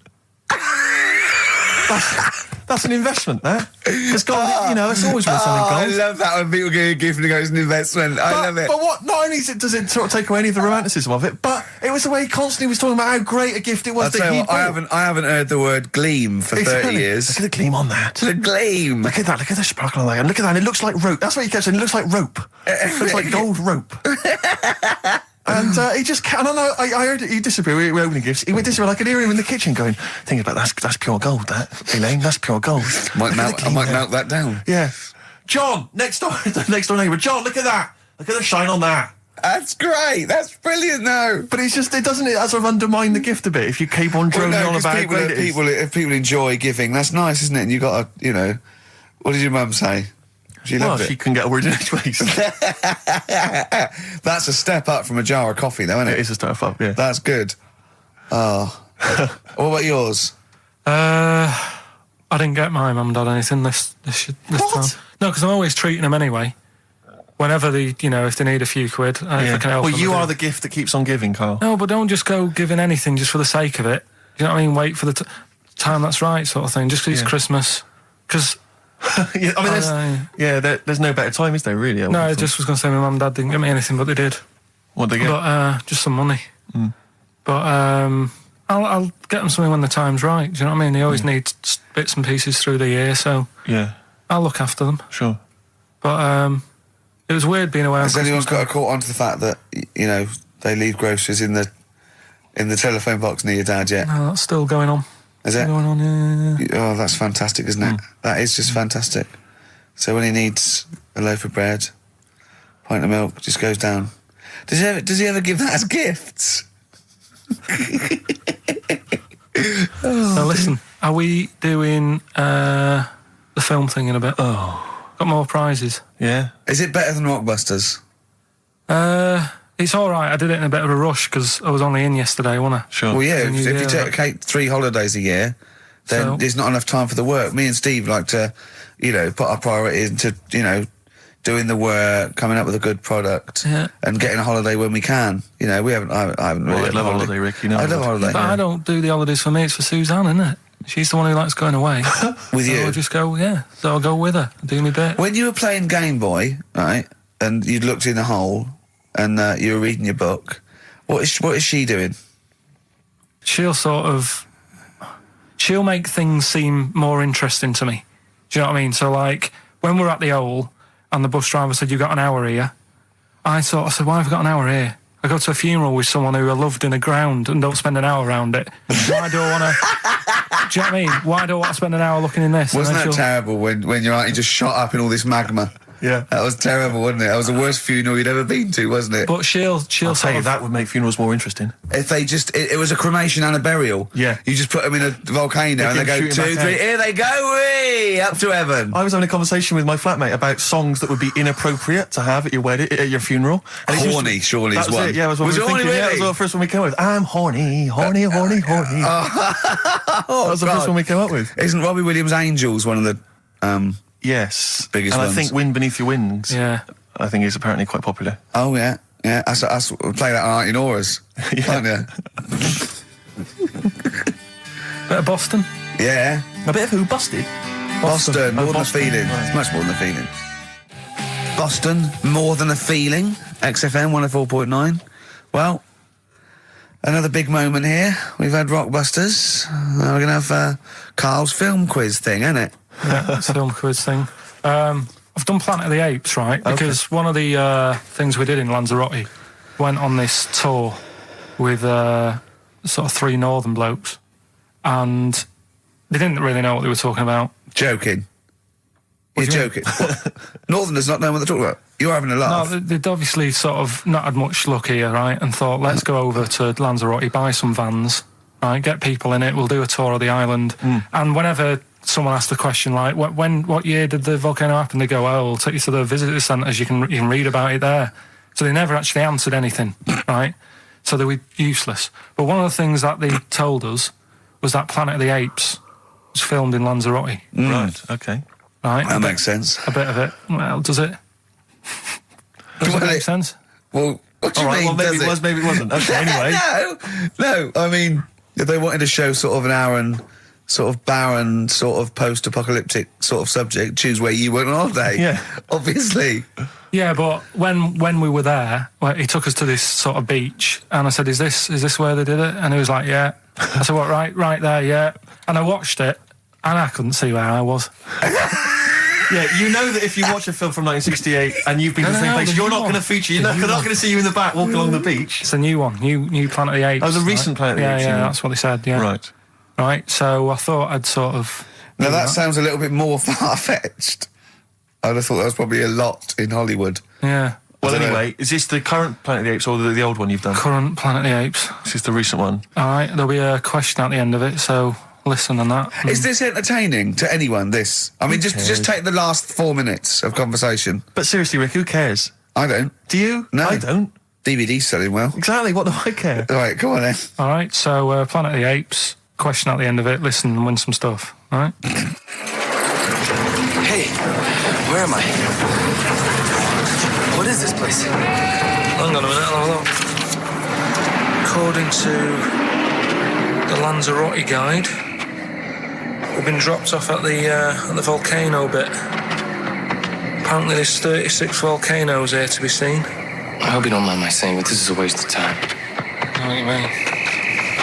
Don't know why they need 36 volcanoes. Just keep one. Fill the rest in. Like a car park or something. Excuse me, guide. Why's the bus dropped us off here? What's so special about this place? Well, according to our holy writings, that is where creation began. Where the Almighty breathed life in the time before time. Wow, it's amazing that, isn't it? All this has been stood here for years and years. What about the coffee shop there? Is that old, is it? Well, nothing. You're out to rip us off. I raised about £4 for a coffee there. Always ripping people off. That's what annoys me with these trips. You get us in the middle of nowhere, we die in a thirst. I'm not able to do without. The reason I've come here, I believe this is where they did Planet of the Apes, innit? Love monkeys. Especially the ones in Planet of the Apes, because they talk and that. Talking monkeys can't exist. Joking, aren't you? Of course they can. Getting up to all sorts of stuff. I read about a monkey the other day who worked on the railway.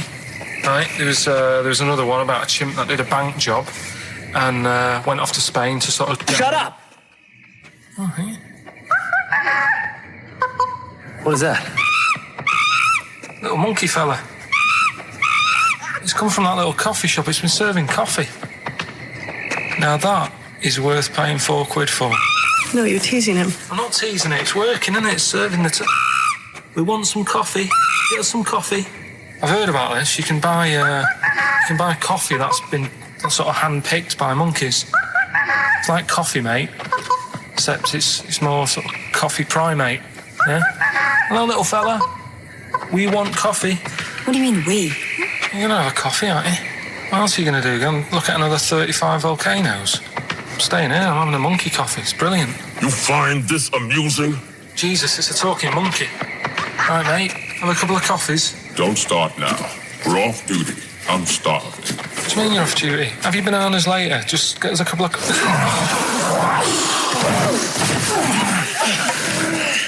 Right. I understand that you're tired and you've probably been on your hands all day. Just forget the coffee. You go and get some lunch. After you've got some coach, you lazy ass. You damn human!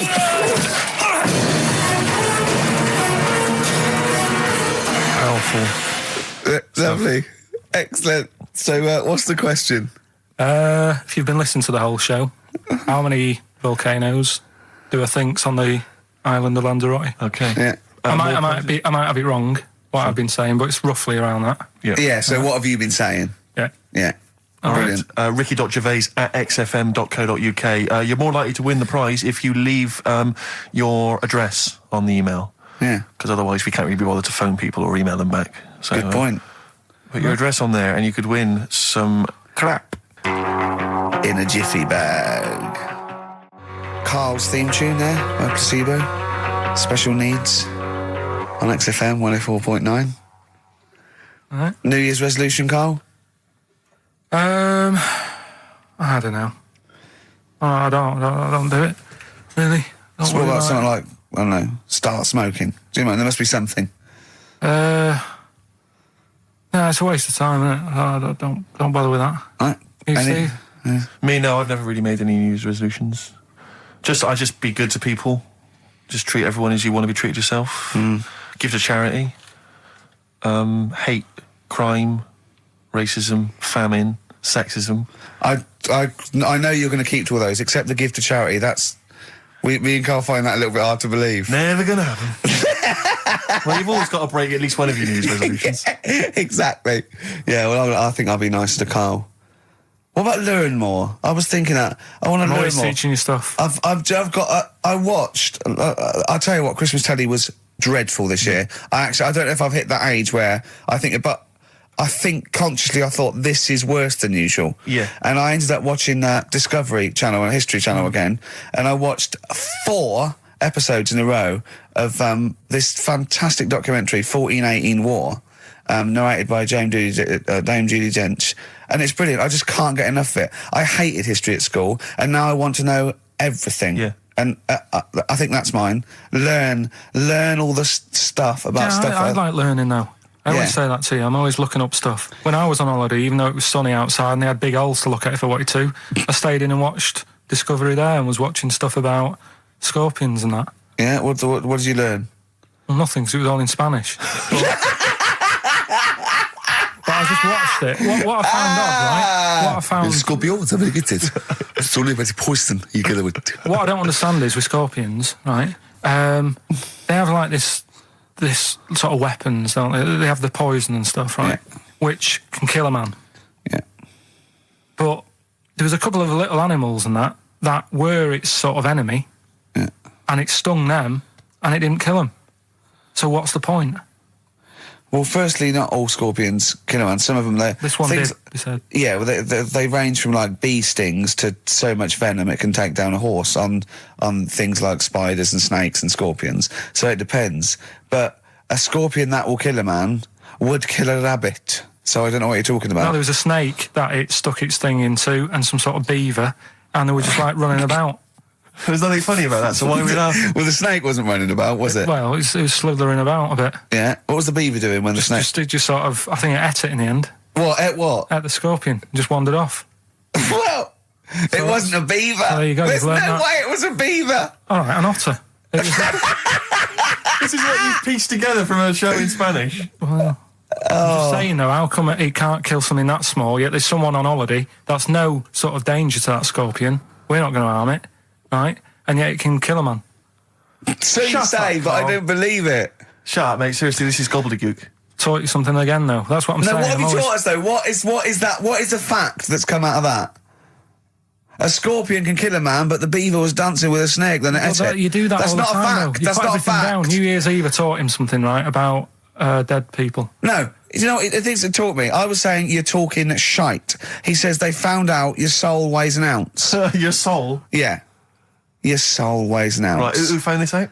I read it. Your arsehole weighs an ounce. Yeah. There's no such thing. A soul weighs an ounce. You're talking drivel. All right. Have you got any monkey news? So what did they do? They weighed someone who was alive, and they will wait for you to die, then weigh you again. There was someone you've lost an ounce. Yeah, it must be your soul shooting off to heaven. It was someone who was really ill, and they said, we can't do anything for you here, but we've got a bit of an idea that we want to do. We've been wanting to do this. Stuck him on some scales. He said, right, you weigh 9 pounds and an ounce or whatever, because he was wasting away. He died, 9 pounds. Right? Fine, well, that's proof if proof be needed. Nearly got to wrap it up. I think we've got to do the Rockbusters winner and give someone those lovely prizes. Monkey news, then we're out of here. We'll maybe come back, maybe do some Christmas specials. I don't want to make any promises. Right then, first one. Chewing breaks. Fishing for a dream. That's what we're fishing for, isn't it? We're fishing for a dream today. What's that mean? Poverty. I don't know what I was talking about. It doesn't matter what you're saying, Rick. No one's listening. No one's listening. Well, we've got to finish anyway. Think about the fact that think how small our percentage of listeners is anyway. Anyway. And then you two are on stage at the moment. This is like broadcasting during Christmas dinner. This is the same. It's just on the hospital radio. Yeah. Yeah, exactly. Where everyone's got an iPod for Christmas. Yeah. On the ward. Yeah. Well, we've just got. We're going to go through now till past, and I've got to rush off, I'm afraid, to Live 8. Don't apologise, mate. When people see the glam that you're bringing to that event, they don't even care about the people introducing it. Comedians going, ladies and gentlemen, just get on with it. No, I agree. No, I've got a good joint here. Two blokes will get on with it. Bring on Madonna.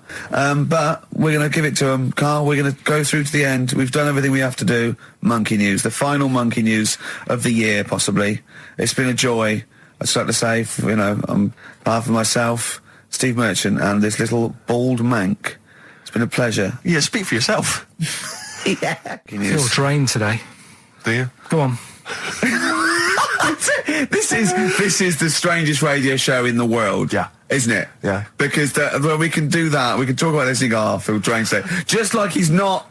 Like, no one's listening. Because that's the sort of thing you say socially and no one listens. Like, just when you're watching up, I feel drained today. It's rhetorical. Yeah. You're not expecting anyone, not even your loved ones, to go, oh, really? They just go, that. But to do it live on air, no one's listening. What I mean is just give us a jingle.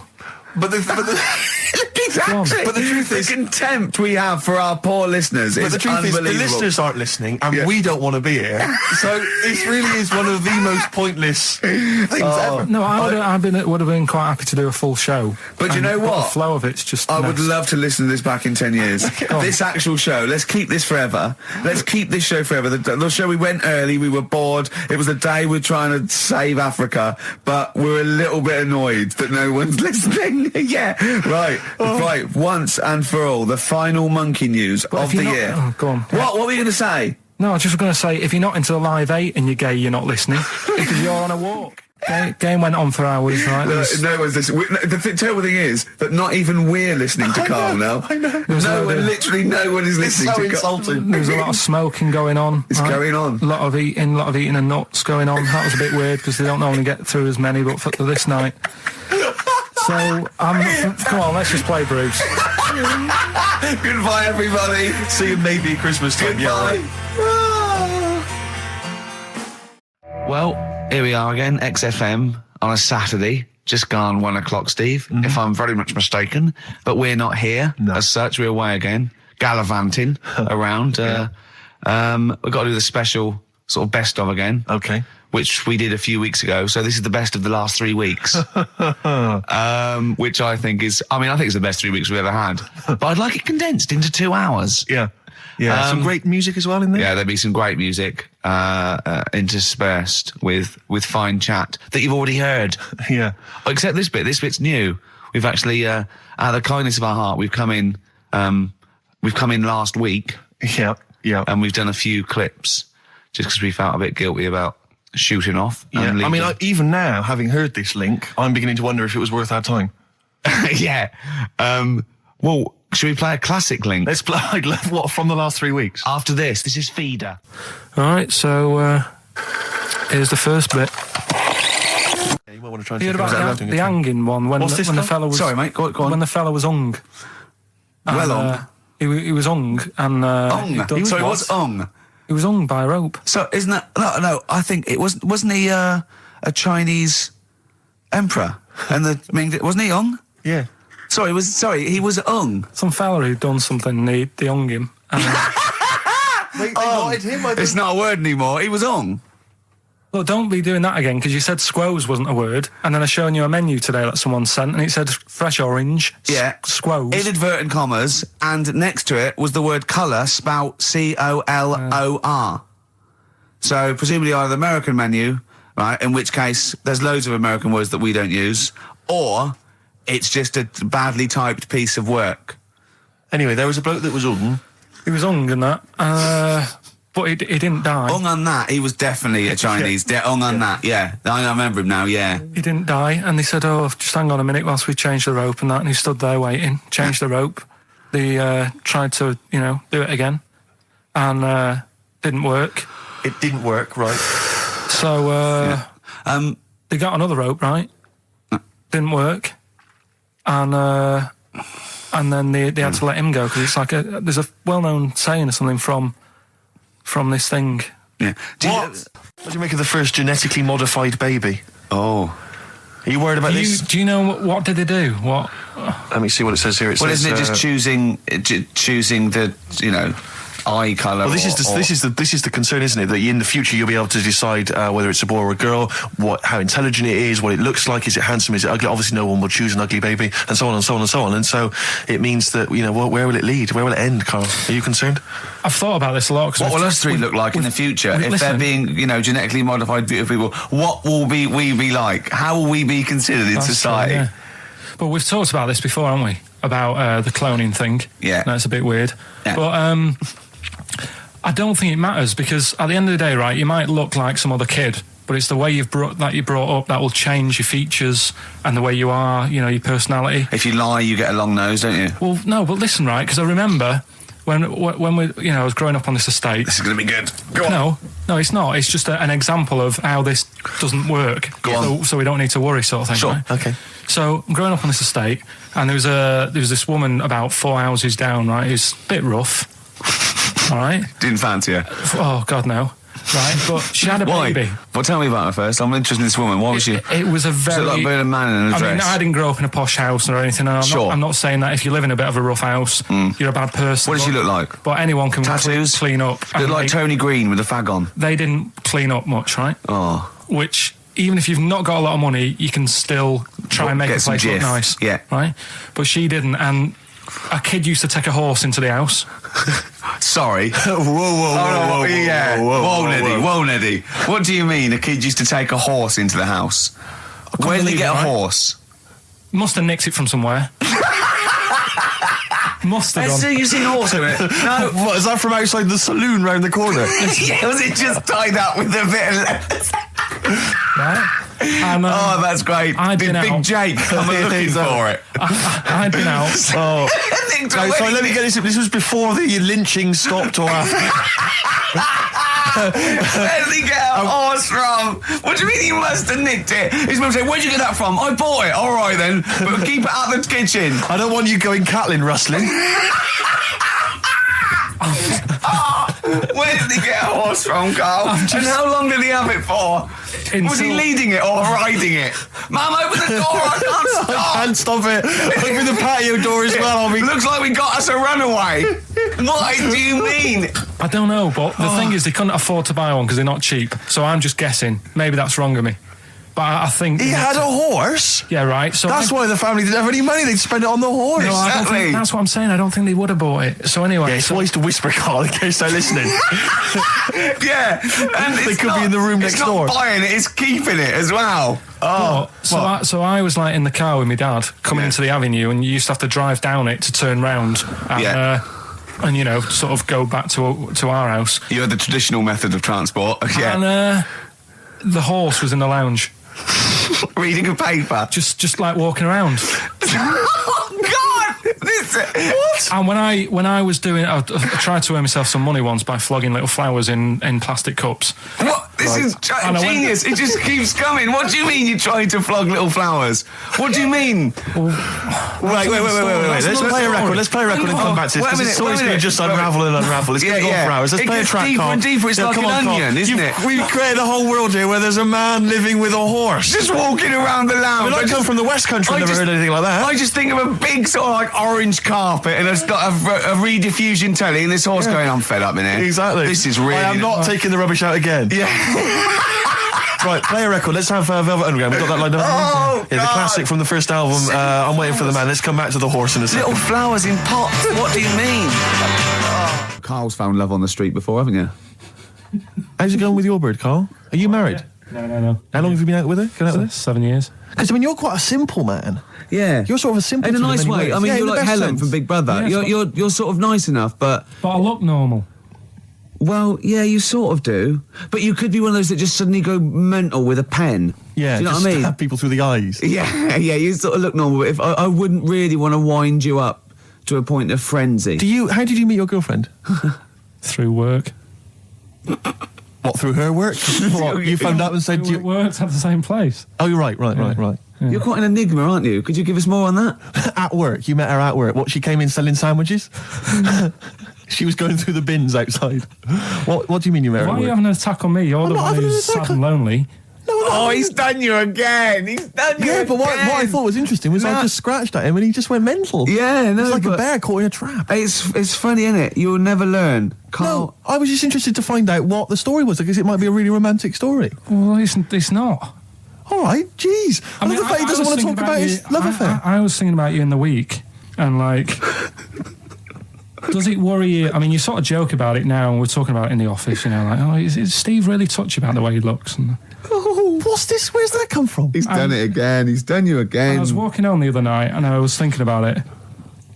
And do you worry that when you're old, you will be on your own? You did start it, though, didn't you?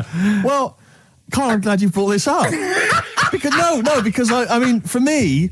You know, a lightweight, frothy entertainment show on XFM on a Saturday afternoon is exactly the place where I want to discuss the desperate, lonely future that's inevitably coming my way. Oh, God. I'll tell you what will cheer you up and forget all that. A bit of Embrace. Oh, one of the most hated bands.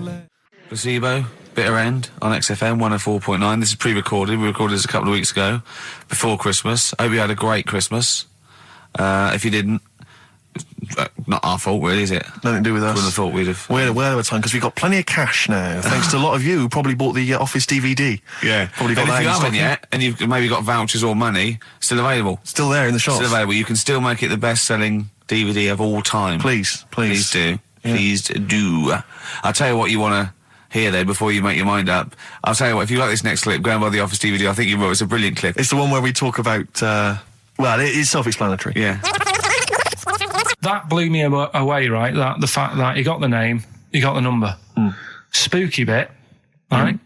I'm walking home. I called you up a couple of times and I left a message on your phone because it was just amazing. Not only was he good at magic, but his maths was brilliant.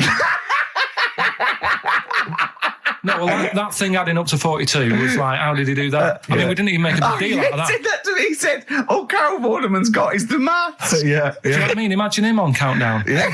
He'd even know what they were going to write down. Do you know what I mean? So a bit of a wasted talent. I should see him again about that. I think he's... Right. So I get into my flat, right, and what they do in my flat where I live, they put the post in like these little pigeonholes. Right, and I don't normally check them out. I leave it for Suzanne to do, right? Sure.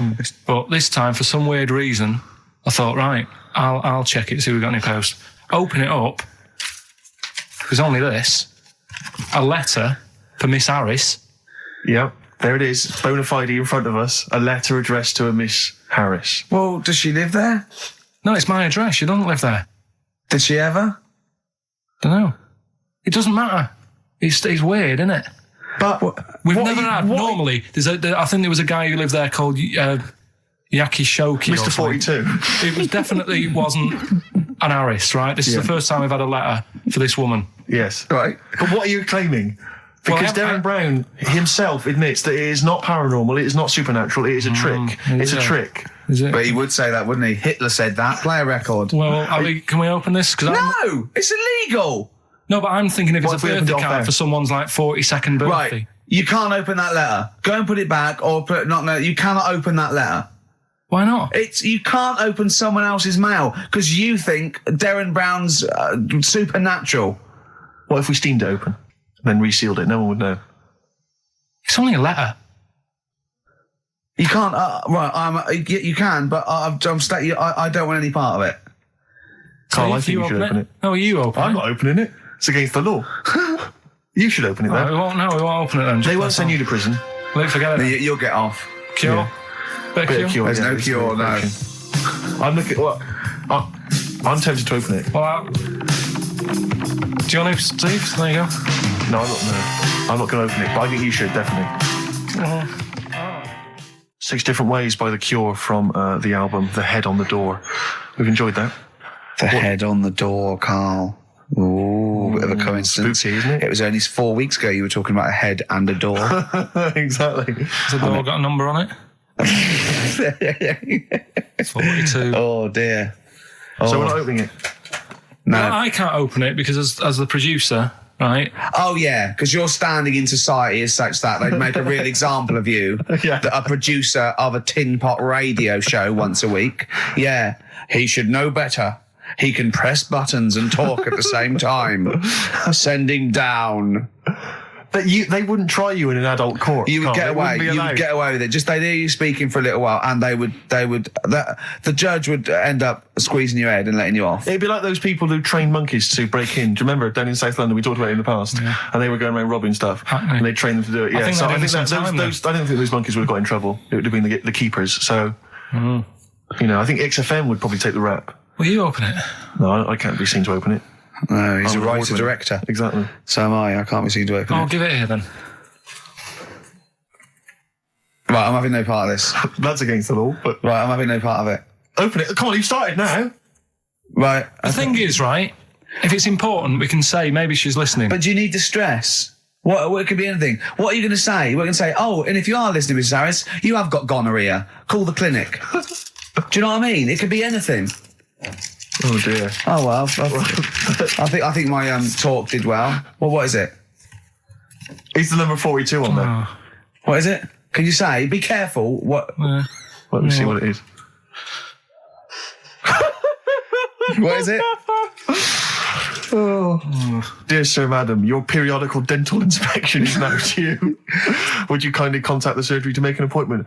Mrs. Harris, if you're listening, your periodical dental inspection is now due. You might want to contact the dental surgeon that you normally go to. She could have a faulty tooth. 42. 42. 42. I don't believe it. 42. 42. Oh my God. God, that Darren's good. Darren Brown's good, isn't it? Oh dear. Well, listen, still to come, right? We've got the monkeys thing. Oh, chimpanzee that. And when I was out last Sunday, right, at Johnny's birthday party, Steve was there. Yeah. Got talking about stuff. And a debate that we didn't really finish cropped up. It blew your mind, didn't it? Amazing. Oh, I know about this. Steve told me. This is the infinite amount of monkeys. Or a monkey with a typewriter at an infinite amount of time would eventually come up with the works of Shakespeare. Yeah. There was no debate. It's a philosophical, mathematical problem. There's no debate. It's true. It wouldn't happen. No, listen, Carl, listen. Infinity sorts it all out for you, right? An infinite amount of monkeys at a typewriter, right? They do everything. They type everything. Infinity just sorts it all out for you. There's no getting to it and they're going, oh, well, let's have a look what they've done. This one's come close. Did Romeo and Juliet. It would do it all. It would type everything ever possible, conceivable. Yeah, but it's a mathematical infinity. Well, we've heard your side of the argument, Rick. And I'll be honest with you, it's a persuasive one. But let's hear Karl, because he heard about this in a pub last week. Yeah, so he's got some strong What's your ideas problem with himself. it? What's your problem with it? Well, first of all, right, you're saying it's a load of monkeys. It's not just one monkey. It depends. That can live forever. No, wait. It's either a chimpanzee with a typewriter with an infinite amount of time.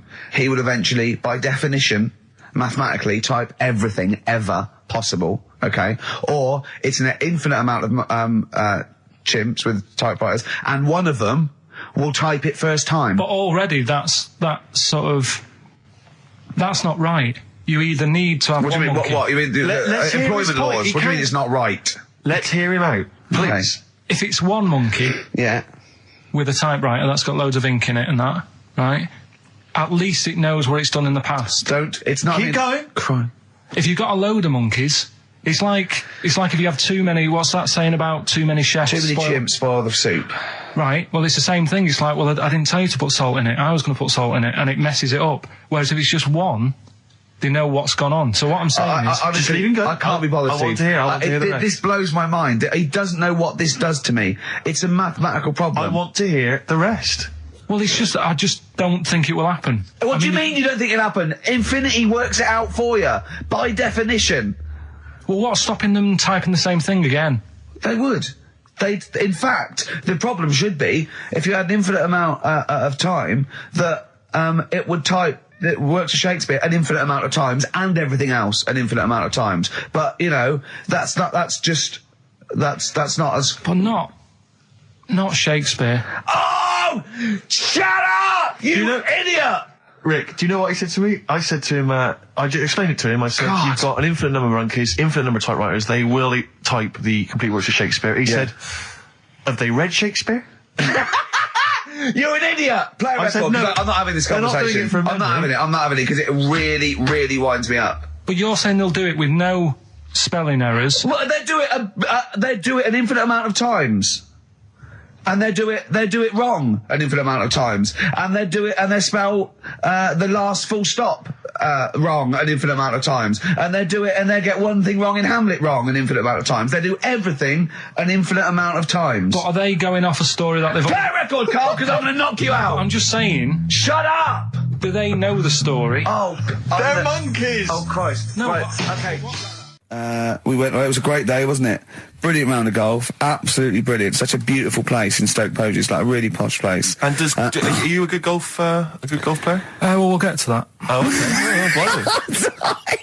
okay. Wow, he bought the shoes especially for it. Oh, I'd love to have seen him in those little shoes. I know, and they were no good because they were metal spikes. We had to change them. He was annoyed straight away.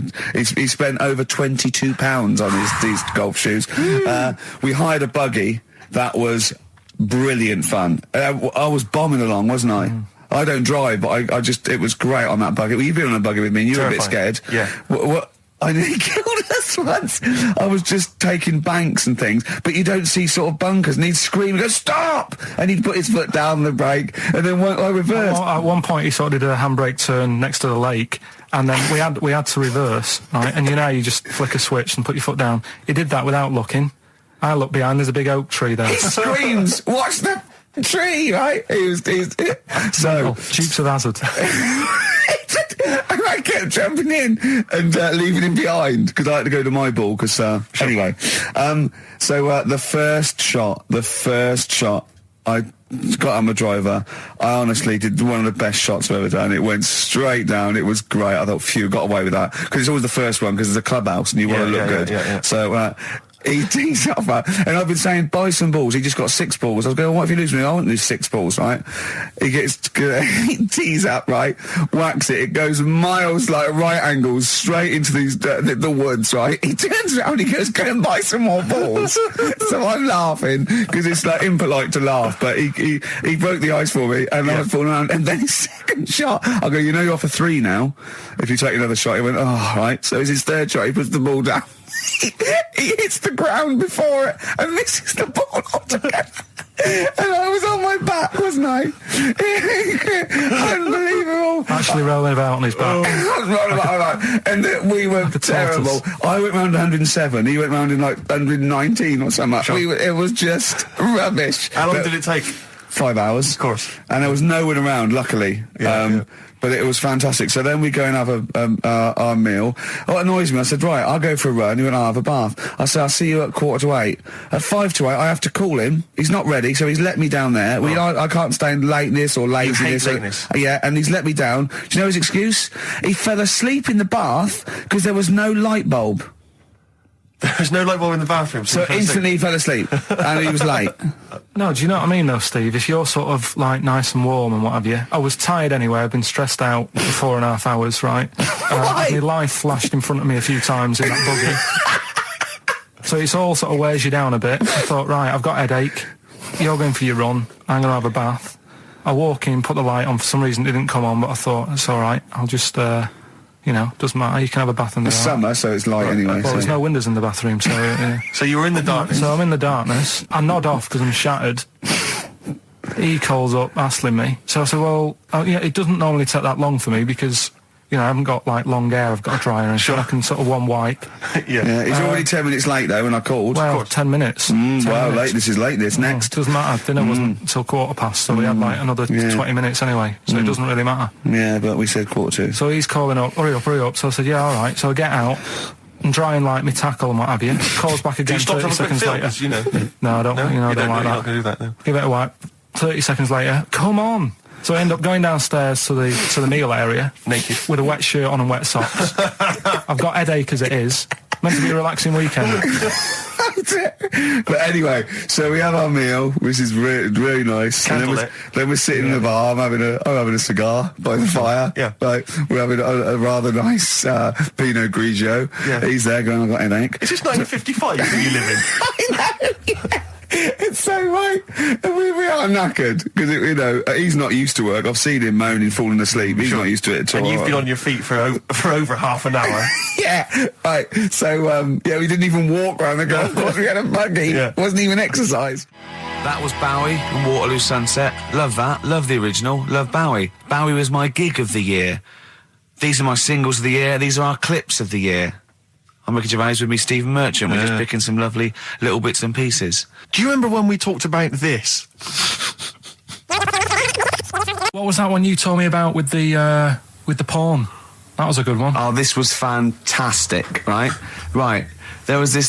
Sorry, can I just check now? We're just remembering classic episodes of the Tales. No, this is important. Well, I saw one, right? I saw one on Tales Unexpected, right? And it was these two gents. What they used to do, they look down the obituaries and they'd blackmail the wife or the son of a dead eminent person, like might be a priest or a doctor, like that, and they'd go and they'd say, he bought some erotic stuff from us before he died, and he owes 100 guineas and all this sort of stuff, and they'd pay up because it'd be so embarrassing. They just didn't want them, so they'd just pay him, right? And this one bloke said, who are these people? I'll meet with them. And he goes round there, and he goes round, and they go, your father, he goes, my father could not have bought any erotic material from you. They did it, he goes, he couldn't have, he's blind. Right, and that was the twist. And Carl went, so it was magazines, not videos then. Yeah. Now think about it, Steve. Is that so stupid? Well, presumably it was set in olden times because professional pornographers don't tend to call it, erotic material. Yeah. They tend to call it, juicy jugs or whatever. But more than that, I don't understand how a video is going to be any use to a blind person either. I know that you can hear the sound, Carl. Look at him nodding like he's caught me out. Yeah, what sound will you hear? Do. Your meter needs looking at? Yes. Cut. What's then? What's that? Then it's just noises, occasional groans. Yeah. Right. You could listen through the wall at your neighbours. He does. I mean, that's why I save a lot of money. But I thought you were going to point out, Carl, that they could have had a Braille porno. Now, have you thought of that? Look, feel the lumps on that. Exactly. Think about it, Carl. Think about it. You're excited now. Yeah. Your girlfriend's away, Carl. Yeah, but she's great as only under the cupboard. No, she's a good-looking lady. Yeah. 3 holidays Carl's had this year. Last year. Yeah. I'd love to have 3 holidays. You've got to start putting the work in there. 2 holidays then. No, you had 3 holidays. You went away with Suzanne and her parents. Yeah, well, that doesn't count. It does count. If you book 2 weeks off the firm, you go away and you go, how was your holiday? Go, well, it didn't really count. It wasn't a really good holiday. Can I have them days back, please? My New Year's resolution is to be nicer to you, but talk sense. You've already broken that. No, but talk sense. Talk sense. You've had 3 holidays this year. And I'm just saying, you're in your 30s now, and 30s is when you should be really putting the work in. That's true enough. To reap the benefits in your 40s, 50s, 60s, 70s, 80s, 90s, and 100. Carl, what's your New Year resolution? What about think before you speak? It's worth... I'm allowed to laugh. I'm allowed to laugh at things other people say, Carl. That one... that is a good suggestion. How was your holiday, Carl? It was all right. Right, brilliant. But that I don't see on the ratio of good to bad in Carl's mind. That might be amazing because we never hear him singing the praises of anything. I'll tell you what. Can we have a cracking little tune and then come back and hear about Carl's holiday? I'd love to do that. Let's keep it tight. Let Me Tear Us Apart by Joy Division. Now I can't put my finger on it, but that doesn't sound like the original, and it's off a compilation. It sounded a bit fast. I think the vocal was slightly different. If anyone can, put me out of misery, I think it might be in a session of the time or something. Carl, is it a New Year resolution for you? Another one. Maybe when we ask you to get a song, get the original single version. I could be wrong, not some but obscure session. Yeah, it does seem different, doesn't it? Very odd. Yeah. Maybe we just remember it wrongly. But anyway, that's XFM for you. 104.9. I'm Ricky Gervais with me, Steve Merchant. Karl Pilkington. Carl, you went to Lanzarote. Yeah. People said don't go to Lanzarote. They told you it was Lanzarote. They told you, were they right or wrong? They were right, yeah. Really? Yeah, it's a bit ropey, yeah. Is it? Why? Just, out there. If it wasn't for the volcano they had, it'd been knackered. That's their big draw, is it? That's it, basically. That's all they've got going for them. When you landed, was it really hot? Were you quite excited? You were thinking this is okay? It was warm. It's we can't complain about the weather. The weather was all right. Sure. You know what I mean? That's what I went for, but it'd be nice if there just was something else. Yeah. What did you do all day then? Did you read your ritual book? No, I didn't read that. I read that book. Do you know the book that I bought and all the chapters were messed up? Oh, yeah. I bought a better version of that. All right. And I read that. Excellent. And then... Did it make more sense in order? Yeah, a lot easier to follow. Yeah. And then we went and had a look at the volcanoes and that. They've got 36 of them to look at. How many did you look at before you realised that pretty much, you've seen one volcano, you've seen them all? Probably about 6 or 7. Really? Yeah. And then when you got to the 8th, you thought, now I know what this is going to be, Suzanne. This is going to be like a mountain with a hole in the top. Yeah. Really? But it happened years ago as well. It's like, just keep a couple, fill the rest in, tidy it up. Fill the rest in? Yeah, no. Well, getting some builders. No, seriously though. Okay, 4 million tons of concrete, please. They're an absolute death trap. Yeah, what do you mean fill them in? Do you know what a volcano is? It's just a hole, isn't it? That's happened. Well, it's more than the hole. It's more a portal to the magma in the centre of the earth. Back in 1730 it happened, and they still haven't sorted it out. Well, when you say it happened, volcanoes were made a lot longer ago than 1730. No, but the one that did Lanzarote in. Right. Sort it out. What would you suggest? Well, how can they fill it in? It's joined. It's all joined. No, but what I'm saying is... the big plates of the earth are all joined. All the magma's joined. With the trade centre thing, that happened. They cleaned it up, sorted it out, they've moved on. That's what I'm saying. Whereas Lanzarote have just gone, leave it. It happened back in 1730. You misunderstand me. How, in the name of God, can you fill in a volcano? You ignorant twit. No, but it's not just the holes. They've actually left the lava everywhere. That's what I mean. It's not just the big holes. There's lava everywhere. But it's molten rock. They can't just pick it up like they're like a carpet. Put it in the holes. The holes are there ready. Just push it all in. That's what I'm saying. Right, we've got who's that on the line? It's Rob. Rob, and are you a doctor? I'm a final year medical student. I'll be a doctor in 2 months, touch wood. That's close enough, isn't it? Yeah. Excellent. So, Where do you study? Do you want to give more details, or do you want to remain anonymous as you're calling in to I study at Barts Hospital. All right, great. So, why do GPs sometimes put their finger up a man's anus? To see what's there. You know, if you've got hemorrhoids, if you've got an enlarged prostate, you know, it's either that or they stick up a big tube and have a look up with a light. What? And it's easier to do that. Now, are you dumbing this down for us, or are you going to fail your medical exams by saying stick up a big tube with a light? I'm dumbing it down. Okay, come on then. We're all intelligent people here, and Carl. So you tell us what's that called? It's called a sigmoidoscope. Right. Nice. That was a clever test, wasn't it, Rick? 12 inch long. Yeah. 12-inch long tube they can put up there. So, Carl, would you prefer that or a finger? Well, so do they sort of do the finger first, and then, I mean, at what point do they say, hang on, we need a light here? I mean... It's normally if there's something wrong.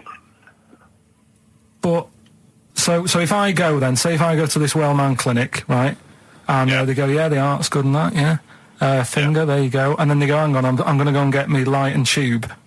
I could start worrying then because they've sort of found something. And they're not likely to go straight in with the tube. They'll probably send you off some tests first. But Carl, there's nothing. But you go to these places to put your mind at rest and to know where you are with your health. I mean, it's not that you go along. That's what most people worry about. They think that because I'll go along and they'll find something. Well, one, that's illogical. It doesn't heighten the fact they find something because you go along. And two, if they do find something, it's a good job you went along. I mean, I'm a hypocrite because I don't go to the doctor, but I've had that done. You should be concerned if when they shine the little light in your ear, it comes out the other side of your ear. No, the other ear comes right out the other side. That's when you should be worried. But Rob, right, you said then, if they find something, they send me off for some tests. Why can't I just have the test without that and cut out the middleman? Do you know what I mean? Because you're wasting lots of money. There's hundreds of tests they could do, and they could do every test, and they could all come back with nothing, or they could do the finger up there and send you for the 3 tests you need to find out what's wrong with you. But in this day and age, with all the technology and that, and like brainy doctors and all that, the only way to find out is sticking a finger up there. What are you worried about, Carl? Is it fundamentally that this doctor who's has done 6 years medical training, is it embarrassing to have a man's finger up your ass? I just don't understand how you can get round to that without... But what don't you like? Is it fundamentally you don't like anything up your ass, or is it the fact that it's a man's finger up there? I don't like going to the doctors. It makes me nervous, because I think if anyone searches you long enough, they're going to find a fault with you, right? And especially if they're going that far into you. They're going to find something. And probably not. Well, you know, I just don't... I don't know how to get round to that sort of... that point where you get a... What do you talk to the doctor about? He's like, all right, nice day. Strap your trousers. He goes, he says, I'm gonna just, Most people just shut up and let you do it, and then breathe a sigh of relief when you say there's nothing there. Yeah. But is that at the end of the test, or is that the first thing he does? It's the last thing. So that trousers up out the door. Because he knows it ends conversation. He knows it's a bit of a faux pas. The doctor says, "Oh, I better not kick off with the finger up the arse." Well, what I do is I'll start on with the the head, and then we'll then go. Oh, one final thing, Mr. Pilkington. So Rob, he drops his keys and he goes, "Pick them up." And as you bend over, will you be doing this, Rob? Is this what you're like open to do? You do all these. I'll have to do it at some point. All doctors do it at some point, no matter what they specialise in. So the first one, is he another doctor there to sort of make sure you're doing it right? Not dentists. No, but do you know? Aren't doctors anyway. But do you know what I mean? Like normally, it's like a co-pilot will have someone with them for the first one. So when you put your first finger in, will someone be there going, right? You just want to move to the left of it? I've already done it. Have you? Yeah. So that's the thing with a student. You're learning. So you get people teaching and you learn on these things. Can I just point out, Rob, I think I'm right in assuming that you have a glove on. Yep. And there's lubrication. Yep. And it doesn't hurt. No. There you go. What are you worried about, Carl? Who's this person who everyone's testing on in your class? It's not one person. It's not one person. There's like, when a patient comes in and they've got a problem, your boss, the consultant, he does his finger up, and if he finds something, he goes, to the patient, is it alright if the student has a feel as well? Then the student puts on a glove, puts the leave on the glove and sticks his finger up and sees what he comes out with. Rob, I wish you could see Carl's face. I mean, his face when you said, and he says, can this fella have a go as well? He looked horrified that he thought it was a free-for-all, like there's a queue of people trying on gloves and going, let's have a go. That looks good up there. What have you found? No, I mean, how come you had to sort of, is it not something you could test on yourself rather than waiting for other people to come in?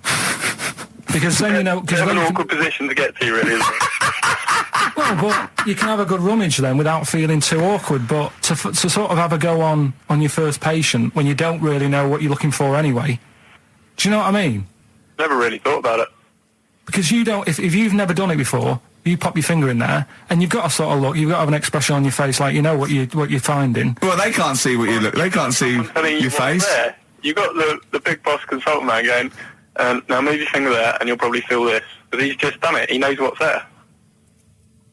Well, what? Oh, so he's already had a go, he's had a feel, and he's going, right, if you feel to the right, that's the conglomerate or whatever. The conglomerate, yeah. Its conglomerate is in perfect working order. Well, I'm still... Thank you, Rob. Thank you. I'm sorry you had to go through this. Carl is probably the worst patient you'll ever encounter in your medical career. Good luck with your finals, and thanks very much. And do you know any female doctors who do this? Or? Thank you. XFM 104.9. Thank you. 104.9. I'm Ricky Gervais. With me, Stephen Merchant. It's the best of. You've been voting in all week, sending your emails. So here's the clips that you wanted. Right. Okay. Right. The results of we ain't got a winner for the first time. Yes, we have. We've got loads of winners. No, we haven't. We've done this feature for 3 weeks. This is the first time I've managed to sort of... Well, let's go through them then. What have they got wrong? The first one. The first one? What was the first one? Well, hang on, let's do them in reverse order for a second. So what's the last one? The last one, the clue was, that bloke does sport on the telly and he's got a little kid. What's that? That's Destiny's Child. Des, who does ITV Sport, has got a tiny child, right? No, that's fine, they got that. Destiny's Child. What's the middle one? Right, the middle one. Right. Child. The second one was, he doesn't like women, yet he's got a couple of kids. That's a bit weird. Yeah. Right? That was PD, that was Puff Daddy. That is offensive. Go on. But it's not Puff Daddy, it's Puff Daddy. And he's not even called that anymore, he's called P. Diddy. Well... Okay, fair enough. But they got that one. Yeah. And if I'm being tight, these lot are as well. Yeah. Yeah. Tight means something in Manchester. Go on. Right. And the first one that they're having problems with, I don't think them birds should be allowed in this area. Got it. Boyzone. It's not Boyzone. What's the clue again? I don't think them birds should be allowed in this area. That is perfect. A boyzone. No birds. No women. No women, yeah, birds, right? A boyzone. Sorry, Carl. If that isn't the answer, their clue is better than yours. That is brilliant. What was yours? Boyzone, it works perfectly. What's your answer then? Bangles. What? I have no idea what that means. Like seagulls. So you don't want them in this area, so you're banning them. Bangles.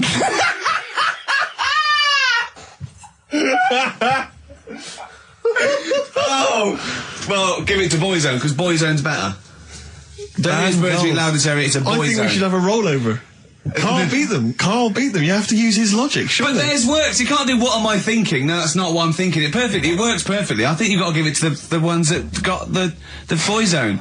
Well, how about, right, because they didn't actually get into my head. Heaven forbid. How about we just keep back the David Attenborough, and they can have, I'll chuck in the Hellraiser, right? Okay. And Blondie album and the Madness one. Yeah, okay, pick a winner at random.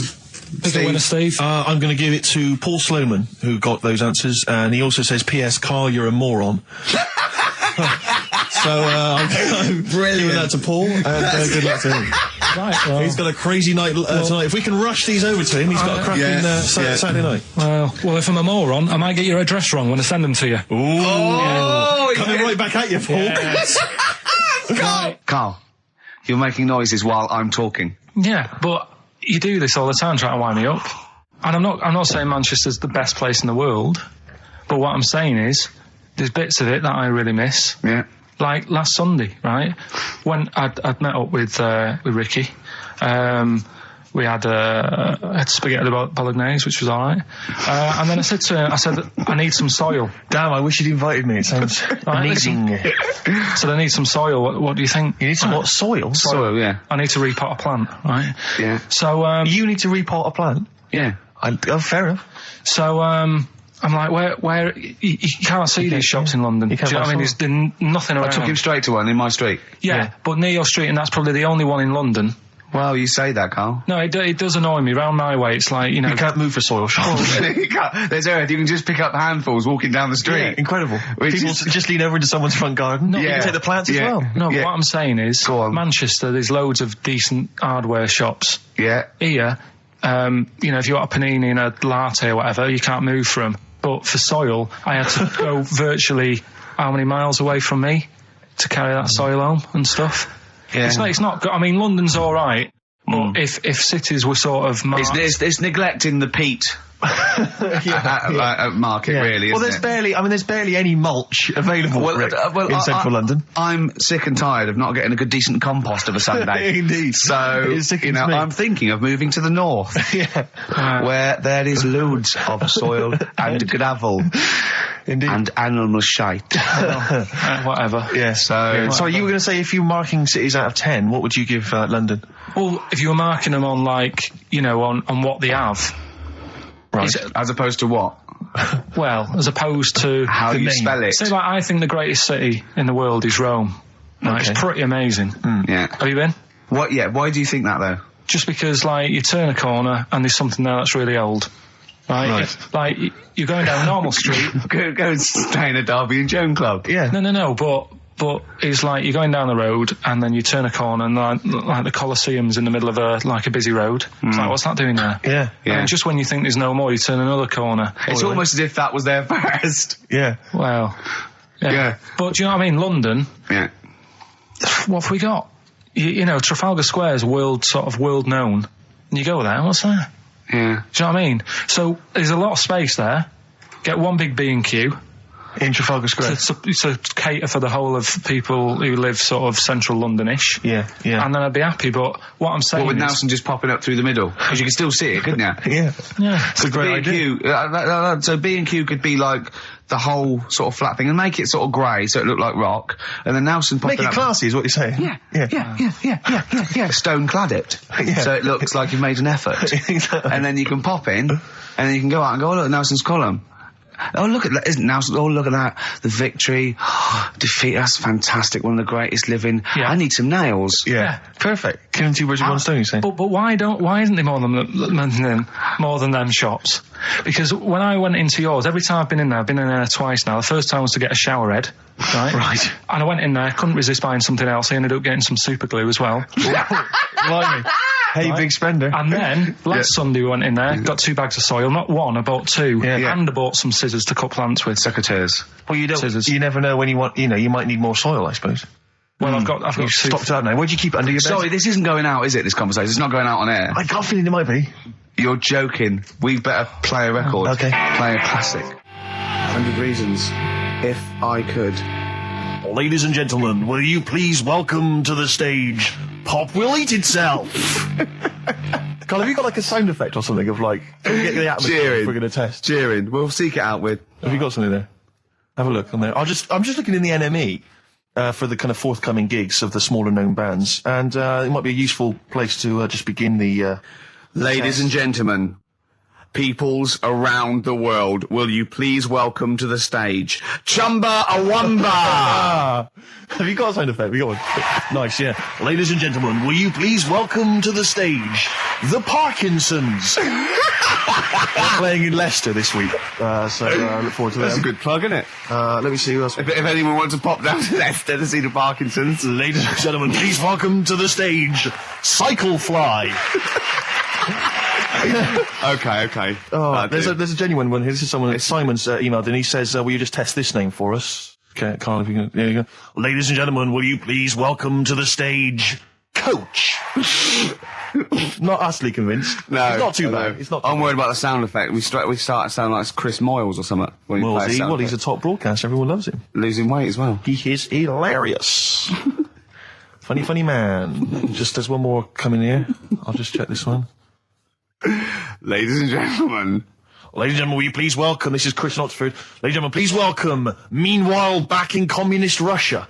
Is that a band? I assume so. I assume it's his band. Yeah. Steve, I mean, I will play great old tunes to the cows come home. We got to give them a little bit of Dandy Warhols and Air and Athlete. I know that, and they're great. They're good, right? But I wanted to play a Cat Stevens song, but I thought I'd better not because I've, play that a little bit. And we quite like resurrecting old reputations, don't we? People like Elton John who had bad faces, or David Bowie. People whose names now are largely laughed at in the serious rock or people circles. that people might not have considered. I thought Cat Stevens, oh no, Rod Stewart, I thought. Was he Rod Stewart? Many people now are thinking of the leopard hot pants and the ludicrous Do you hair. think I'm sexy and all those sort of old stadium sort of disco things, but he wrote beautiful tracks from Maggie May and I thought, hold on, two birds with one stone. What about a Rod Stewart song written by Cat Stevens? Wow. Is there such a thing? The first cut is the deepest. Let's hear it, Rick. On this album as well is The Killing of George.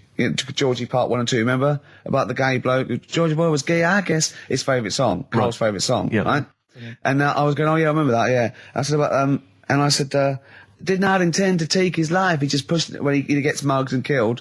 Do you know what he said? I was sitting outside, I was singing, he went, well, as I said, they go out too late. They go out too late? He meant gay people go out too late. He went, no, they do. I went, what do you mean? He said, well, they're always out, they go out when people are coming home. He said, if he'd have been in bed by 10, he'd still be alive today. That's a sobering lesson. And he went, there's one that works here and he's shattered every Monday. Oh, if you're gay and you're listening, just be in bed earlier. Go out when sensible people go out. Yeah. You're right, we're not on the continent, Carl. If you're gay and you're not in bed by 10, go home. Yeah. I don't get it. No, like, again, I spoke to you in the week, and I had much better things, like when I tell you about Brian Blessed climbing Everest, and for some reason it made him, it played havoc with his belly, and he followed through and he had to clean up. Shat himself? Yeah, using ice and snow. Why are you telling me that Brian Blessed, in what way is telling me that Brian Blessed shit himself once in any way educational? Because I was saying how he was climbing Everest, right? Right. I'll give it to him, he's an actor and that, but he gave that a go. Yeah. Right? It played... What's the point of that, you'd say, wouldn't you? You'd say, God, he's so he's alright. Me doing a boxing match for no reason is rubbish, but him climbing Everest and shitting himself, yeah, he did that. Is commendable. Right, and he's only gonna, go and do it again. He's gonna climb it again. Yeah, but he might not shit himself this time. Yeah, what's the point in going? Nothing's changed up there. Yeah, good point. Yeah, it should be. Well, it has. They've probably cleared it up by now. Like, but, it's slip on it. I can't even read about Brian Blessed. Is it actually true, or have you lied with someone else? It was an interview with him in it. And what did he say? Oh, come on, what did he say? He said I climbed Everest and I played havoc with me belly. Let's talk about it next week. We've really run out now. Oh, you're a fool. 104.9 XFM, Ricky Gervais, Steve Merchant, Karl Pilkington's pressing the buttons. Right. We're playing some great moments from the last 3 weeks. And some great records, Steve, from the last 2 weeks. That's true enough. Yeah. We're not actually here today. What are you up to today, Rick? It's 8 hours earlier, so this is about 2 o'clock probably. Mm-hmm. So it's about 6 o'clock in the morning. I'm still in bed, mate. I'm asleep in my hotel room. Now, where are you? We're in LA. Los Angeles. Yeah. City of Angels. Rick. Yeah. City of Angels. Yeah, and so that's what we do. We're doing stuff like that. That's why we're not here. We're not here next week either. So next week is the best of this week. All right, so here's the first bit. Can I tell you one of the best presents I ever had? Go on. Without doubt, all I ever wanted was a go-kart. This is true. I was like sort of 5, 6, 7. And I eventually, for Christmas, I wasn't sort of spoiled in the sense that I got pocket money, but I always got what I wanted at Christmas eventually. Because, working class mothers, they'd get it out of the catalogue and pay for it for the rest of the year. So I always got, I had, really, as many presents as anyone else. And I got this go-kart. It was a little red go-kart and it was a pedal one. And I'd run home from school and I'd be in it and I'd get up and down the garden for hours. I'd have to come in for my tea, and this was fantastic. And this went on for like weeks and weeks and went through the summer, the next summer. It was just, it was fantastic go-kart. I'd show off. And then one day I came home and I went, it was always at the back of the shed, sort of up against the shed. And I went in, I couldn't see it. And so I went to the back door. My mum was sort of like washing up with that. And I went, where's my go-kart? I thought it hasn't been nicked. She went, your dad swapped it. Your dad swapped it? Yeah. I went, he what? And I was going to be brave. And I went, he what? She went, he swapped it for a wheelbarrow. And I could see she didn't approve of this. And she was thinking, I'm going to tell him, and then I'm going to, you know, have this out. And I went, right. She went, it's your wheelbarrow. And I went to the back of the shed, and there was this wheelbarrow. He swapped it with a bloke called Jimmy Dublin, who he worked with. Jimmy Dublin? Yeah, I don't know. I think he was a respectable member of the community. He was fine. It was his life. No, I think he was an Irish gentleman, and that's why we called him. That's why I don't know what his real name was. And I think my dad must have been drunk, and he went, you know, I want to get my son a go-kart. And my dad went, well, my kid's got one. He's probably had it for a year. He's probably bored with it. Yeah. And he said, I'll give you this wheelbarrow. And I went to this wheelbarrow, and it was caked in concrete. I could hardly lift it. I just nicked off a building site, obviously. And I'd be there for hours trying to push this wheelbarrow up and down the garden, right? And it was okay, though, because I was going on holiday soon. And I 7 years running, went to Bognor Regis, a place called Riverside, because some woman around the way had a caravan that we got free for a week. And it was great. Just wonderful. And I used to go there with my mum and my nan. Oh, party time. Yeah, the age of 7 to sort of go. No, it was good because, you know, when you're a kid and you wake up in a strange place, it sort of seems weird. You wake up at 3 o'clock in the morning hearing your gran pissing in an iron bucket. And, you know, We've all been there. You get disorientated. Anyway, and I went on holiday, and I met a little friend who was about my age. We were both sort of like, right? And he'd hired a go-kart. He had this great go-kart. And he came down to my caravan, and I went, I've got a go-kart. And I remember my mum opening the window of the caravan and going, don't lie. That's so evil. And I went, I had a go-kart. Wow. Yeah. Did you ever talk to your father about the fact you swapped it? No. You never mentioned it to him? No. You still got that wheelbarrow? I think so. I've grown into it. Yeah. Yeah, I can nearly lift it now. Yeah. And now I'm just too old to run up and down the garden with now it. Now you get one of your several gardeners who use it all the time. Wow. Oh, dear. It's a long time since we've had any white van Karl. For those that don't remember this particular hot feature, we basically ask Karl some of the questions that are asked of a white van driver in the Sun. They always have this on Saturday afternoons. Anyway, here's the first one. They're not fascinating, Karl, but I'm just interested on your take, really. Yeah. What do you make of Cilla Black quitting Blind Date after her husband sent a message from beyond the grave? Are you familiar with this story? I didn't know that. What's that? She went to see a medium, and supposedly her husband passed on information through the medium, which was incredibly vague, but persuaded her to quit live on air. Well, it's about time, isn't it? If even dead people are saying enough's enough. But I'll tell you what, though, talking about ghosts and that, do you know how I'm into them? Yeah. Right? How weird do you think this is, right? Well, it's not true. Before you say it, play a record. No, go on. Go on. Right, it's this woman. I don't even know if it's ghost, really. It's just a bit weird. Sure. Yeah, sure. There's this woman, and she's not a woman, she's a kid. Sure. Okay. Sure. She's walking down like a street in her area. It's a nice day and everything. Everything's normal. She's walking down, and a woman comes up, cycling past, right? The woman on the bike looks at the kid, absolutely terrified, right? Got a really scary face on her. Yeah. The kid's thinking, why is she doing that? Yeah. Right? So anyway, she thinks nothing of it, goes, I think she was playing in the park or whatever, goes and has a nice day. About 15 years later... Oh, right, yeah. She's, I don't know, I think she was going to work, right, on a bike. She was riding her own bike? Riding her own bike, cycling down the road. Oh, yeah. Looks at the kid. That's the thing that happened, like, 15, 20 years ago. Right. It's her on the bike looking at her as a kid. Right. Not another child. No. So it's her. She's seen herself. What, Karl? I mean, I don't know where to start. Firstly, where's this information come from? But I mean, why do you ever... I mean, I don't know what part of that you think can be true. I mean, honest, I'm speechless. I don't know what to say. What are you talking about? Bit weird, though, isn't it? But it's not true. It didn't happen. Nothing happened like that. She said it did. Well, then she's wrong. She said she saw herself. she saw herself as a kid, didn't she? Did she carry on riding and as pub? an adult when she was a kid? Did she stop and talk to herself, or did she ride on by and think, that's a bit weird, there's me as an 8-year-old. I won't stop, I'll be late for work. Yeah, if I'm late again, the boss said he'd be in trouble. Yeah. Oh. Well, And where is this information? Did it happen to someone you know? No. You overheard it on the bus? No, it was in the 14 Times. Ah, right. Well, okay. that's the answer. Good. We've Okay. got to the bottom of that. Right, good. What's the best job you've ever had still, Carl? Talk about occupations. It is still Paper round. Is it still the paper round? Yeah. That's ridiculous. No, it was good though. If you look at it, like, you know, what I liked about it, you're your own boss. No, you're not. You're not your own boss. No, the guy who runs news the news agent agent. is your boss. All right. But then once you get out and you've got your papers and that, you're on your Do own. what you want can as long think as you about deliver the stuff. papers exactly to the places he said you are in the time he said. Yeah. It's and I did. freedom, isn't it? Any jobs you wouldn't do?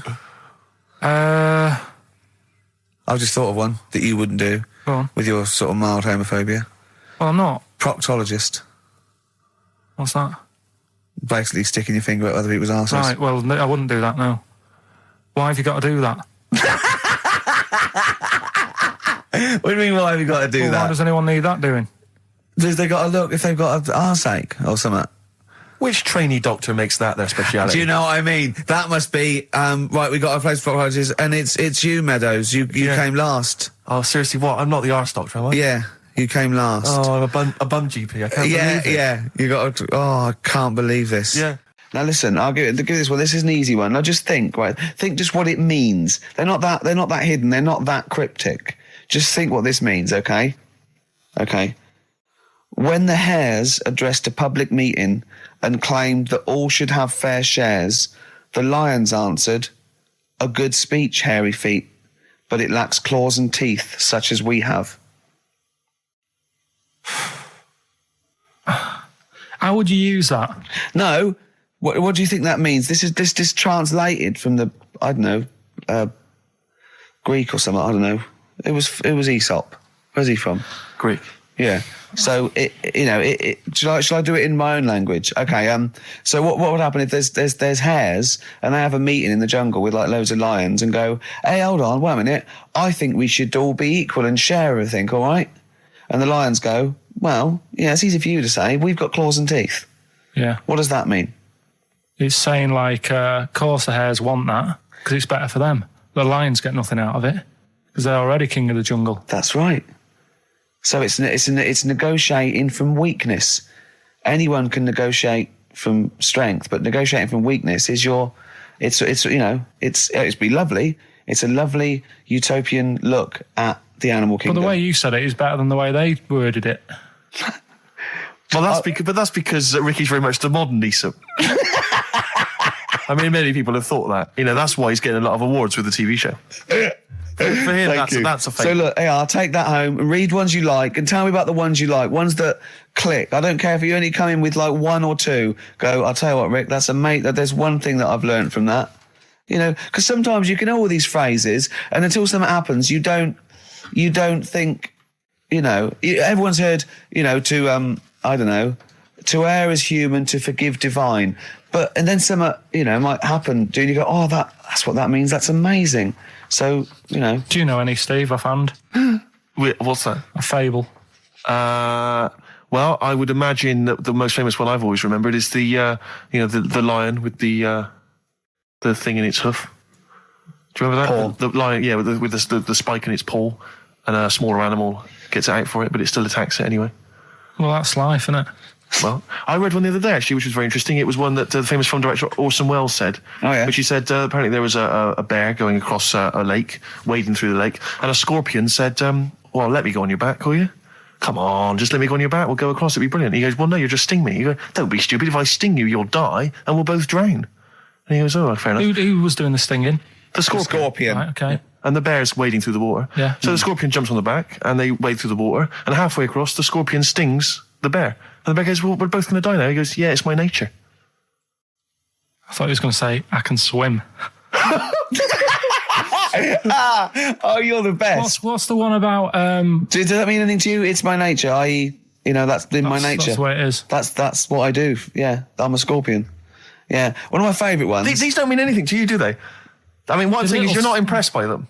They're all right. What about this? What about this one? Don't trust bears. Here's one of my favourite. What?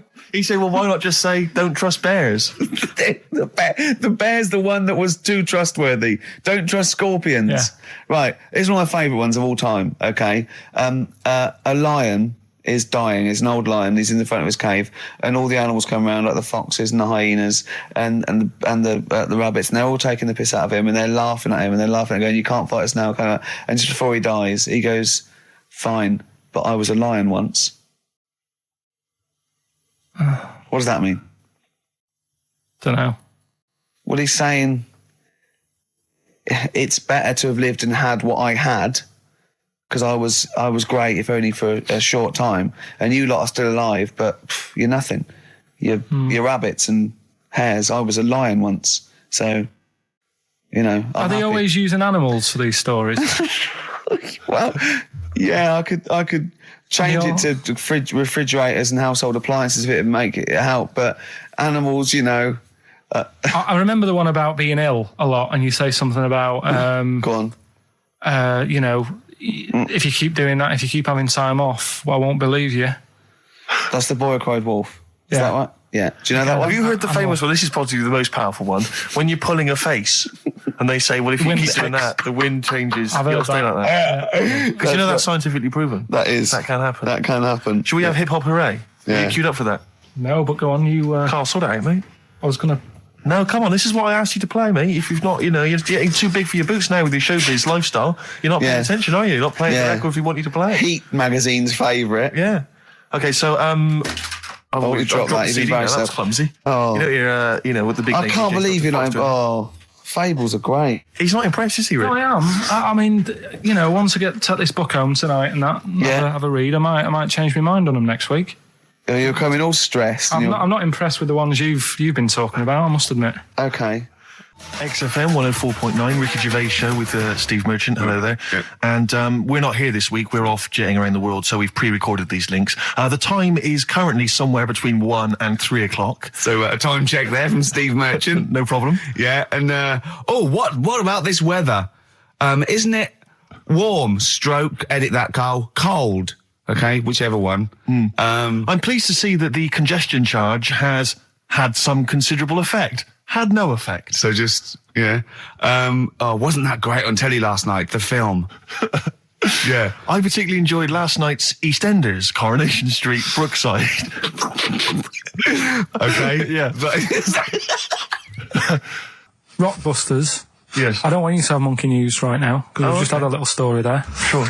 You don't want to, don't want to go too far. Yeah, go on. So we'll get Rockbusters out of the way. Have we got a winner? Come on then. It worries me that we've had very few entries. I think that even your mental fans aren't getting these, which is really worrying. They must be terrible clues this week. All right, well... has anyone got them right, Steve? I think there's just one guy, who I suspect has won in the past. Well, so what? Right, the first one. If you go out of France by boat, you might as well buy your fags when you're on that, because you'll get them a lot cheaper. Brilliant. Right? Yeah. BF. Yeah. Buy it ferry. Right? That's like... What? Buy on ferry. What? Buy on ferry. What's that? Is that a band? What is it? I don't know what it is. Brian Ferry. Brian Ferry? What's that got to do with buying on a ferry, though? Just because it's quite close to it. Buy on ferry. What? Buy on ferry.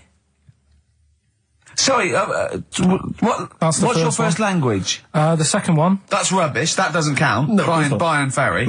Brian Ferry, buy on ferry. There's this little foreign cafe. It's growing its own steak. That's Delamitri. The third one. What? Sorry, what? What is that? What is that? Delamitri. Delhi is a little foreign cafe. Yeah. A meat tree and that. A meat tree? A meat tree? What were the initials for that? Just D for that.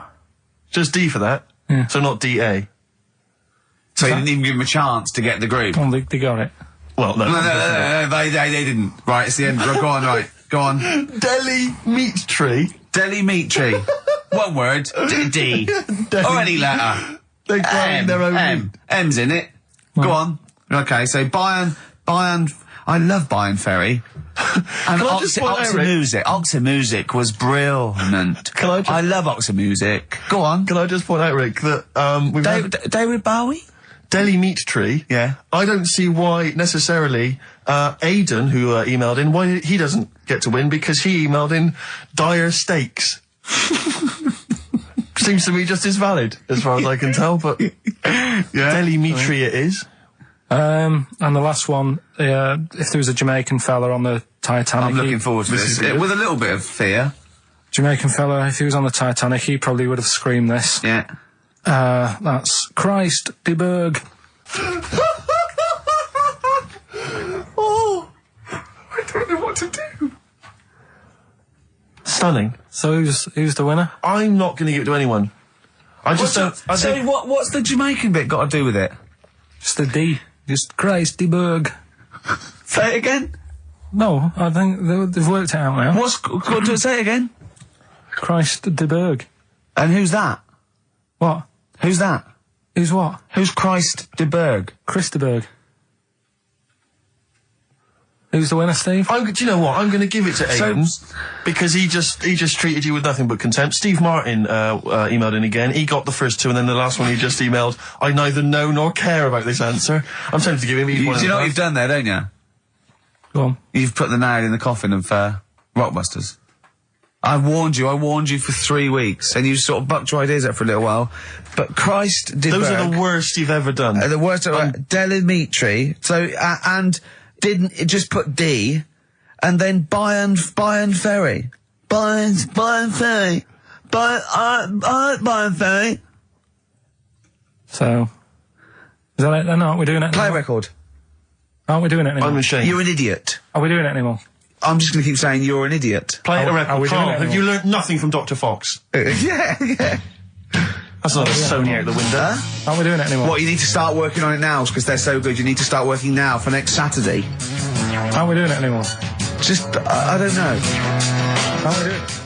I'm Ricky Gervais, with me Steve Merchant, Karl Pilkington, pressing the little buttons there. XFM 104.9. What's that? What's that little Well, I think I do more than press the buttons. Right, see, this is it, right? Karl has had a little strop on since last night, okay? And He's had a little strop on? Yeah. You said strop on. I just wanted to clarify. And, I don't know why. He says that I'm an annoying person. He says that I wound him up, right? Which I don't know. He says that you're winding up because you're sort of like negative about everything. Negative? Yeah. And, but what I think it is because we pointed out that his lateness is unacceptable. Yeah. He said, meet you at 6. He turned up at 20 past. He said, well, someone stopped me in the corridor. I don't care. I've got stuff to do. We had stuff to do. I think we're a bit busier than you, Karl. You've got one job. We've got loads of jobs. I keep telling you that. You've got one job in a little room, a 9 to 5 there, that you don't even get done in 9 to 5. That's why you're late and mucking around all the time. There's loads of work to do. Yeah, one job. No, it's not. It's one job with a lot of other jobs in it. It's like those little Russian dolls you get. Right? Well, it's so not, is it? Go, yeah, it is. Yeah. Everyone thinks, he only sits in his studio messing about, making songs a phrase. That's what I do in my free time. Which we've got coming up later.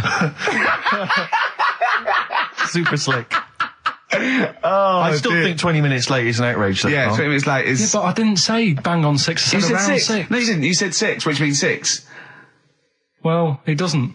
Wait, sorry, it doesn't? If it was a newsreader, I'd say, yeah, you've got to be on time. Do you know what I mean? If it was a 6 o'clock news, I wouldn't want to be late. But it's the fact that I said to you, I'm busy, I've got stuff to do. No, you didn't say that. You said 6 o'clock to sort out tomorrow's show. I didn't. I know what I said. So yeah, well, you don't, because I remember you sent me a text. You didn't even, it wasn't even a phone call. You didn't even have the politeness to call. Stephen has stitched him up by being a little bit more precise than him. It was a text and it said, see you around 6 tomorrow, question mark? Around. You just said it. Well, you were 6. That doesn't count. That doesn't mean anything. Well, yeah, no, he does. What? So all right, you told me he said 6. Well, he did. I'm paraphrasing. 6 o'clock, Rick. To me, even if it was around 6 o'clock, that would be 5 to 6 or 5 past 6. It would not be 20 minutes after the event, because that is late. Yeah. Well, you've got nothing. You see, you haven't even got an excuse. Yeah, but then I turned up, right, and I said, right, well, let's not argue about this. Let's come up with some good new features, because we've been in Cheapest Chimps. That's gone today. Good news. He never liked Cheapest Chimps, Carl, did he? Right, he never liked it. Do you know what? Do you know who's took it further? Donald McIntyre. What? He's doing a programme, Cheapest Chimps. No, he's not doing a channel. Well, we'll see. Again, I'll prove you right. Again, he's not doing a programme, Cheapest Chimps, is he? He's not. What do you mean? He's doing. I saw a trail on Channel 5, and it was saying, you know, is it 5 or is it about 5:20? He's doing this. He's done that. You know, now see him on Channel 5 because he's moved to Channel 5. Right. He's saying first big problem, chimps. You know, they deer and that. And no, they're not deer. He's getting confused. No, 50 odd grand for a chimp, and it's saying, you know, he'll look into how much you can get gorilla for. What are in the name of God are you talking about? We'll talk about that later. But I don't know. I'm just saying that's another idea. And then, so go on, you got off. This is why you never get stuff done and you're late. You got off the point. You were talking about arriving late. Yeah, I know, but I'm just saying to you now. I turned up late, so I said, right, well, let's not argue. Yeah. I said, let's do some stuff. Yeah. You weren't having any of it. I think at one point you were trying to be sick on my leg. I do remember that. Yeah. Why? Just for fun? Yeah. All right. That's when I started getting annoyed. He was very annoyed last night. No, yeah, okay. Yeah, I can see where that could be annoying, but you just got to think, hey, look, so what? It's, you know. Well, I think you rub each other up the wrong way. Yeah. No, that's the problem. Well, no more Cheapest Chimps today. Right. Nothing to replace it because we didn't have a chat. Songs of Phrase, we're doing that. You can win some stuff. Yeah, we've got the film that we haven't done for the last 2 weeks. The final film, we won't be doing that. Let him down. There's 2 weeks. So you're 2 weeks late on that. Yeah, can I just ask, guys, is there going to be some great music? Yeah. Well, what about something from the Only Ones? Yeah. Another Planet. Brilliant. Do you believe in God, Carl? Don't know. Don't really worry about it. It was ages ago, wasn't it? So, you know, if he's about, whatever. Not that bothered. Adam and Eve is pretty interesting, though, isn't it? It's not. Well, how is it interesting? He made man out of dust. Then just because he could, he's having a laugh.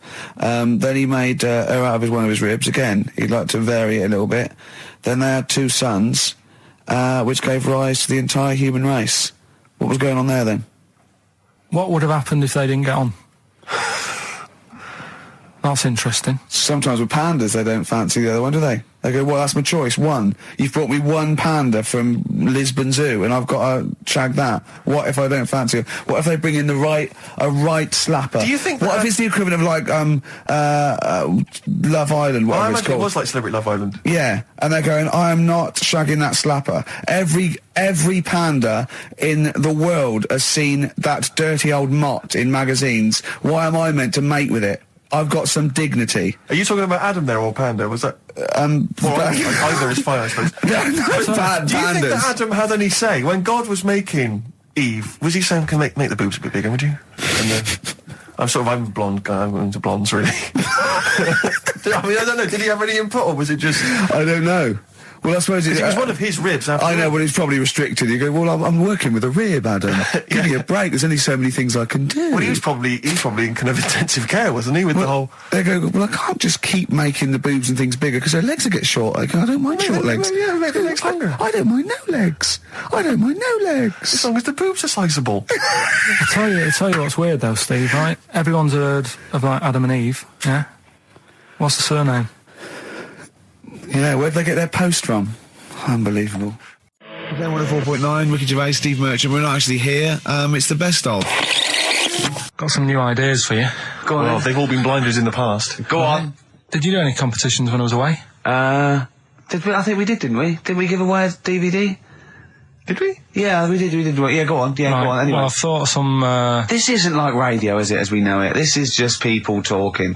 If the mic's on, it's luck. Yeah. If anyone's listening, I've no idea what they think of this show. It's not a show. Not in the traditional sense. No. Okay, then you're going to change with that kind. Because a show suggests a certain form of presentation. Yeah. A certain pride. And when we do present it... dare I say, it's some planning. Yeah, and when we do, it's ruined by pressing the wrong button. Yeah. But I've got some planning here. Go on, then. quizzes. What I did was, when I was on holiday, right, you said, come up with a new idea, right? So the best way of coming up with ideas is sort of thinking, sort of nicking a TV show name and then twisting it a bit. Yeah. So, or just rip off Simon Mayo's idea completely. That's good advice for anyone out there. I don't know. Yeah. If you're interested in ideas. Carl is presently running a course writing for TV, and that's the lesson 1, isn't it? Just rip something else off. Just do it and change the title slightly. Yeah. Well, go on. This one I haven't really got. I don't know what to do on the game, but I'm thinking strike it, Ricky. That's all you've got. That's what you've come up with. How long did that take? Through. What is that? I just thought it sounded a bit like Lucky. Forget that one then. Yeah, forget that one. Okay, yeah. Well, no, good. No, we all have hits and misses. Even Spielberg's, not all his films, can hit the. Go on. Right. No, okay, no, it's a good. Go on. Yeah. Do you remember Big Brother? Yeah. Do I remember Big Brother? No, go on. Big Mother, right? You call in. If your mum's heavy, you win a CD. What do you mean? How can you prove that? All right, forget that. Right, ER. Here's one. Right, ER. Good one. No. Yeah, no. The Price is Right. Remember that? Yeah. Right. The Price is Ricky? No. The Rice is Right. And what I do, I read from an Indian menu and a Chinese menu. You tell me whether you have pilau or egg fried. He's a genius, isn't he? He really is a modern. That one. Let's go on then. Let's go into this one. Let's not cross this off right away. Go on then. What you read from what? Well, I'll get a couple of menus from like an Indian and a Chinese takeaway. Yeah. And I'll go like, chicken korma. Well, could I just suggest that as it's an Indian, it'll be pilau, and anything you read out that is... Yeah, but you don't know which one I'm reading from. What, the chicken korma's Indian, isn't it? Yeah, so you go pilau. But then well, you might as well say Indian or Chinese. No, because then the name wouldn't work. The Rice is Right. Okay, yeah, I forgot you was working for the title backwards, aren't you? Okay, yeah. I'm so confused. I don't know where I am or what day it is. A programme that they've been in on Channel 4, right? Can you cross that out? We're not doing The Rice is Right either. I don't understand The Rice is Right. No, go on. I'll tell you that later. We'll have a game in the office, right? A game that they've been in on Channel 4, but has got really big viewing figures. Well, obviously not. Right. Or they wouldn't be binning it. Go on. Do you know 15 to 1? Yeah. They're getting rid of that, right? Are they? I'm thinking 15 Taiwan. Get some items that are made in Taiwan, right? Get 15 items, and I say what they are, and then you go, oh, I bet it's the vase. Or something. That's the one that's made in Taiwan. Yeah. Just explain that again very quickly. No, don't go. Alright, forget that. Cross it out. 15 Taiwan. Darren Brown, the sort of magician, mind reader fella. Right, yeah, he comes in, he sits down, I'm a bit sort of, bit spooked by him straight away. Oh, you're spooked by him straight away, really? Yeah, there's a weird thing about him. Right? So anyway, he sat there, and I'm watching him. It's because he was naked? Checking, seeing what he's, looking at and stuff. Yeah. So anyway, he gets his paper out, and I think, right, he's gonna do a bit of trickery and that. And he says to me, right, write down a number and a name, right? It was between... A two-digit number, and a name of anyone you know. Yeah, right. Now, the thing is, I thought of the name because I was telling Steve earlier about the kid at school who I fell out with, right? Yeah. Over that girl who was called Aris, right? So that name was, like, in my mind, ready to go. Because I didn't want to use anybody's name who I knew, sort of... now, because maybe you've mentioned it in the past. Do you know what I mean? I couldn't say Suzanne. I knew Colin Makin anyway. Yeah, well, do you know what I mean? I picked a name, yeah. Well, I thought you might have been thinking about Auntie Nora. So I picked this name, right, that you three didn't really know about, right? Number just came to mind, right?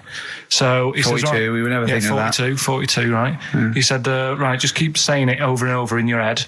And I'm there, and he's saying all these sort of different numbers at me, and I'm trying to throw him off a little bit. Every time he said a number that was nothing like 42, I was sort of smiling, looking a bit nervous. Yeah. Don't know if you caught that. Right. I just, all I could see was you looking sort of blank. When he said, let your mind go blank, you'd realise he picked on the wrong person then. Right. So, you had to squeeze his head to get it going again. I said, Darren, if in doubt, he'll be thinking of monkeys. And Darren looked at Carl and he said, were you thinking of monkeys? He said, I tried not to and I thought of them more. Right, that's true as well. Yeah. Right. So I'm there thinking of these numbers and that, and then he said, right, let's just talk about other stuff for a bit, right? So I was like, well, I'm not going to say anything. Yeah. Right, because I don't want you to catch me out. But then when we were talking, I was trying to like knock him off track. Do you know what I mean? Do you know what I mean? I played a bit of hardball with him. Yeah. I was like saying, because we were talking about aliens and that as well, weren't we? And I was saying, well, you know, they might come and land again in 2060. Oh, clever. You know what I mean? Dropping in different numbers and that. And so doing all that, playing him at his own game. And I think I had him for a bit. On the ropes, right? So anyway, comes down to the time when he's telling me the name and the number. Yeah. And, well, he explained what he actually did. I mean, that was... He said, just think of a number at the end of it. And he said, oh, is it an I? And you went, it wasn't an I, but there is no, okay. And anyway, he got the name. Harris. Then he went and said, "Do you an extrovert?" And he wrote down these numbers. Well, he wrote down some numbers and he said that if you're an extrovert, these are the numbers you tend to choose. If you're an introvert, these are the numbers you tend to choose. And he wrote them down.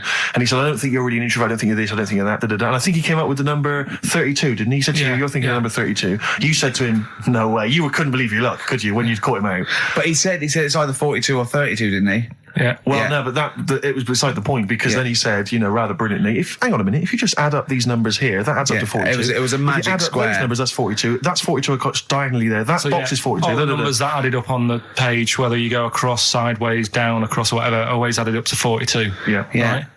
Right? And he'd got the name Harris, which freaks you out. He freaked me out. I kept saying to him, how do you do it? How do you do it? And he wasn't telling me. I was talking to people at work about him, and one lad said, apparently the trick that he uses is the same thing that Hitler did. Play record. No, seriously. Apparently it's the same thing, because he was saying... What? Play record. No, just let me finish, because I've even ran it by other people to check if I'm right on this. So let's do play record and come back to this. Because the people in the XFM office, I mean, they're pretty wise. They're up on that stuff. No, he used it in a different way. Play record. No, hang on a minute. Let me hear it. All it is power of suggestion, apparently. And when Hitler used to do his big speeches to people. Yeah. What should we play? Come on. Finish your point. Well, that's about it. Who told you that? Ian Canfield. A few different people. Right. The big thinkers out there. Like the brain boxes. But anyway, right? It's because Magnus Magnuson works Sonic Show now, doesn't he? Right. Listen. Or was it Paxman? Was it Jamie Paxman? Carl's look at him. Carl looks at you like a cat. Yeah. Whenever we leave him behind, if we don't talk like straight at him and let him see our lips moving, and it's monosyllabic and very look, he's lost in that conversation there. He just drifted off, didn't you, Carl? No, I just was also thinking on animals and that. Something else I was going to use. Go on. Was this isn't a radio show, is it? I just suddenly caught myself. This is nothing. I told you that before. It's been bad today. No, but I mean, it's the way, this casual way that it's like we almost have no regard for our listener, and I'm not proud of that. I just don't know what to do about it. Do you know what I mean? I don't know how to do this properly. I mean, we're just chatting here. I mean, it's only Anderson who's seen through us. And that surprises me, that more people haven't. I mean, what are the figures like? Do people listen to this show? I'll find out for you. You keep saying that. But, there's this parrot. And, apparently it lives Rick, it's unique, if nothing else. I mean, when you wake up with Woken tomorrow, you're not even going to hear him start a line with, there was this parrot. Go on, there was this parrot, go on. And it can talk and that. Someone's obviously... taught it out how to speak and that, and it flew away, and it's living in this church, right? And people are at the church doing hymns and that, and then trouble's brewing. In between the hymns. That parrot was owned by an old miner who used to swear a lot. Yeah. Well, then the vicar is going to be really annoyed. That vicar, that vicar's going to go on. I just hope he stays quiet during the vicar's sermons. Yeah, go on.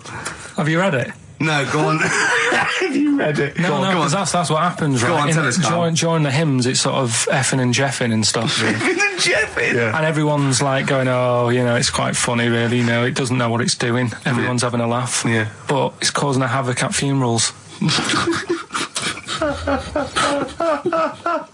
When did this happen? Not years ago. John was a much loved man. He was a wanker. Yeah. So anyway, so that was another story. What can you say about Uncle John? Bollocks.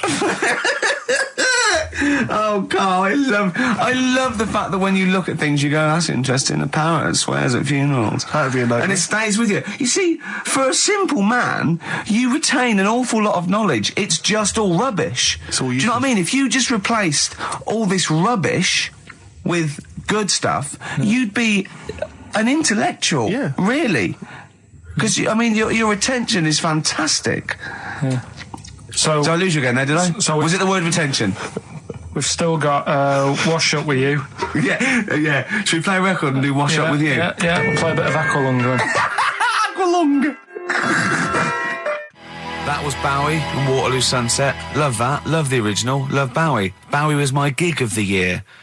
These are my singles of the year. These are our clips of the year. I'm Ricky Gervais with me, Stephen Merchant. We're just picking some lovely little bits and pieces. Do you remember when we talked about this? I'm Ricky Gervais with me, Steve Merchant. Over there, Karl Pilkington, the man who believes anything. I think it might be a condition due to his little round head. It's sort of like, it might be a new condition that we can call cranial sphericity, and because it presses on his lobes, and the only sort of upshot of that is he's normal everywhere, but he believes everything he reads or sees on Anna Nova. All right. Talking of which, Rick, I don't really follow the news. No. It's mainly boring, innit? Wars and stuff. Yeah. But I don't know. Well, yeah. Well, it is a war. It's all this nonsense before and after. When it's a war, it's, you know, it's in the middle of the war. You can watch it on telly. True. You get results. True. You know what I mean? Like, do you know what I mean? Yeah. Like a test match or something.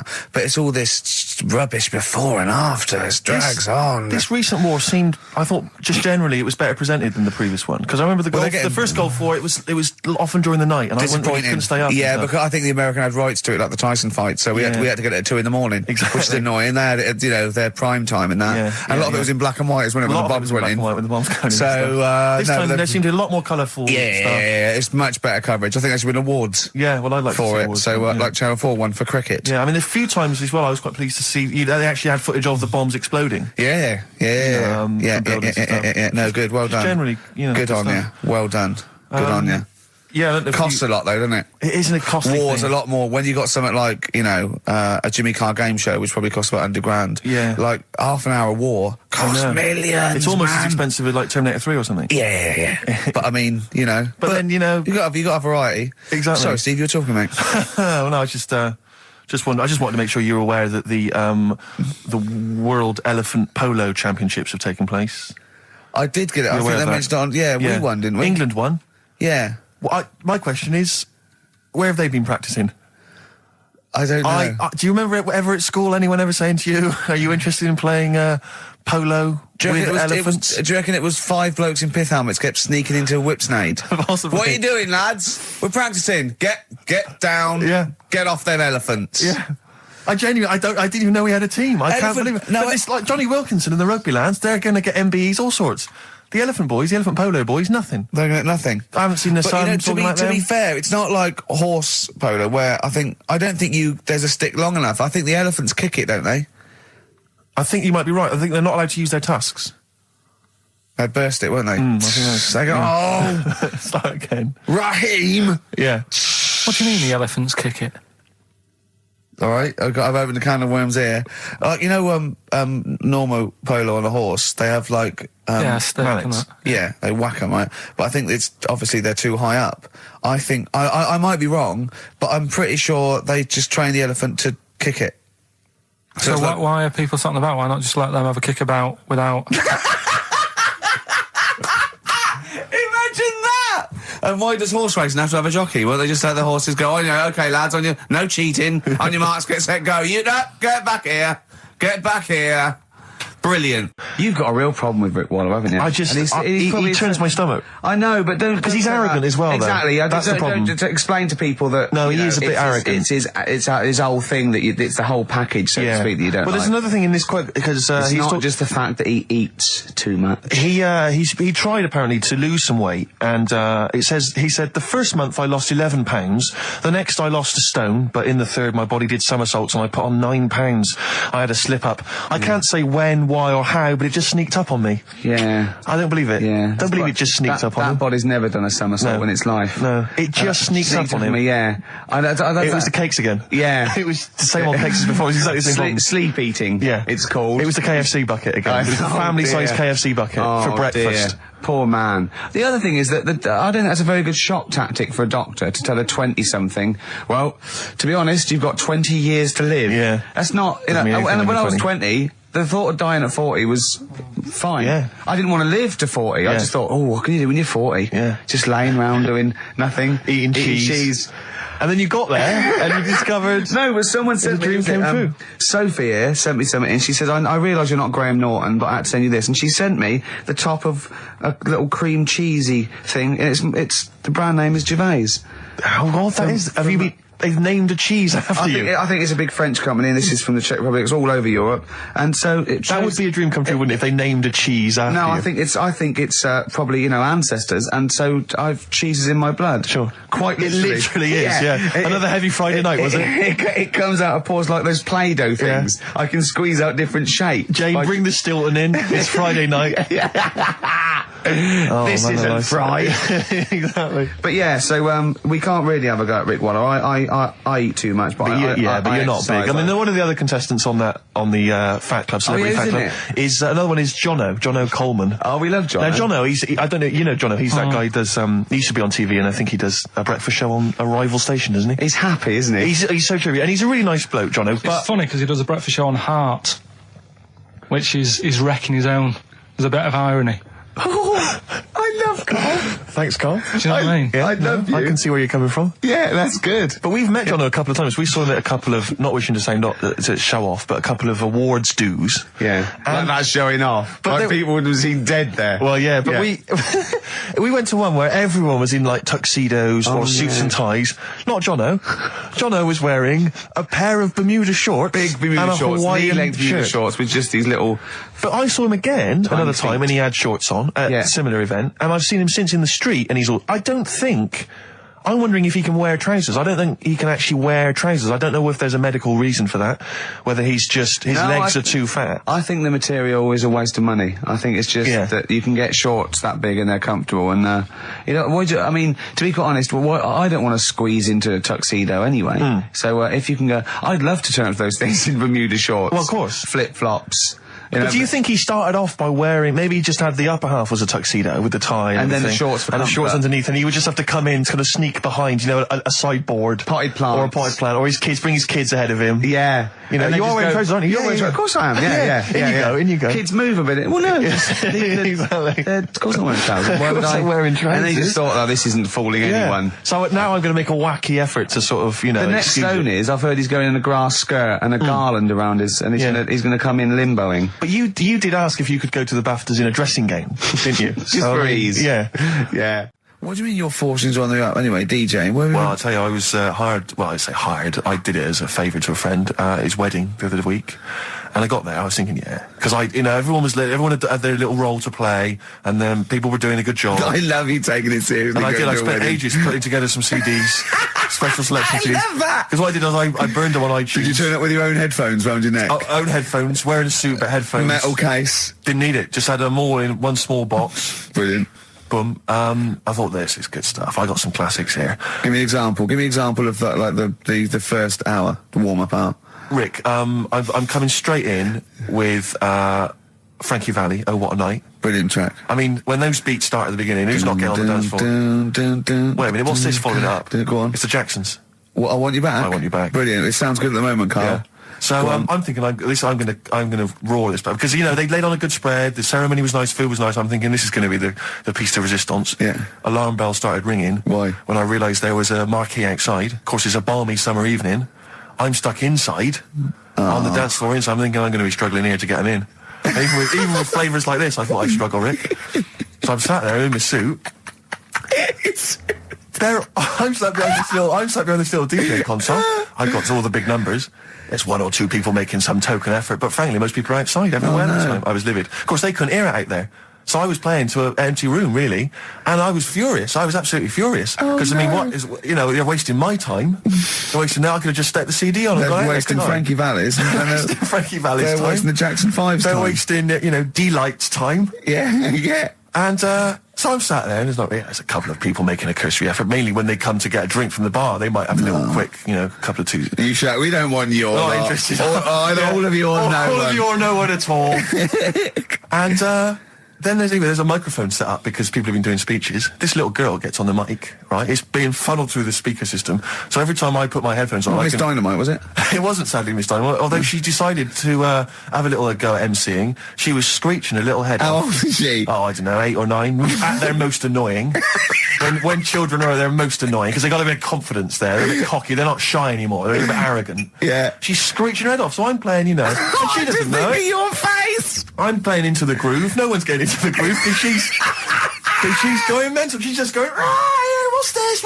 I don't know what this is. Play something I know. I'm thinking, I haven't got any bloody DJ Otsu or Crazy Frog. I'm not going to play what you... So she's just screeching along, ruining it for everyone. I say everyone, there was no one there. So she was ruining it for me. I bet you were really angry. I'm furious. But of course, as well, every time she screeched, it went through my headphones. So So, of course, and then her dad comes along, right? And I'm thinking, all right, he's seen what's happening. Just imagine you in your suit, sweating, getting annoyed at someone ruining your set that no one's listening to. I think, her dad's coming over. He's going to put pay to this. He's realised that, she's causing a disturbance. He comes over there, joins in. No. Sits her on his lap. He's just saying, she's having a well of a time. I'm thinking I'm furious. I'm thinking it's his responsibility to shut her up. He's not going to do anything. What can I do? I can't step in. No. And I know very well that if I interfere, he's going to say, oh, well, she's enjoying herself and no one's dancing anyway, and we'd have just got into a fracas. Yeah. And I didn't want to start a fight. No. Because I don't know, but he'd have knocked you out, wouldn't he? Someone would have got knocked out. And I'm not saying who it would have been, but, but there would, to bear in mind, Rick, there would have been 2 of them. And, so I didn't want to get into a fight with him. And, anyway, so I'm playing. Anyway, so my friend came along. He realised what was happening. And I didn't have the guts to unplug the microphone. Because he'd have known, you see. Yeah. So I got my friend to do it when she had her back turned. So he pulled the plug out. The microphone went dead. She went, what's going on? I went, I don't know what you're talking about. I said, I don't know. She said, where's the microphone? I said, you must have broken it. I don't know what's going on. Someone will probably make you pay for that. And anyway, at least we shut her up. That is great. But it really went from bad to worse. And there's that thing when you panic, you start panicking. So you're putting on a lot of flavours that you would have saved to the last hour. What are we talking? Boom, Shake. Exactly, you're throwing him in early. Love Shack's coming on way too soon. Really? Oh, Love Shack before 11. It's heresy, but I had to do it. But anyway, in the end, I made the bride go and get some people in. I said, look, it's your special night, all right, and they're going to enjoy this. I'll be honest, love, this is a washout, and it's up to you to turn this wedding around, or I'm walking. I'm walking, and I tell you, they're going to have a sour memory of this evening, unless you bring some people in. Get everyone in dancing. So she got them in at the end, and brilliant. And I'll tell you this, Carl. I mean, I don't know what you say, but they were loving it. They were absolutely loving it. A bloke came over and said, have you got Amarillo? I said, no, but I put on something even better, Delilah. Wedding crowds always go for Delilah. A song, of course, about old man killing his wife, but it always goes down very well, strangely, at weddings. They get into a sort of hokey-cokey thing. They went berserk for it. And I was following it up with, I had the monkeys, I had all sorts going on. Brilliant. Of course, you know what happens. What? I'm going great guns. People are absolutely loving it. They're rocking it. I throw in, I had something cracking on at the end. Come On Eileen, of course, was on. People were going berserk for it. Which is unfortunate because the bride's name was Eileen. Yeah. And then the bride pipes up. I'm throwing the bouquet. So they all traipse off outside again. Oh. I was furious. Oh, no. I plugged the microphone back in. I said, what are you doing?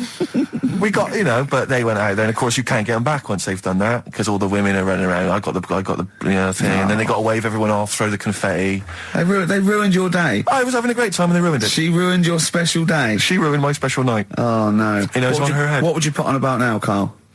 What if I was DJing? Yeah. Probably about a world party. Go on. Interesting. This is XFM 104.9. I'm Ricky Gervais with me, Stephen Merchant. You're listening to the best of, basically, Karl Pilkington. Yeah, you might want to try and you heard about the hanging one when the fella was... Sorry, mate, go on. When the fella was hung. He was hung and... hung? Sorry, what's hung? He was hung by a rope. So, isn't that... No, I think it wasn't he, a Chinese emperor. And the Ming, wasn't he Ung? Yeah. He was Ung. Some fella who'd done something, they Ung him. And, They wanted him. It's not a word anymore. He was Ung. Look, don't be doing that again, because you said squoze wasn't a word, and then I shown you a menu today that someone sent, and it said fresh orange, squoze. Inadvertent commas, and next to it was the word colour, spelt C-O-L-O-R. So, presumably either the American menu, right, in which case there's loads of American words that we don't use, or it's just a badly typed piece of work. Anyway, there was a bloke that was Ung. He was Ung and that, but he didn't die. Ung on that, he was definitely a Chinese. Ung on that, yeah. I remember him now, yeah. He didn't die, and they said, oh, just hang on a minute whilst we change the rope and that, and he stood there waiting, changed the rope. They tried to, do it again, and didn't work. It didn't work, right. So, they got another rope, right? Didn't work. And then they had to let him go, because it's like there's a well-known saying or something from this thing. Yeah. But I still call Karl every day anyway. Oh, sure. I called him a couple of days ago. Of course you did. And I went, it was the weekend, I went, what are you doing? He went, oh, just in Regent's Park and that. I went, what are you doing? I said, just going for... Went, oh, Jesus. I went, what? He went, a caterpillar just fell out of the sky. I went, what? He went, a caterpillar just fell out of the sky. God, it's there, it's wriggling around. I went, sure a bird didn't just drop it? He looked up and went, oh yeah. Of course he did. Yeah. For a moment he thought caterpillars were raining from the sky. I thought I was in Chicken Licking. Yeah. Unbelievable. Why did you think a caterpillar had fallen out of the sky? I don't know, it just startled me a bit. I love Karl being startled. I like the idea of him straight on the phone to Trevor McDonald. Look, Trevor, there's caterpillars, insects falling out of the sky. They're falling out of the sky now. Put it on the news, quick. Are you sure there wasn't a bird? Oh, there was a bird. Yeah, sorry, Trev. Bye. But it was after, like, I hung up the phone and that from you. I sort of sat there for a bit watching it.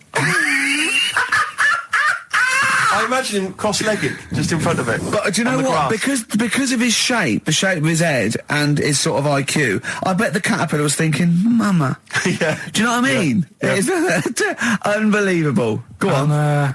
It was sort of running about all over the place, right, Steve? So the caterpillars have loads of feet and that, don't they? Wow! Well, they have 6 legs. They're actually larvae of insects. They have 6 legs. But they have little sucker things to hold on to the back of cabbages and that. No, they've got more than that. I'll tell you, they've got 6 true legs. Trust me. Trust me, I'm a scientist. And you were thinking what, Karl? Well, they've got little pods. They've got little pseudo pod legs and little suckers. Yeah. But it was running about like everywhere, right? Mental, but sort of running off to the left, and then it sort of went back to where it was. Then back, went right and what have you. I'm just thinking, whoever gave them the legs, right? What's the point if they don't know where they're going and that? Do you know what I mean? If you can get Imagine that sentence. Did you hear that sentence? Can we play that sentence back? No, I don't think we can. Imagine who gave him that legs.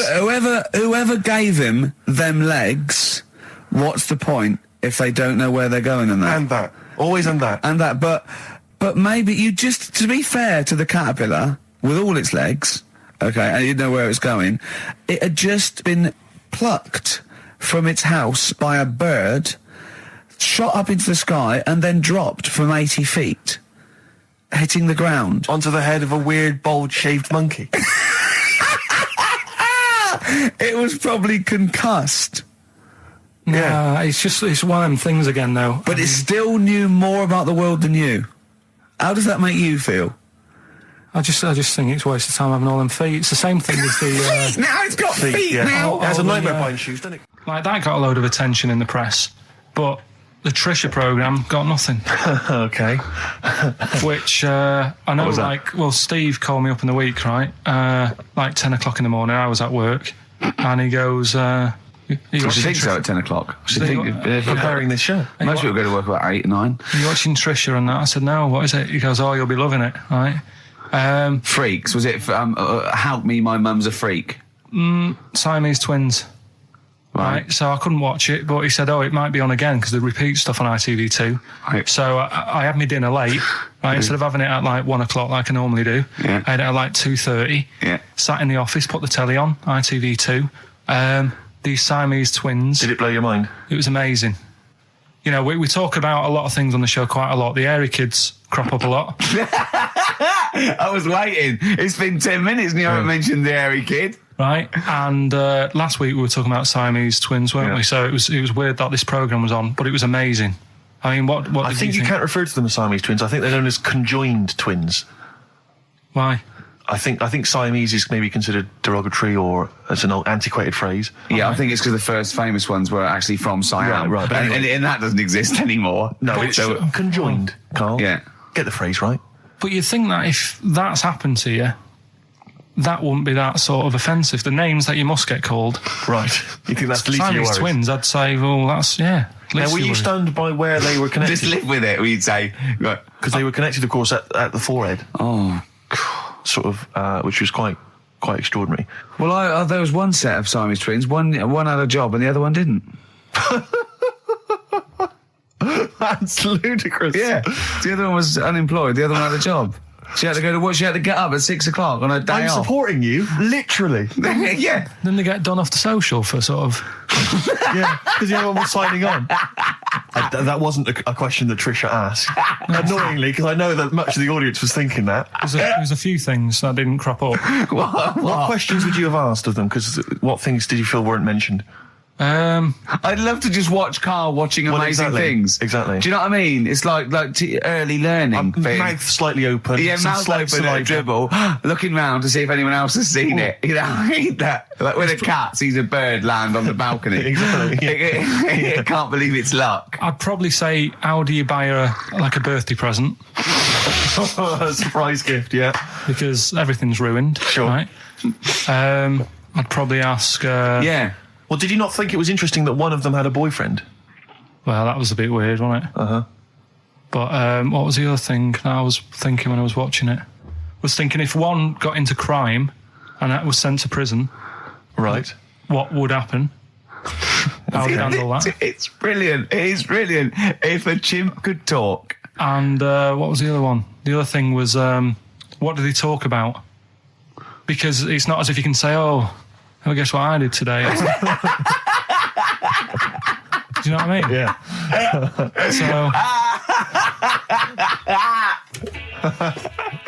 Do you know the really weird thing about all this, right?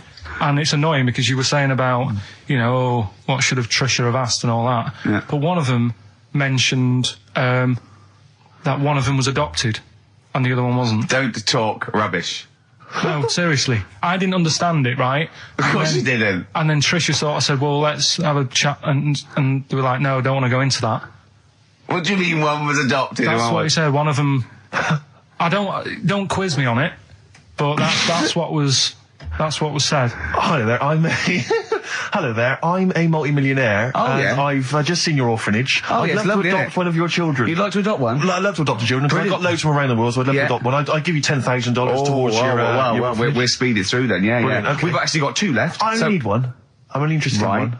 Yeah, I don't need any more. Don't need any more. They're sisters. I know it would be tragedy to break them up, but I really only need one. Now, break up. There's the rub, you see. Sure. You just need the one. It's $10,000 now. You can have that. I'll sign it now, but I don't want to discuss it further. I'll bring her around. Brilliant. Okay. Ding dong. Hi, yeah, brilliant. You brought my kid round. Yeah, there she is there. That's a joy. Yeah. Okay. Just standing next to a bush. Yeah, do you want to, can you bring her out to No, me? there's nothing behind the bush, so you just want...